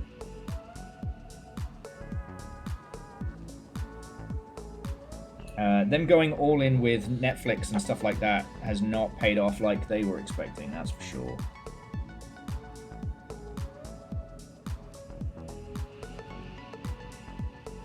Not that Netflix ever really had a sure-shod plan for what they were going to do once they had their quote-unquote Netflix of gaming. But that's another story.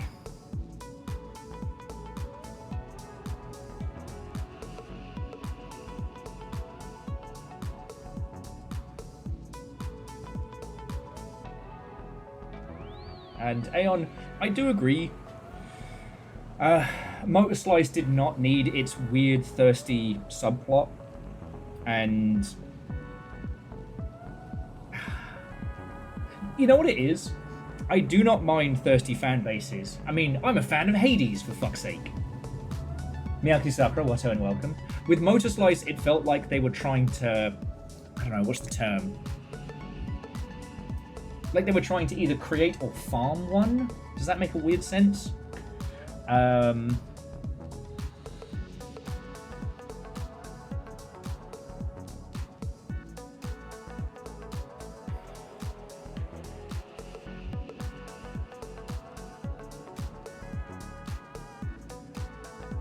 But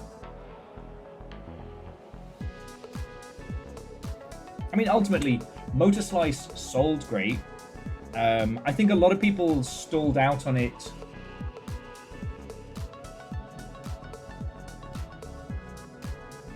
And with it having so many similarities to Nier Automata, the choice of actress, the parry mechanics on, you know, huge mechanical machines, etc., people were expecting a level of thought and care that had been... the same thought and care that had been put into Nier Automata, whereas instead what we got with Motor Slice was, you know, pleased by feet pics, basically.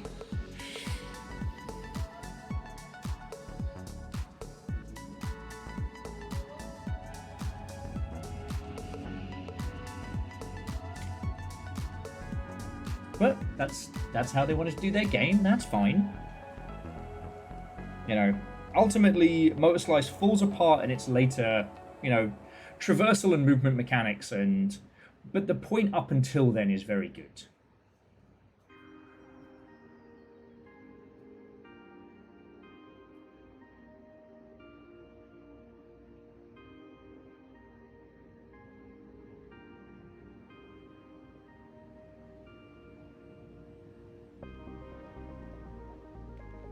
I think it comes from the dissonance as well of, like, you're supposed to be...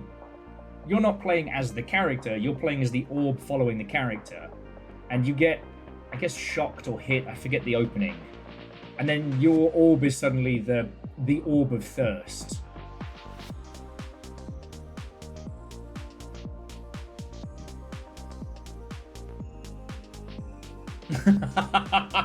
Indeed, the Roman Empire will have none of these thirsty video games.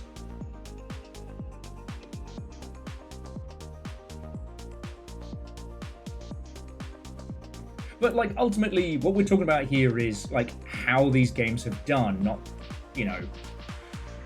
because a game doesn't need anyone's approval to exist. It's one of the reasons why, through all the fuckery, through all the nonsense, you know, Steam and Itch are still fucking brilliant. Because both of them say, you want to make it, you make it. You know, these are the rules, but it's entirely up to you, right?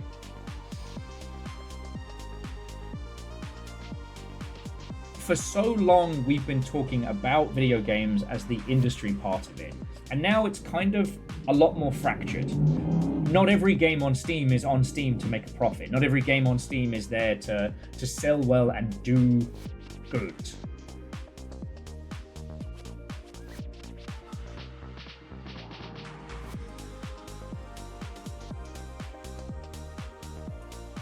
Well, see, I can't give Motorslice a pass because of the fucking feet camera angle stuff. That was the point where I had to be like, fucking come on. The last time I saw something that that obviously baiting was, what was it? Clash of Clans doing the same as the same camera shot as a promotional thing.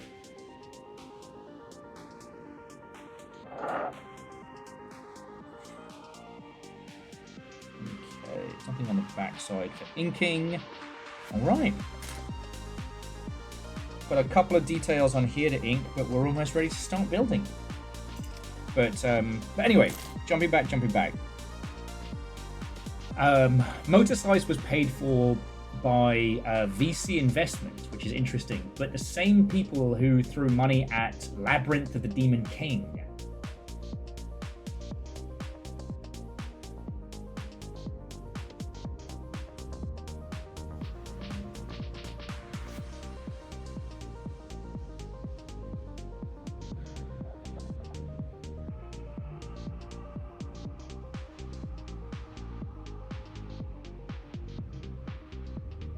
My point more being is that right now, what is and isn't success in games is a lot more squibbly than prior, right? What was considered success and failure in AAA was very over the top. And ultimately that reliance on huge squillion-dollar selling, you know, the last one is always bigger, the next one is always bigger than the last. That kind of battleship game development ultimately built, you know, the very millstone that has weighed them down. Even if we didn't have a lot of the global fuckery going on,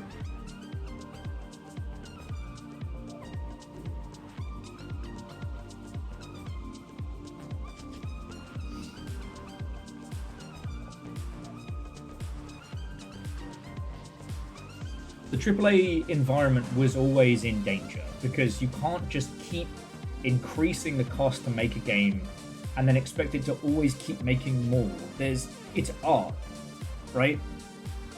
Apparently no one had paid attention to Waterworld.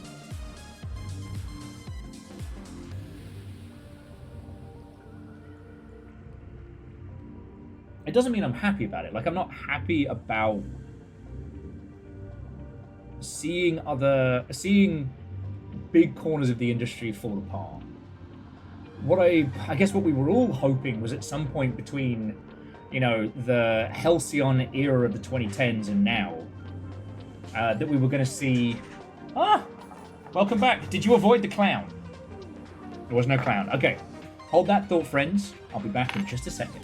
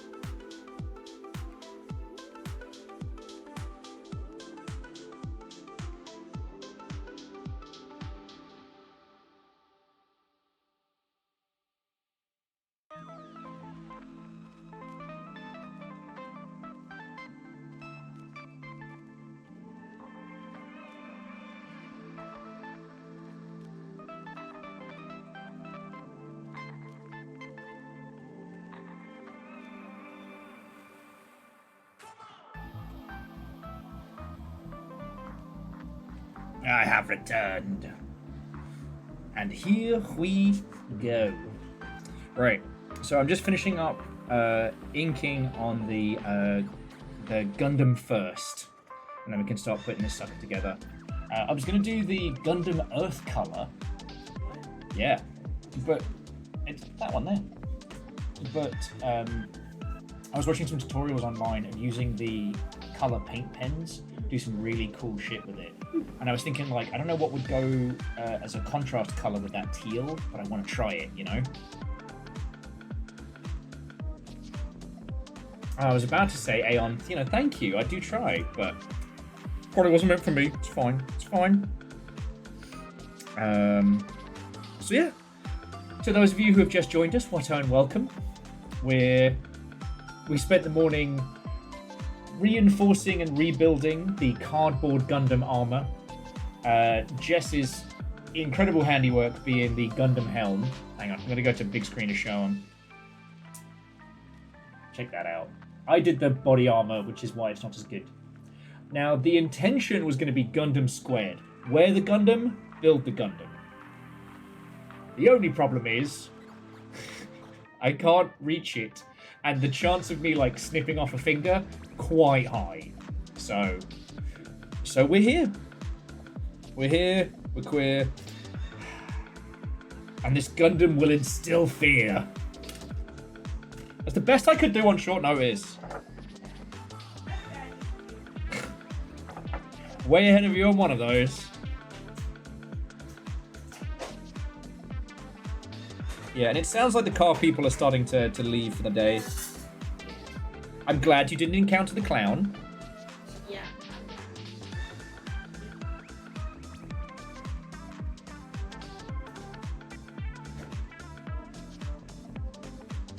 Just worried about you knocking out someone's granddad because he clowned at you.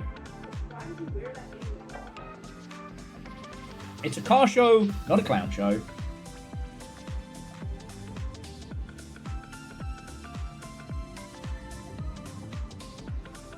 Okay.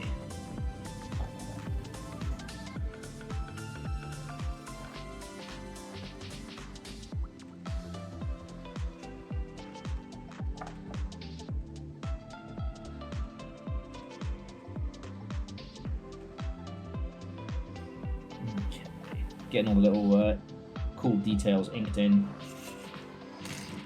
Oh yeah, and thank you Kakazi for being funnier than me. There was no clown. Will walks around the corner. Stand corrected.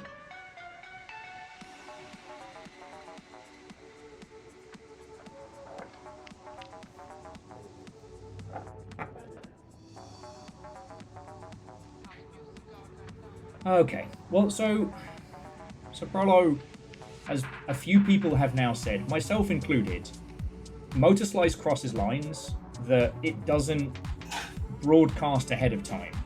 So, you know what's a great example? Baldur's Gate. Baldur's Gate has loads of romantic options that go in very, very involved. God damn it, Zeke! That go in very, very active pathways. But it's broadcast up until that point. And, like, the famous Motor Slice feet moment you aren't shown, like, hey, if you take a break here, we're gonna go for a fucking feet pick moment. It's supposed to just be a rest. And personally, I think it lacks the nuance of Nier Automata and other things, because I just personally, I felt like it was aiming to bait out a fan base, pun very much intended. And if I'd had the option to just wholesale skip those elements, I absolutely would have. And the other thing is interesting is that early on, your little robot gets fried, and you have the choice between the thirsty option and the robot option. And regardless of what your choices are prior, there's no, like, escalation down a path.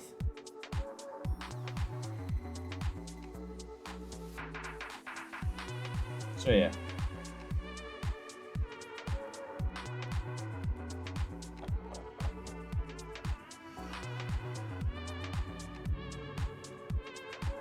Personally, it was fucking awkward because I was streaming it.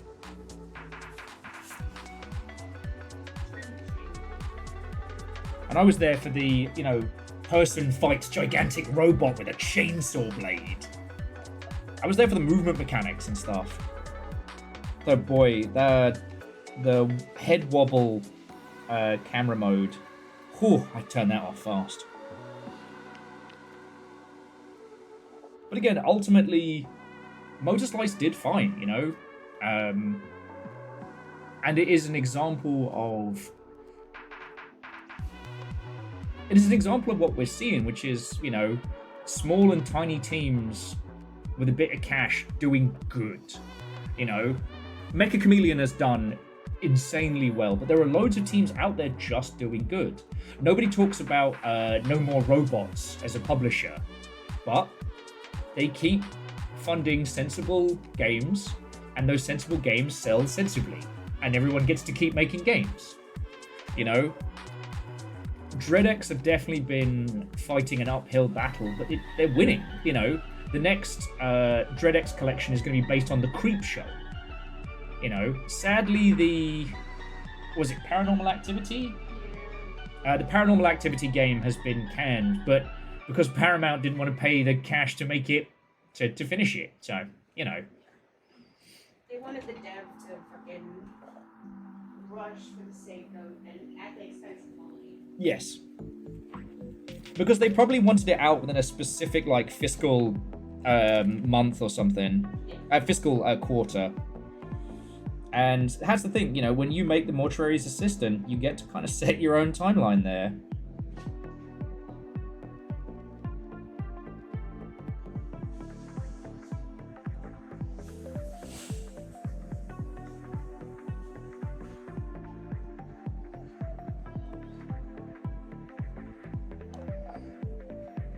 Now, it will be interesting to see in a couple years, like, what teams become massive. You know, who starts hiring people and forming new studios. Okay, Prolo, please leave it on the Motor Slice.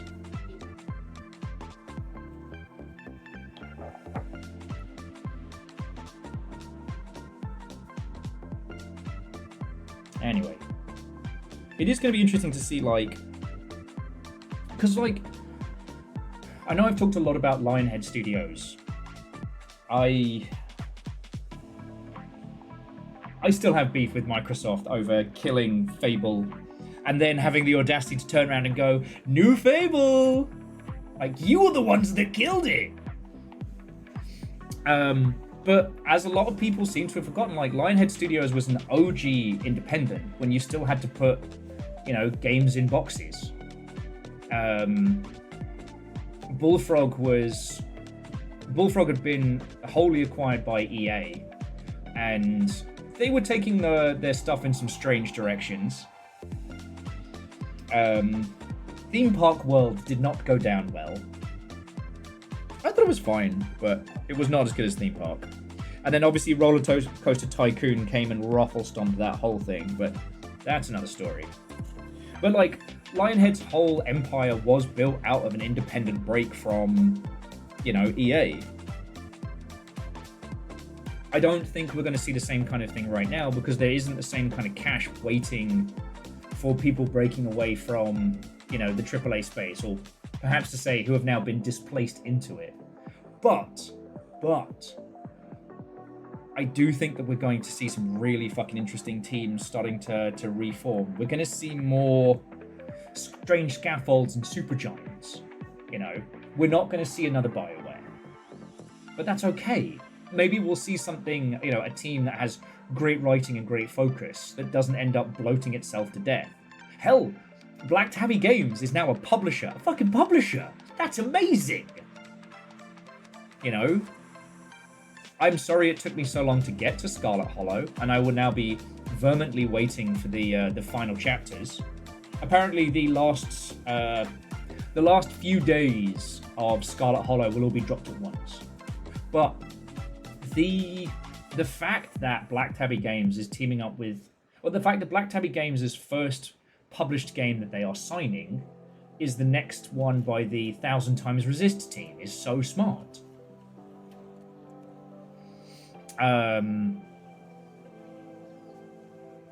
Like, I think a lot of outlets and individuals talking about games have kind of lost sight of the insanity of the numbers. Like, it is theorized that Grand Theft Auto 6 has cost $2 billion to make.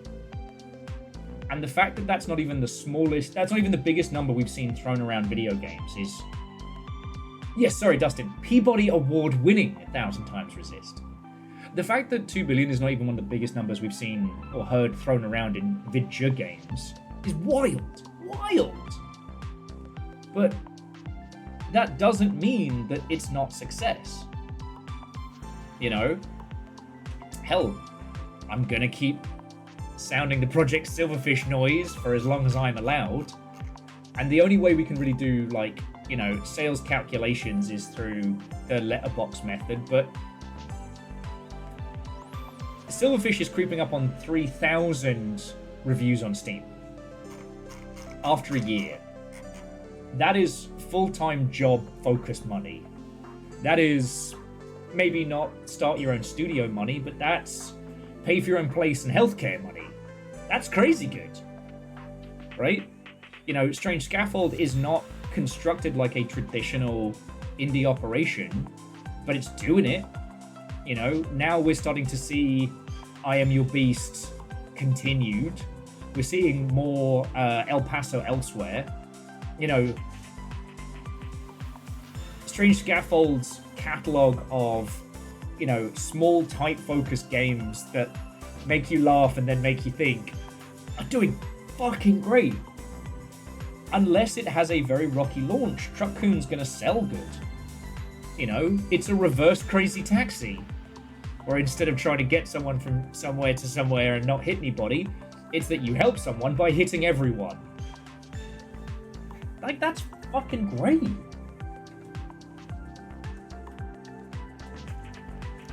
Anyway,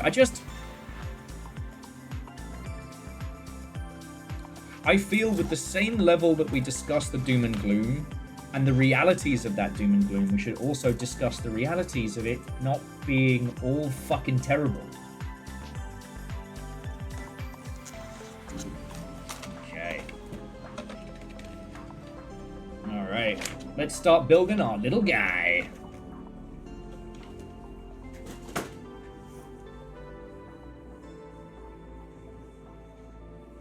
Because what I'll do is I'll snap it together and then I'll clean up the ink after.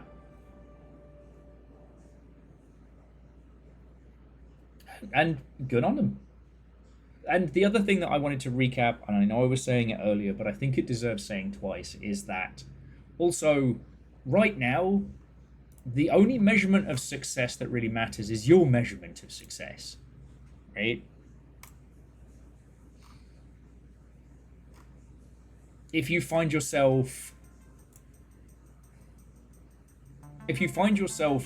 needing to create to stay alive, that is a very, very different process than, you know, creating to make the art.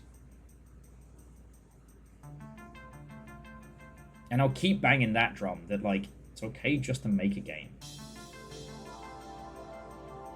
We're not quite at the... I would call it like the Adventure Time Steven Universe era of artiness when it comes to video games, in that we're still living in the shadows of these ultra success stories. Sorry, I've talked about this a few times, but, like, you know, as a kid growing up, I grew up in the shadow of the mega musicians, the rock stars, the pop stars. I'm sorry to date myself horribly, and a few of us here, but I still remember when the Michael Jackson music video had a worldwide premiere on television.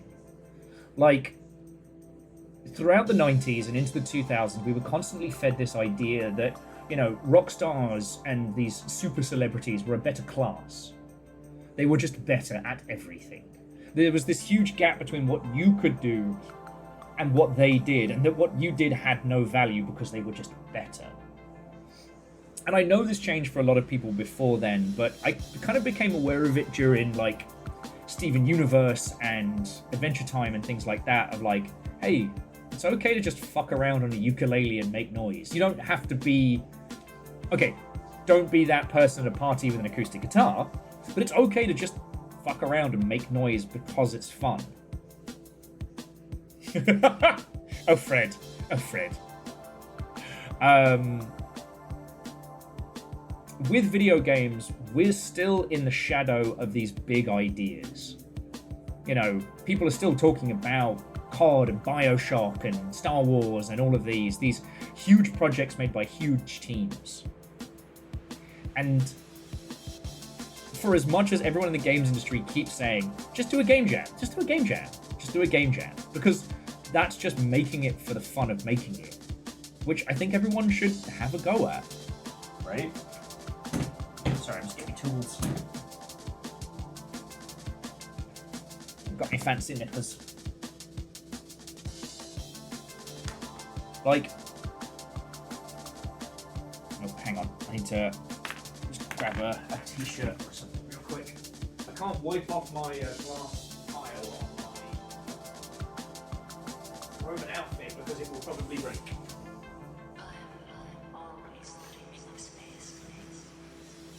And true, Fred, not everybody can spare a weekend or, you know, the amount of time that it takes to do a game jam. You're very right. And it is a great experience, but the reason to do a game jam more than anything else is to get out from under your own head, get out from under your own expectations, get out from the grandeur of this huge quadruple A game that sits lodged in your noggin. What can you make now? What do you want to make for fun? And then you start realizing what fun is to you in games. The language of making games is nothing like the language of playing them.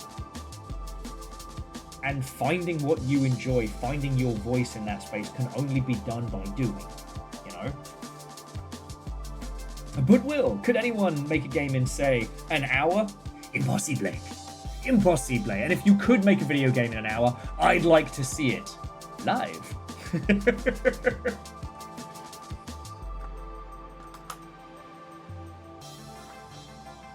Indeed. I mean, Fred, that's the funny irony of it. Like, if anyone that's ever had infinite time to work on a game has very rarely made a game.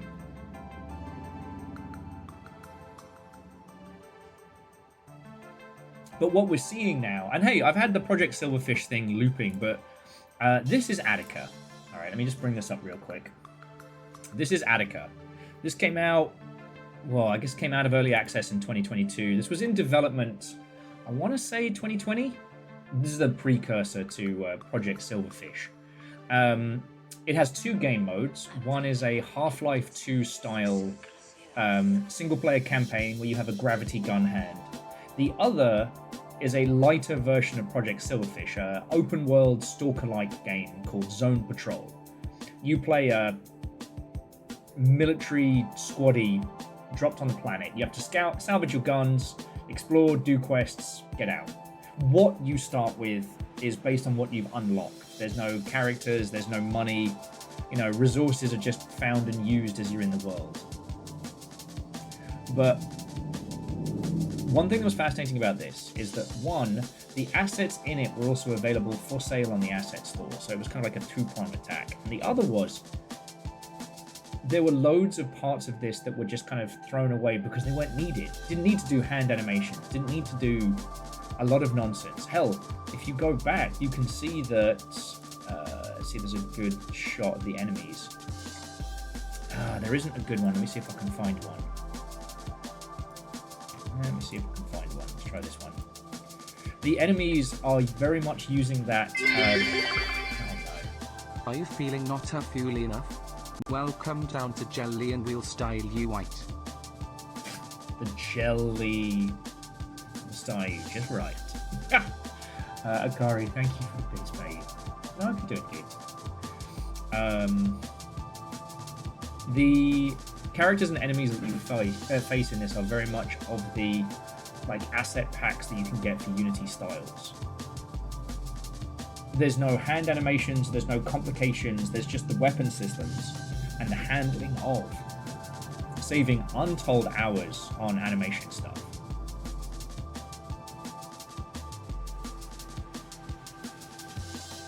And like, Attica is a lot of things. I guess it's a little bit of a mess, it's a little bit disjointed, but it's sure as shit not dull. And what's fascinating is that the Zone Patrol became the thing that the creator was more interested in than the single-player story, or the standard, I should say, linear narrative.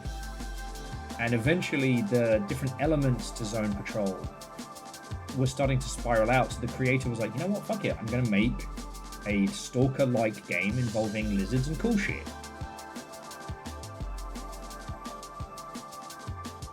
Like, the process of learning to make the game you wish to make involves a lot of fucking up.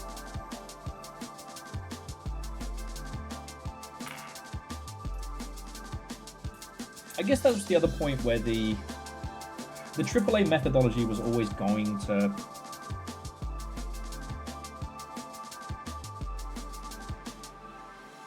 B1 and B2 are these suckers. The AAA methodology of making games was always going to eat itself, right? Because after a certain point... Oh, Reflective, you've missed Conversation, Company, talking about Gundams. Finally starting work on the next build, the Gundam². A scratch-built, wonderful piece of chaos. All right, we don't need the fancy bastard for that one though. All right, 13 and 14. Let's go. Okay. And I guess Reflective, I was just talking about, you know, what success looks like in games, and that ultimately, making a game to make it should be considered success. Not everything has to be, you know, a Vampire Survivors tier success story. And I don't know if we've kind of evolved into that space yet.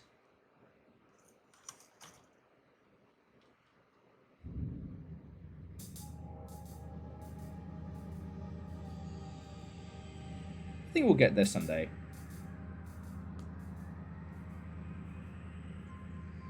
You know, the reason I spend so much time myself doing like industry analyticals and the like is because I want to understand games, you know, to know where they're going and to what they're going to be, to know who's doing what and how it's going to shake out.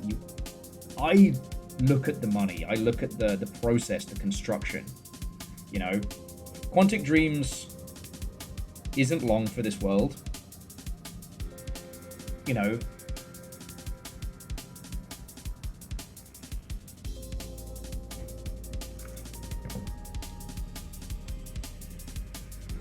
and when I talk about like the business of games as well, like I said, it comes from that want that, you know, I want my homies to succeed. I want them to make enough cash that they can actually, you know, live and eat and keep making games.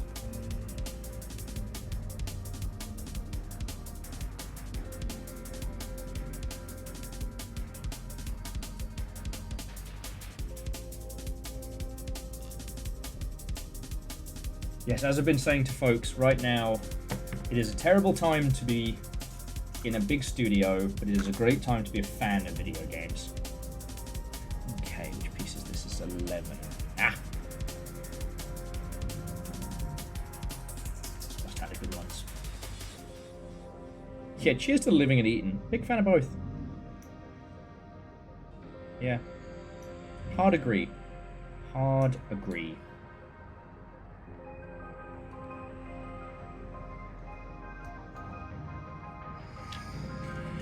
Okay.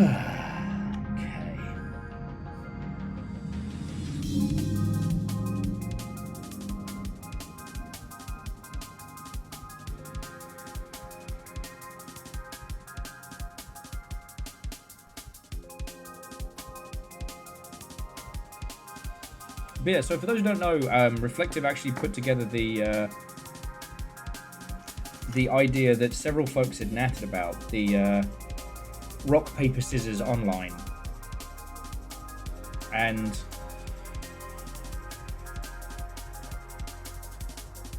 that's powerful.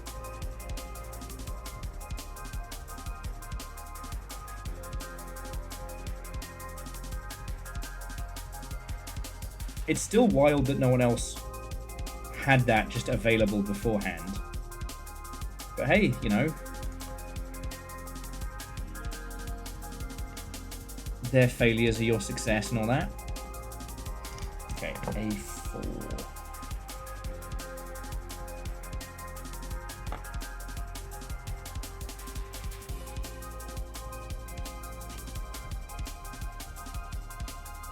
True, true. Still adding things. It's not done yet.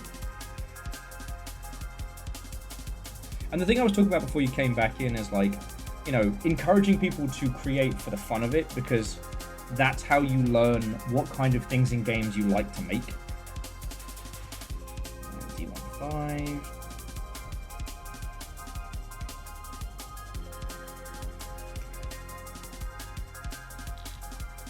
I try and make sure I don't get Gundam bits down my historically accurate Roman attire. That would be uncomfortable.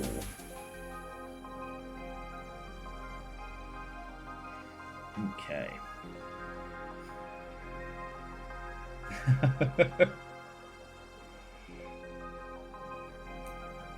Well, and the thing is, Reflective, like, everybody had a good time with it, you know. So, like, come time for the next playtest, have ourselves a proper little tournament.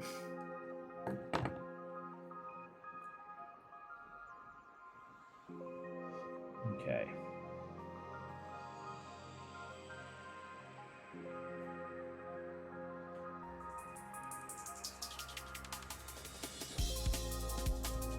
Woohoo! Alright, where are you, D10?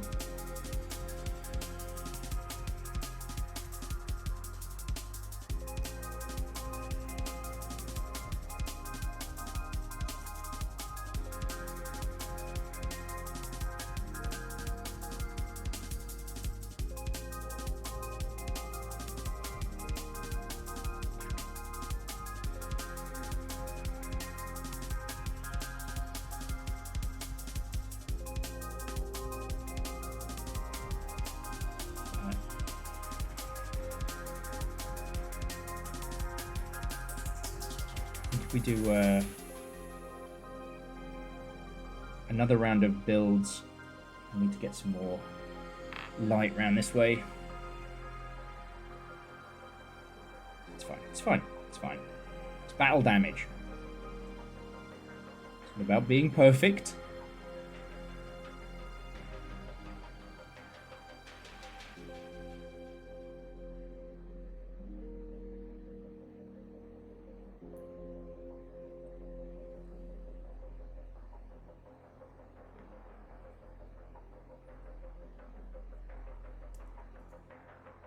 Okay, there we go.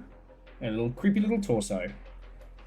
Probably shouldn't call my own Gundams creepy, should I? It's gonna give him a complex.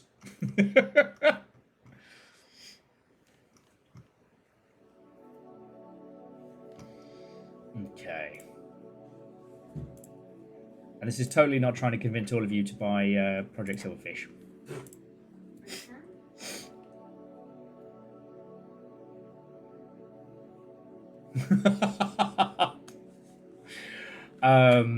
Verdant says, it's funny to think David Cage started as a composer, not a writer, and has ended up in his current position as not a writer.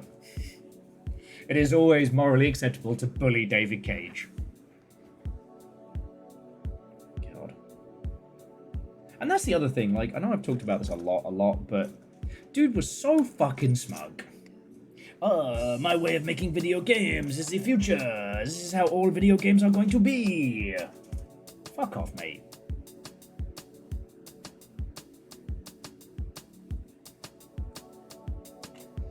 Like, I just keep thinking about how his games are exactly what a soulless, imagination-limited white corpo bloke would think video games would turn into. Oh, they're going to be like interactive movies. Whereas I'm over here being like, I just spent the last 20 minutes hiding in a bush. I'm a lizard with a shotgun. And there is a nightmare storm coming.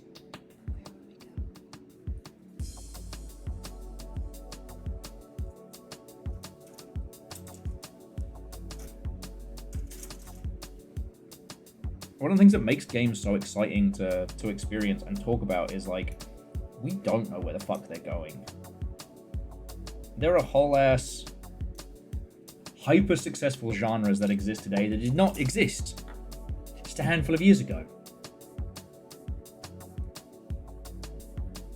You know, I haven't seen someone invent a new genre of movie in quite some time.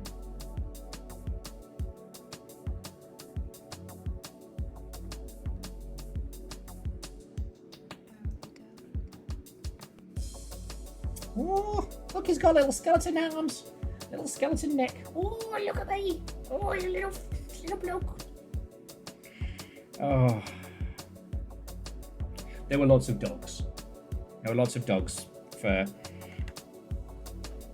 walking around the car show earlier on today. And honestly, I don't know cars. I've never been a car guy. But dags? I love dags.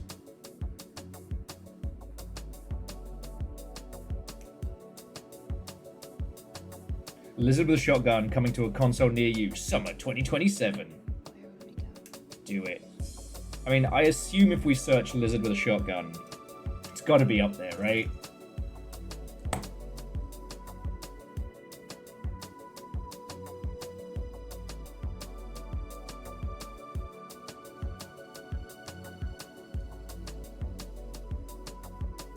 Because that's the other thing, right? Like, with a lot of games, there are some that have come out many years ago that, due to console releases, you know, distribution accessibility that never really flourished, that have since become, like, huge, gargantuan ones. And there are other titles right now that the folks making them didn't even know that they were hitting up upon a genre that would emerge. Like, what was the name of the robo-surgery game that you played that was fucking brilliant? Malpraxis. Malpraxis is phenomenal.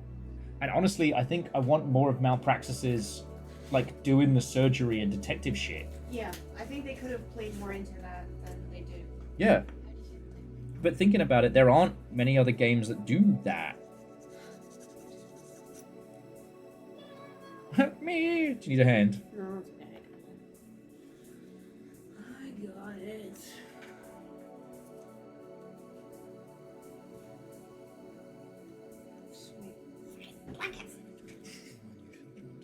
Look, you want cozy? I get you cozy. Where's this thing? Will you stop it, bro? He's your shark. Talk to him. It's your fault. How is it my fault? I just assume it's your fault at all times. And that saves me a lot of trouble. Touche. Well, there's not a lot of other actors in this play. What do you mean? We got Business Fish. You're right. Business Fish. Romeo. Little Calcium Bonio. Dogs in the hidden closet. We have dogs? Surprise! Roar, roar, roar, roar. They're hound dogs.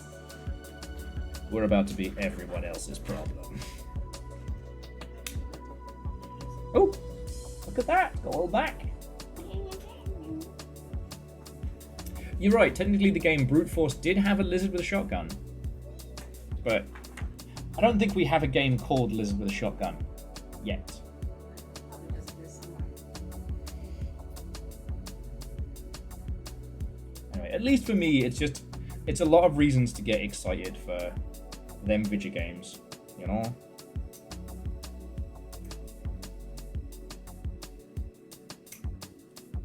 Because, like, was anyone really chomping at the bit for more Uncharted style? Right? Your mom be like, no, actually, I like. It's my favorite game, silly. People are allowed to be boring. That's true. Yeah, you could be vanilla, bland, like boiled chicken. Mmm, plain boiled chicken. The Uncharted special. Well, you know what it is? It's because, like, Uncharted was pretending to be something. And now we can make games where we actually get to be that something. Yeah. You know?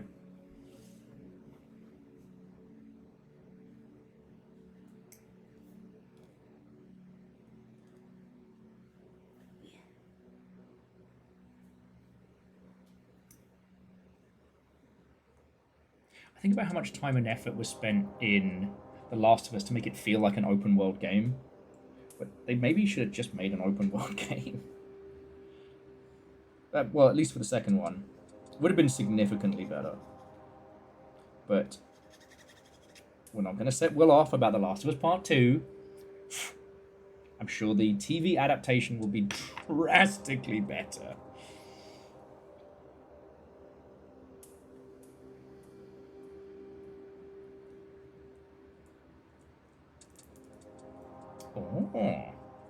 Oh, it's got long shoulders.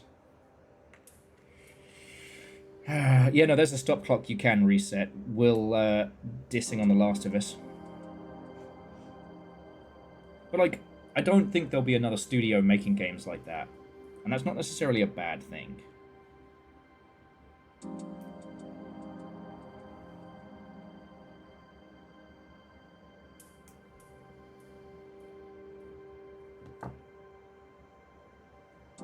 Me concentrating so I don't actually snip off my fingers. It's been a week, friends. It's been a week. It's still wild to me that David Cage got to be the one person to actually like make a video game with David Bowie. You'll notice he didn't do any video games after that.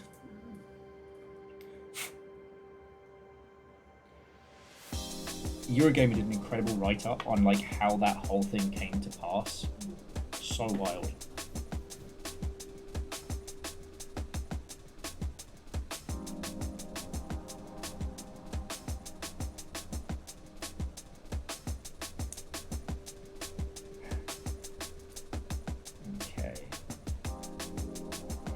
Okay. Chest looking good. Almost done. A28. Oh, I don't know if you saw A24 responded to everyone calling them the fuck out. Oh, yeah? They just want to make sure that they have a space at the table for the discussion about the use of AI. I just wish they were at least honest. Yeah. Own up to your shit. Be like, listen, they offered us a crap ton of money, and we took it. Yeah. Because it's a lot of money. So, we don't care. Yeah. We just wanted money. I'm still gonna hate you, because the outcome is either way. I don't want anything to do with anything you create going forward. But at least you were honest about it. Yeah. You didn't try and, don't bullshit a bullshitter. Sorry, for those of you who didn't see, A24 announced they're in partnership with Google DeepMind. What was very funny, though, is that the bloke who just put out Backrooms is like, absolutely, not now, not ever. Yeah. So now it's kind of like, you know?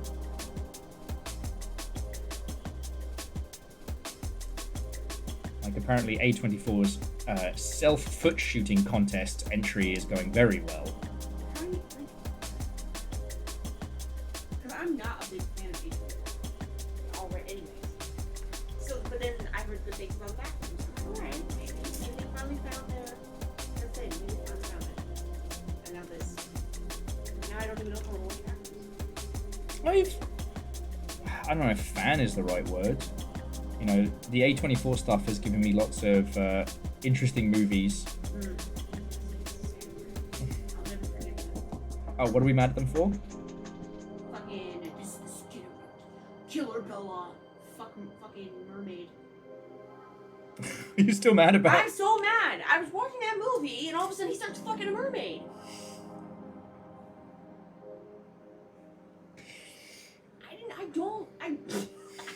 I did not need that in my life. Robert Pattinson fucks the mermaid. Just gonna be a fun little movie with Will have to fall. I was about to say, it was black and white with Willem Dafoe in it. I'm like, hell yeah, it's gonna gonna be great. And this dick is in the mermaid. Alright, cool. No, that's cool. That's fine. It's fine. I thought you said he sleeps with the fishes. He definitely did.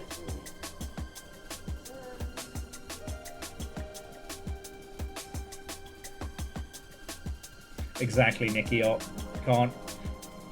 Companies aren't people. Always punch up, never punch down. Okay. B28. B128.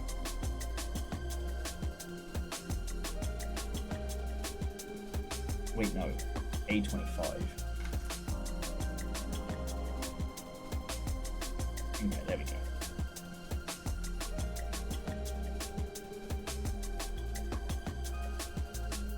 Hey, so, did you adjust the prices for swaps?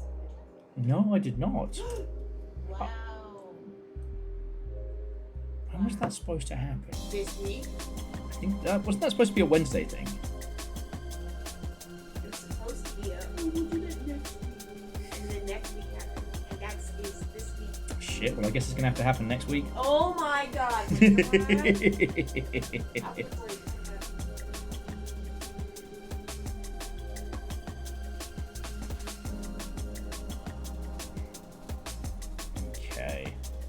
Okay, and the next one is actually A24, go figure.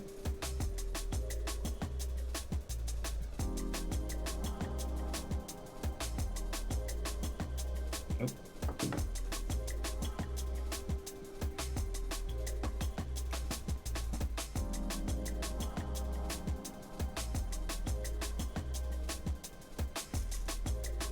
Okay.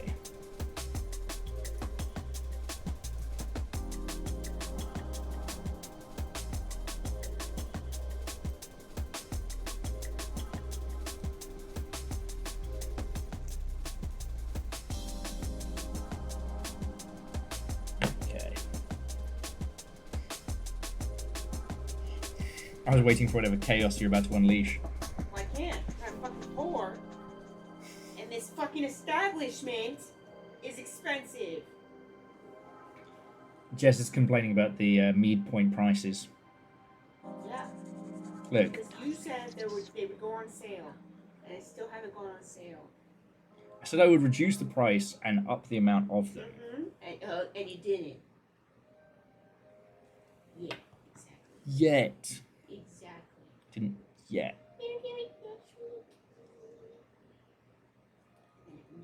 Core blimey, governor. Alright, look at my little guy. My little guy's torso. His little torso guy. Oh, and if you didn't see it, that was the last build I finished. Was my J-drama Zaku. Oh, is that what I sound like? Yes, it is what you sound like.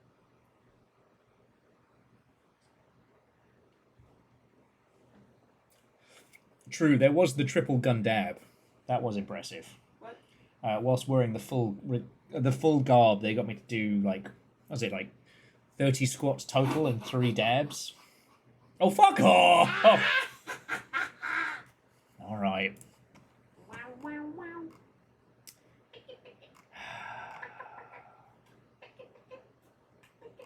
It begins. Bitch, already $6 grand. What are you talking about? Okay. Well, I mean, it's not a bad point for me to stand up and do some more.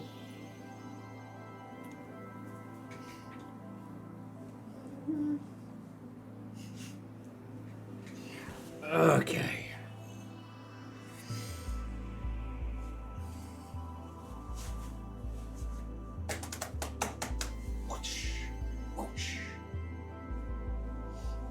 Oh, that was crunchy.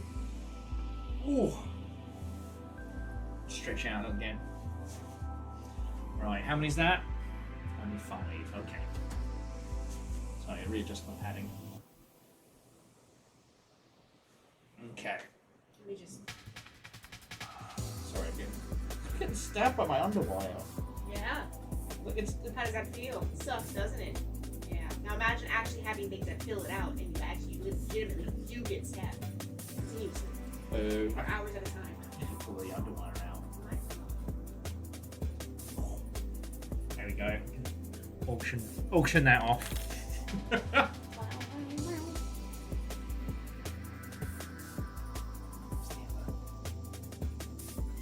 Oh, fuck you guys!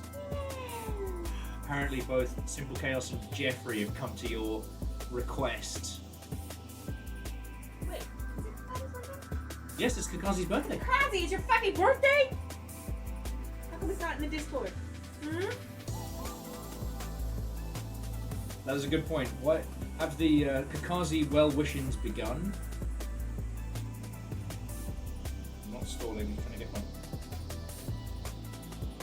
room standards now. Fine. All right. So how many is that? 5, 10, 15. All right.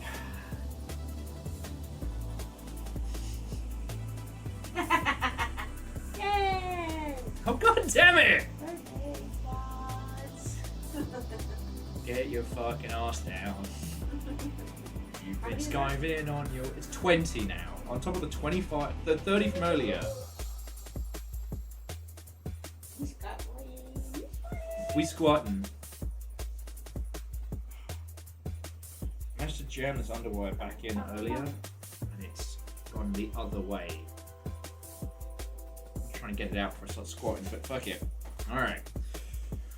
1, 2, 3, 4, 5, 6, 7, 8, 9, 10, 11, 12, 13, 14, 15, 16, 17, 18, 19, and 20. Whew! Bastards. Oh, look, what the?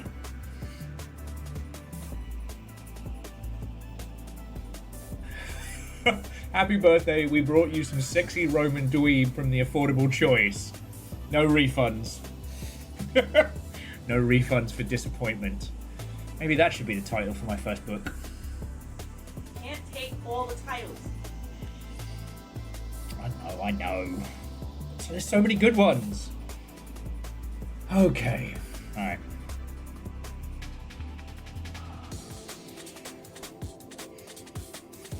Okay. Oh, cool. Torso's done. Now it says I'm supposed to put like a little sticker there, but what I'll probably do is get the fancy paints out. I've got those little Gundam paint pens. They're very cool. Oh, you guys tire me out. Sorry, you all tire me out.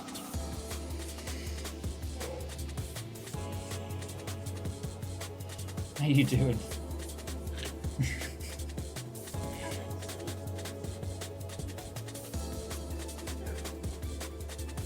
It's been a long. Like, I am glad we got out for a trundle this morning. Yeah. I'm really glad we did it before the sun came out. Yes. And it was Because yeah, like I said, you didn't see the last one, and it was a lot. Now the cars are fucked up, you wouldn't even know they were there.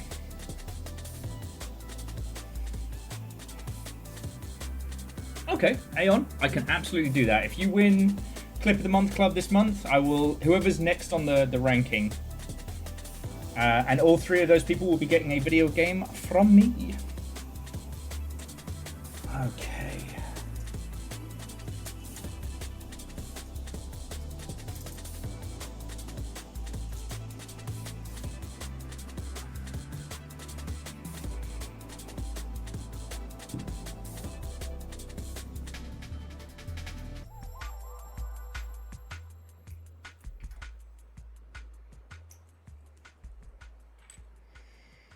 Okay.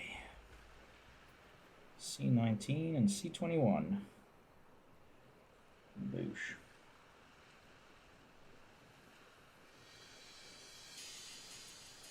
And also, friends, if any of you are doing crafting projects as well, if it's mechs and minis, pop it in, mechs and minis.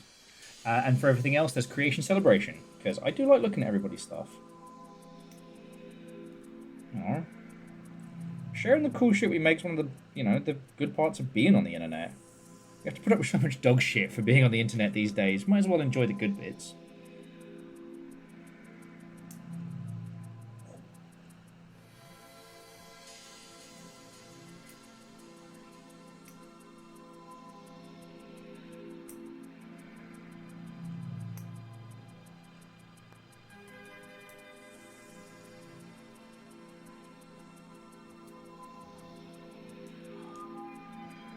Life.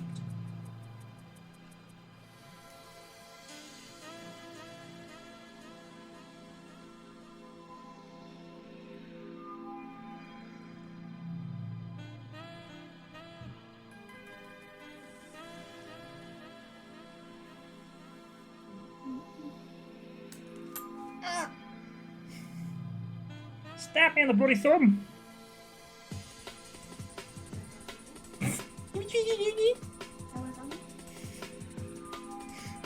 No.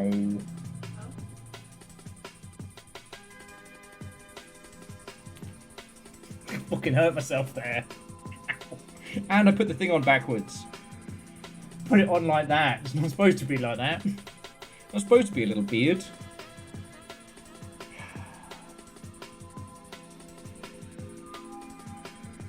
Gundam pilots coming out of my head. Oh, I might have fucked up here. I know I'm always a big fan of saying, like, it's about how you fix your mistakes that makes Gundam building fun. Except for when I make mistakes. And then it's bad and terrible with no upside. Switch hands. Ooh. Ooh. Did it. Alright, let's try that again, shall we? But this time we're going to clip it together the right way round. Oh, would you look at that? It actually fits together if you clip it together the way it's supposed to be clipped together. Alright, get the signature V-fin in there.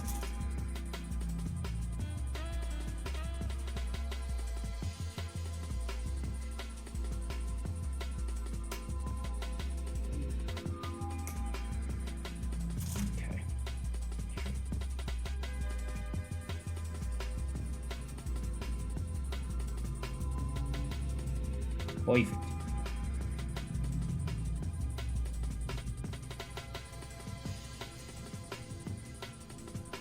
Perfect.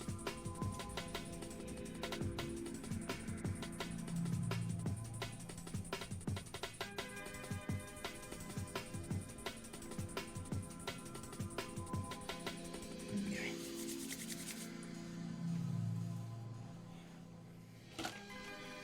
As much as it pains me. Oi! Excuse you, the soundtrack. As much as it pains me, I'm gonna get some stickers in this mother hubbard.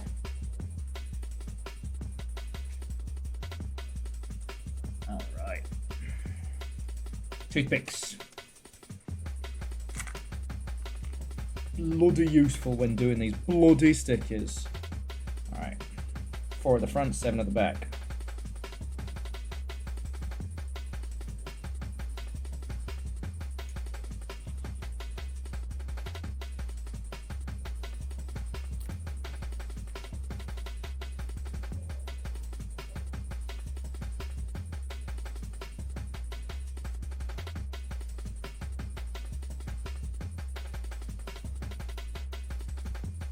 Son of a bitch! The thing I love about Gundam creating is it's such a calming hobby. Fuck you, you tiny sticker piece of shit!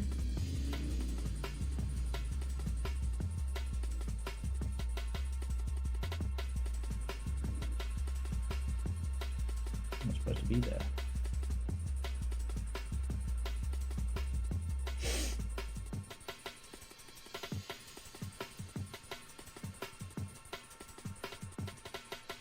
this build is mocking me openly now.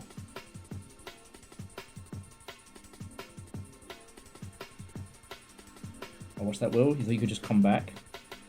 You could just come back after months and just build a Gundam? Like we wouldn't remember you? Like we wouldn't remember? Yes! Tiny green gem!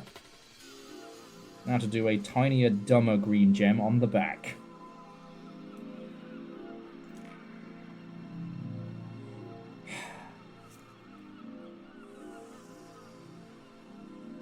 Note to self. Swear vengeance against stickers.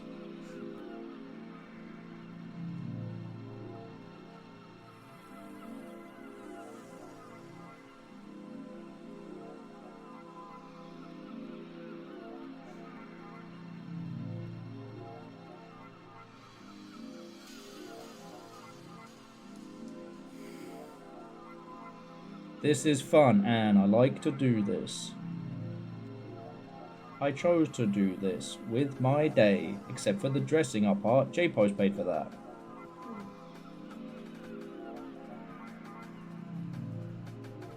Kinda weird when I say it like that. Kinda wish I hadn't. Okay, there we go. See? Tiny shine. Tiny shine. Shine.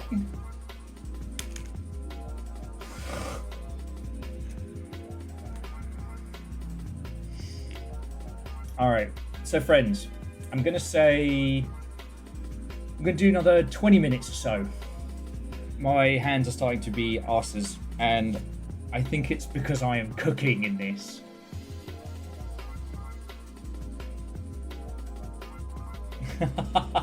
No. So Aeon, there's no such thing as a time to sexy for people who stream or make videos. There's the cat-made inevitability that no matter who you are, no matter how you stream, you will eventually end up in a made costume with cat ears. And sometimes that sends you on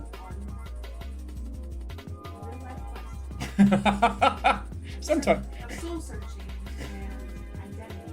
Sometimes it means you got to ask yourself a lot of questions afterwards.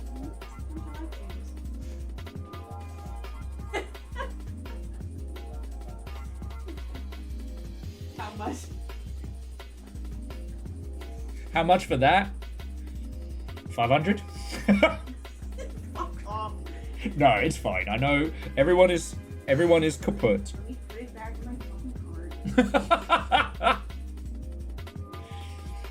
I think we've still got the cat ears. We still have the cat ears. We still have the cat ears. But no, that's the thing. It's like it's always an inevitability.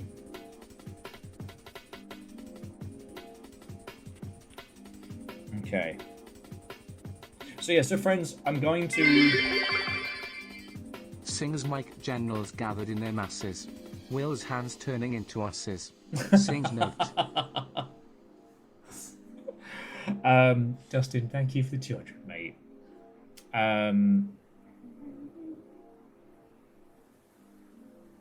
Yeah. I've had pretty much all of my friends at some point have ended up on the cat maid train. It did make me laugh that for Saren doing the paying off the medical bills, Saren took all of their characters and put them all in cat maid outfits.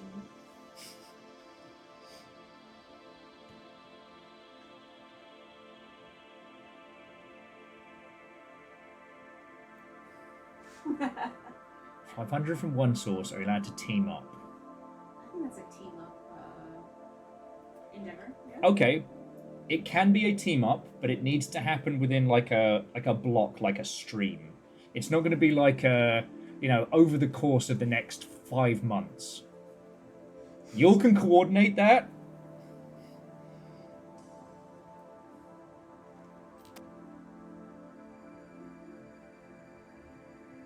I hear the DMs fucking right now.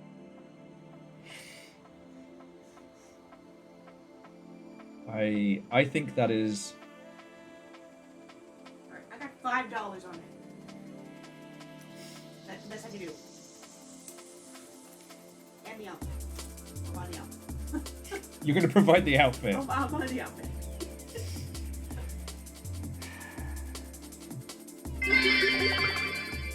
When I was in chat, William told me about an indie called Project Silverfish. Thank you, Simple Chaos. I didn't actually intend to just leave the Project Silverfish trailer playing on loop up in the top corner. We are not sponsored by Project Silverfish. I don't even think the creator knows I exist. And that's okay.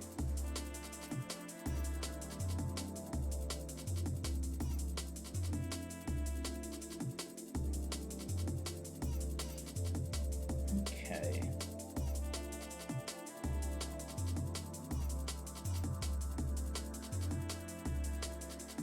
Well, y'all can scheme to your heart's content. I gotta put these 2 fucking eye stickers on, so I'm about to be very sweary and distracted. 1/100 for the first thing.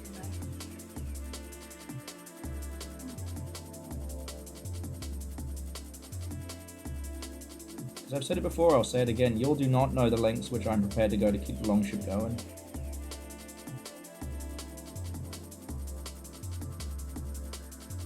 I climbed that fucking snailway. Damn, it gave myself swamp here doing it. Swamp here and madness.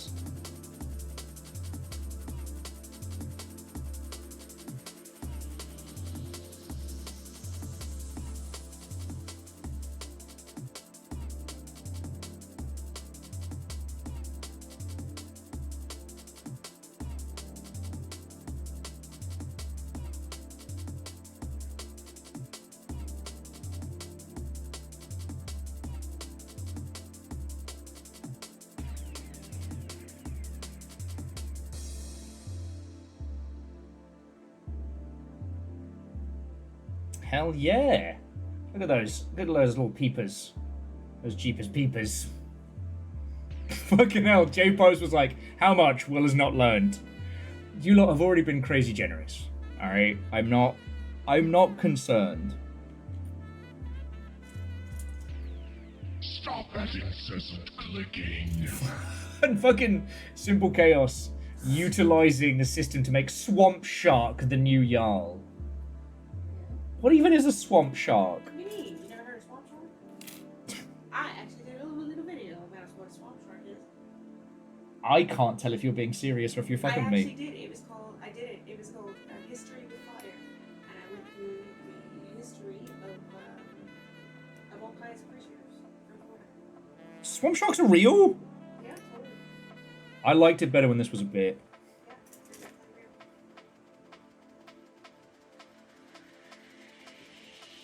Such an ass. You fucking with me.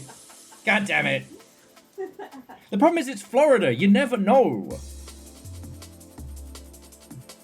Florida is like Australia with PvP turned on. Florida is Australia. Yeah, it really is. Just smaller spiders, but yeah. Smaller spiders, more dangerous locals.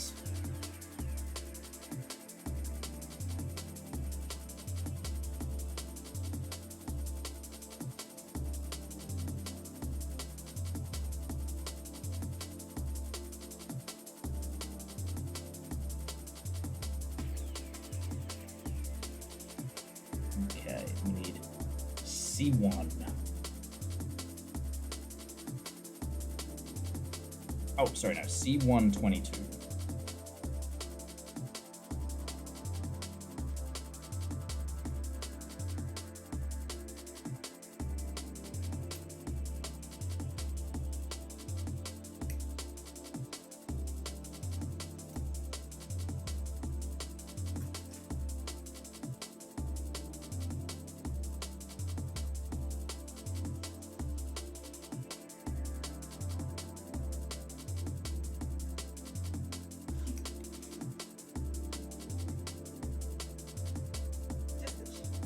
Florida is more like Australia with no admin. It's the modded Australia server.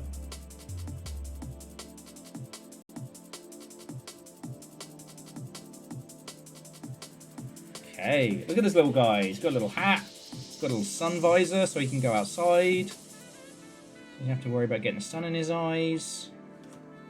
He's just a little guy.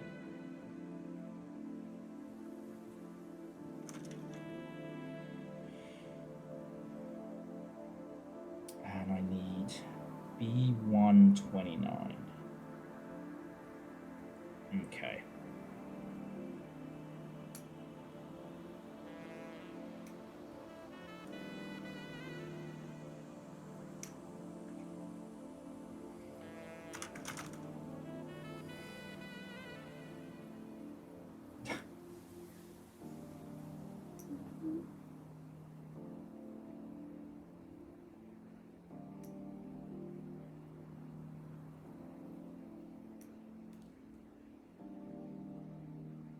But I'm just saying, like, bogans are not to be trifled with, certainly.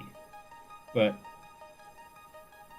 you know, bogans versus Florida, you know, I'm going to call them rednecks. What do you call them? Rurals? The isolated Floridians. I don't know, I'm just... Well, there's different variations of redneck. But I would say that the Floridian redneck is a different class of criminal compared to the Australian bogan. And that if I had to put money on which one is coming out of that PvP encounter quids in, it's not going on the bogans. You know. Ooh, launch window.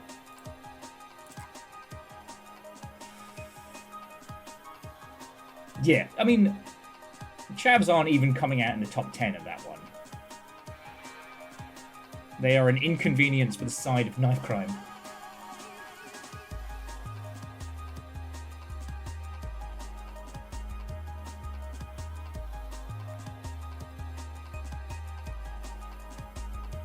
Rednecks is the technical term. Okay, thank you, Aeon.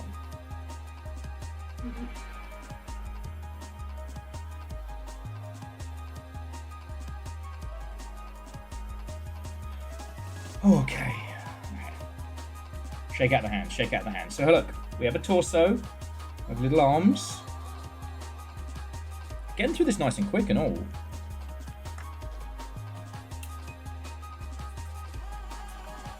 Let's tick them off so when I come back I know how much I've got left to do.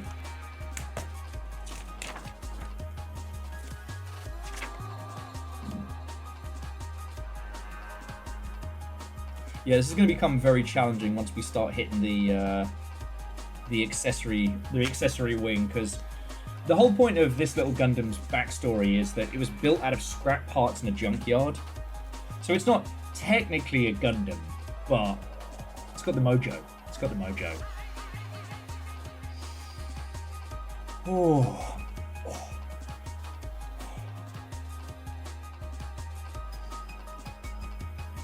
So I think that's where I'm going to finish on me Gundam building. So friends, I'm gonna natter with your lovely selves for another like 10 to 15 minutes, and then I think I'm gonna have to call it for close for today. If that is okay with you all. I know that's only 6 hours.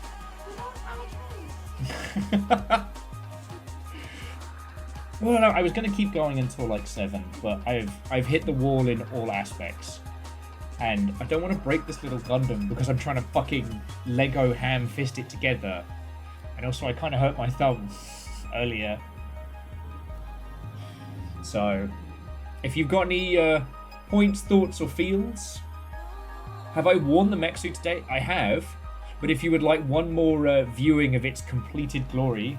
Should chat with them while we're in it. Okay. Close out the stream. Yeah. Hopefully the fucking credits work today. Oh, fuck off, Verdon. Swamp Shark, a terror has a new home. 1 million years dungeon. No, Little Fire's right. Like, we've gone to a lot of lengths, and here's the thing. I know I joke about this stuff, and I run my mouth without thinking, but even if it was to get me in a Roman outfit and a Gundam costume, J-Post, you put in $500. Times are fucking hard right now. That's a crazy amount of money. Like, that is food for months. That is, you know, keeping a whole thing going for a whole... You don't even know. So seriously, thank you. Alright? Thank you. Mommy says new bounty. I tell you what, maybe we'll, if we have to do something like the Snare Way again, we'll add Swamp Shark viewing party to it. So, yeah, just one more time though. This is as much Gundam as I put together today. Sorry I didn't get to do it whilst dressed as a Gundam. That was slightly more of a challenge than I would have thought. But I can certainly sit here as a Gundam for the last bit. Oh, hang on. Clear up a little. Oh god. Get rid of my underwire. Try to throw that away. Fucking hell.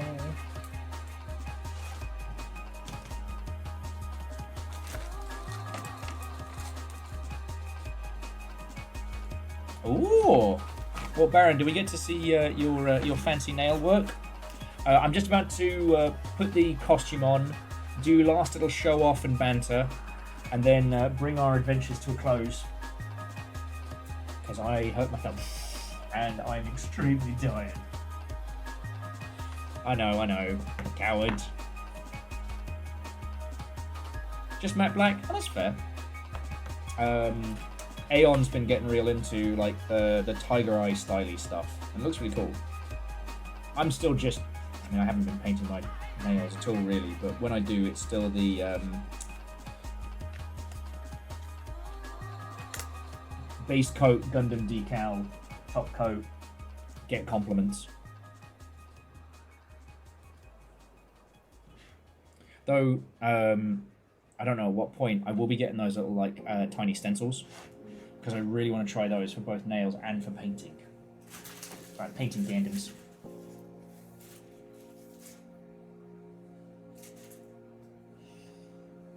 Okay. Oh, that's cool. Baron says it actually helps like protecting hands at work. That's fucking rad. Okay. Hold the helm for a second. Okay. God. You can feel the bits where it's taken my hair off.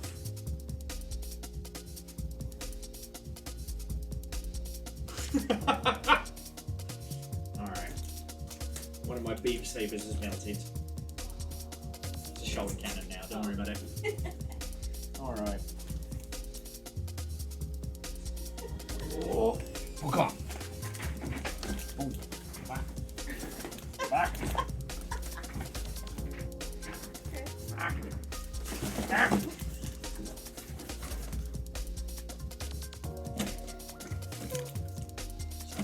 Gundam. Okay, I can kind of see what people are saying. I don't know art, but I know what I like. Is this what you like? Cardboard Gundam man.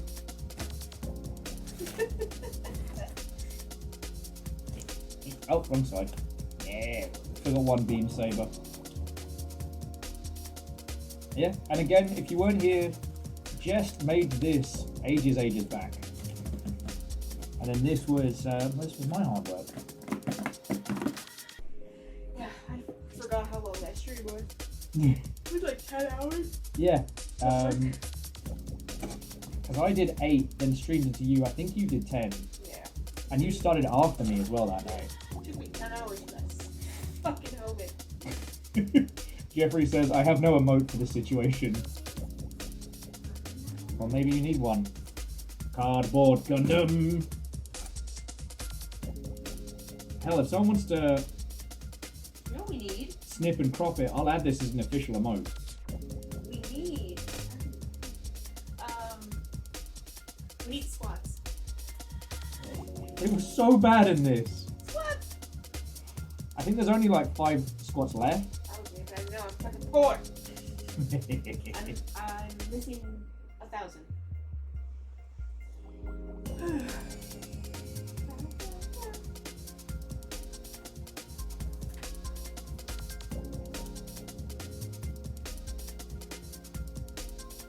Gundam says, don't do crime.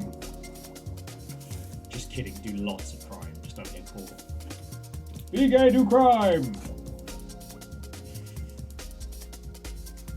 Oh, it is weird inside this, I'm not gonna lie.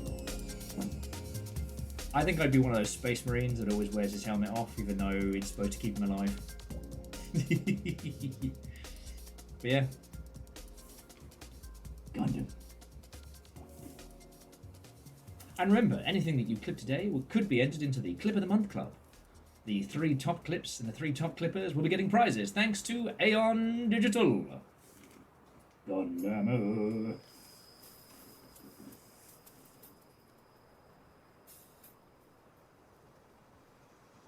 Ooh, Kakazi, that is a proper birthday treat. Kakazi got fish and chips ordered, and they're like, you certainly didn't pull that out of the freezer. Fuck yeah. I really wish we'd gotten the catfish earlier. They had a catfish po' boy. Ah, I'm sorry. Sandwich looked so fucking good. It was so early I couldn't face food. Ugh. Oh, fuck yeah. And Kakazi, I hope I said it earlier, but if not, like, again, like, happy birthday, friend. It's fucking cool.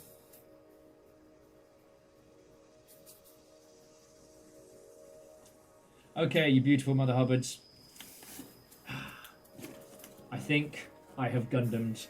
I have Gundammed well. I can't read the credits. I'm just gotta try and see if I can reach the fucking button. Alright, well, it's going to be credits over Project Silverfish, so don't worry about it. Ah, it's finally working. So, yesterday, everybody who threw in, you were all fucking legends. Thank you so much from the bottom of my heart, alright? I'm sorry we couldn't do credits yesterday because this all shat the bed. Today, I would like to thank Squeaky Snake, a John Deere Enjoyer, a Gathusicus, a Legidman, a Guardian's Guy, Tamaggio, Feel Good MD, a Poppykin, a Stellar Octahedron, a Syndrin, a Limitilli, Mr. Domrox, and congratulations again to both here. John Hawks, Restless Roots, The Prolo, and Swamp Shark, whether you were a comedy sub-target, whether you're a 92-month subscriber or what have you, seriously, thank you. To Eriman, Simple Chaos, Akari, Dustin, J-Pod, Puns, Bacon, Scotty, and Vanderbeast, you know, bits are literally cash for keeping this going, so fucking thank you. And then Scotty and Vanderbeast also throwing in some chunky emotes like it's no big deal. Thank you. To not just Caffeine, but also Moose, Tal, Nova, and Caffeine again.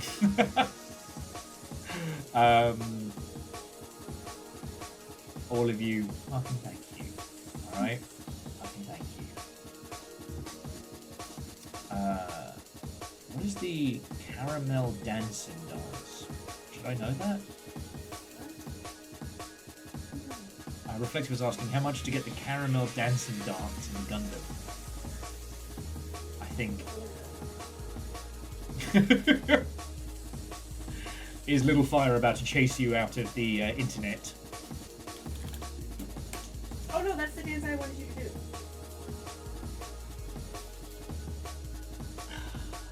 That's the dance. You know what? I'll give it a shot. You know what? You lot have done so much. You've all earned this. But if you choose to throw in some donations in these last few seconds, I will be extremely grateful. Alright? Okay, that's just the... Okay. Oh, fucking hell. Hold on. No! Yes! Yes! That's the one I wanted you to do! Alright. We've already said our thank yous. Mm-hmm. Could you chain up the song? Oh. Just see if I can bounce us out to this one. Oh god, okay. Sorry, I put you to work. Yeah, that's damn, dude. I'm getting my voice today. Hold on.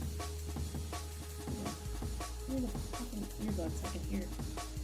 Like I've told you all, I'm prepared to do a lot to keep this place going. Tape the Gundam head to the shoulder and call yourself Zaphod. Well, I wasn't expecting to... This armor is unlikely to survive this.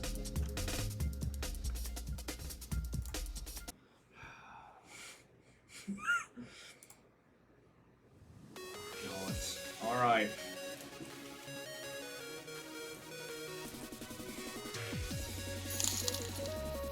There we go. Caramel dancer. What was that? $100. Reflective gave $100 for the dance. Well, Now we're starting it shit. over because you're. Hold on. Where's my fucking mouse? I have no timing. I'll just start bouncing.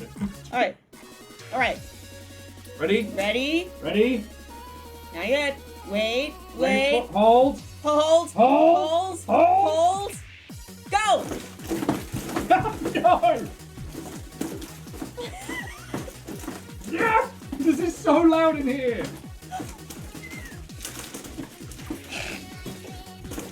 Don't jump.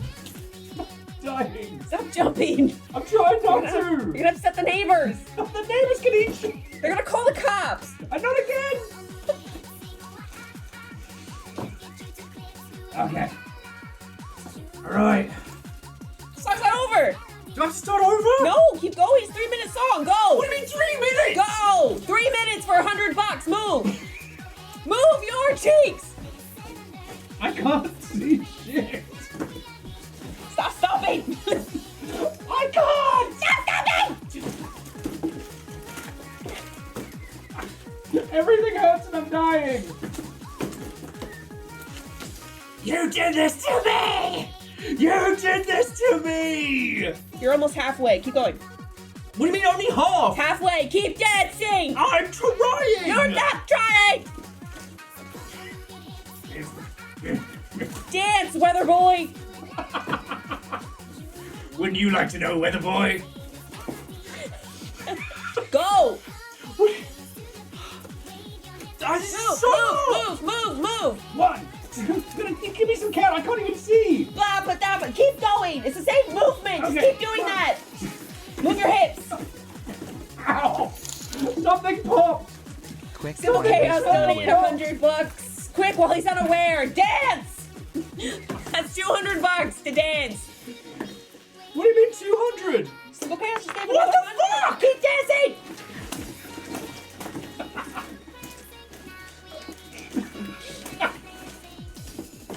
I used to make video games for a fucking living! Exactly, Reflective. Dance, monkey. You're not done yet. Song's not over. That's not over! You got like 30 seconds. Go. Alright, I think I got a rhythm here. Yeah. Yeah. That's just a British man having rhythm. Oh god. Fuck! I'm out of sync! I'm out of sync! Oh yeah! Keep going. I'm still going! You got 10 seconds.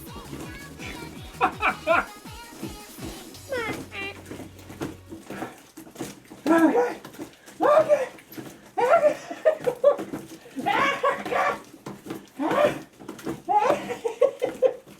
Alright, no, 5 seconds. Go. Just kidding. You're good. That was so much work. Yeah, you were never in sync. You were never in sync. Shake it like a Polaroid picture. Let it never be said. I'm not prepared to put my literal ass on the line. And Avenger gave 50. Fucking hell. You earned your money today.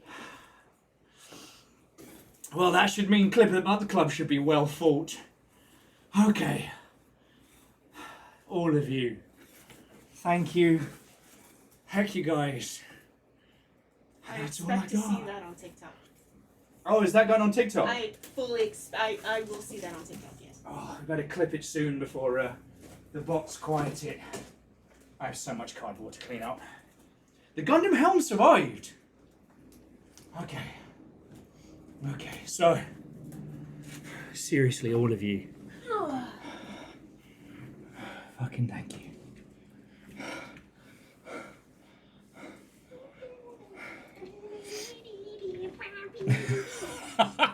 And Moose just saying, out of squats. So I can't punchline it properly. But you have some work to do before you can put that ass on the line. Fucking hell.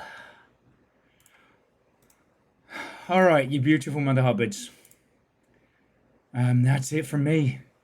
Do you have anything left to chuck in? As Aeon said, that's 250 of 500. I was going to do that lot for you anyway, because it make it feel like I actually owned it.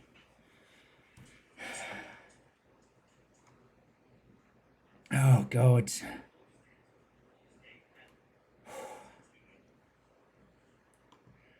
Oh, my word.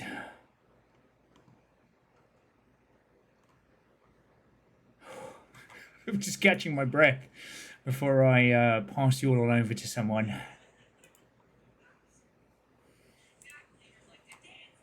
You can just hear the screaming of Dance Monkey. I'm trying to record it before it, just in case it gets muted. All right. I'm silly. You lot are silly. I joke, but you know what? I'd do this a shitload more times if it means I get to keep streaming for you lot a shitload more times. So seriously, thank you. Simple, reflective, Avenger, that's fucking shit tons of money. You don't even know. I'm going to turn that into a lovely dinner. Not all of it. I'm going to turn a little bit of that into a lovely dinner that I'm going to cook for Little Fire tonight. So, seriously, thank you. We need to donate enough for a poll. That might get me in trouble with the neighbors. Okay, but that's it from me. So I have you have a choice, friends. I can offer you Warframe. I can offer you some of the Final Fantasy Online, or I can offer you Cruelty Squad. I don't know if any of those speak to you on a personal level.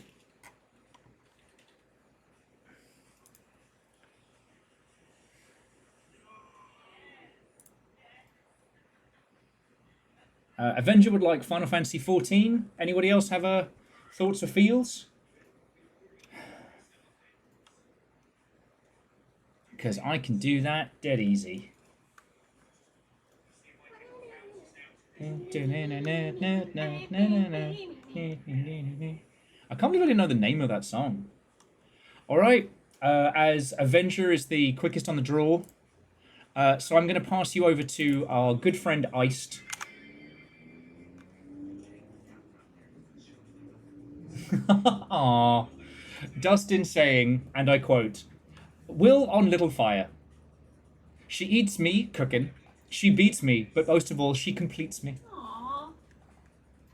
That's the sweetest thing you have never said to me.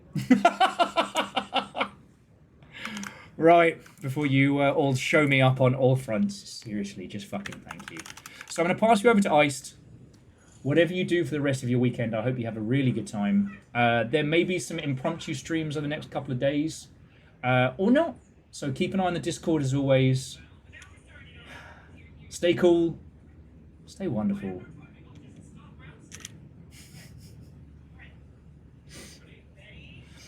And yeah, Clip of the Month Club is a go.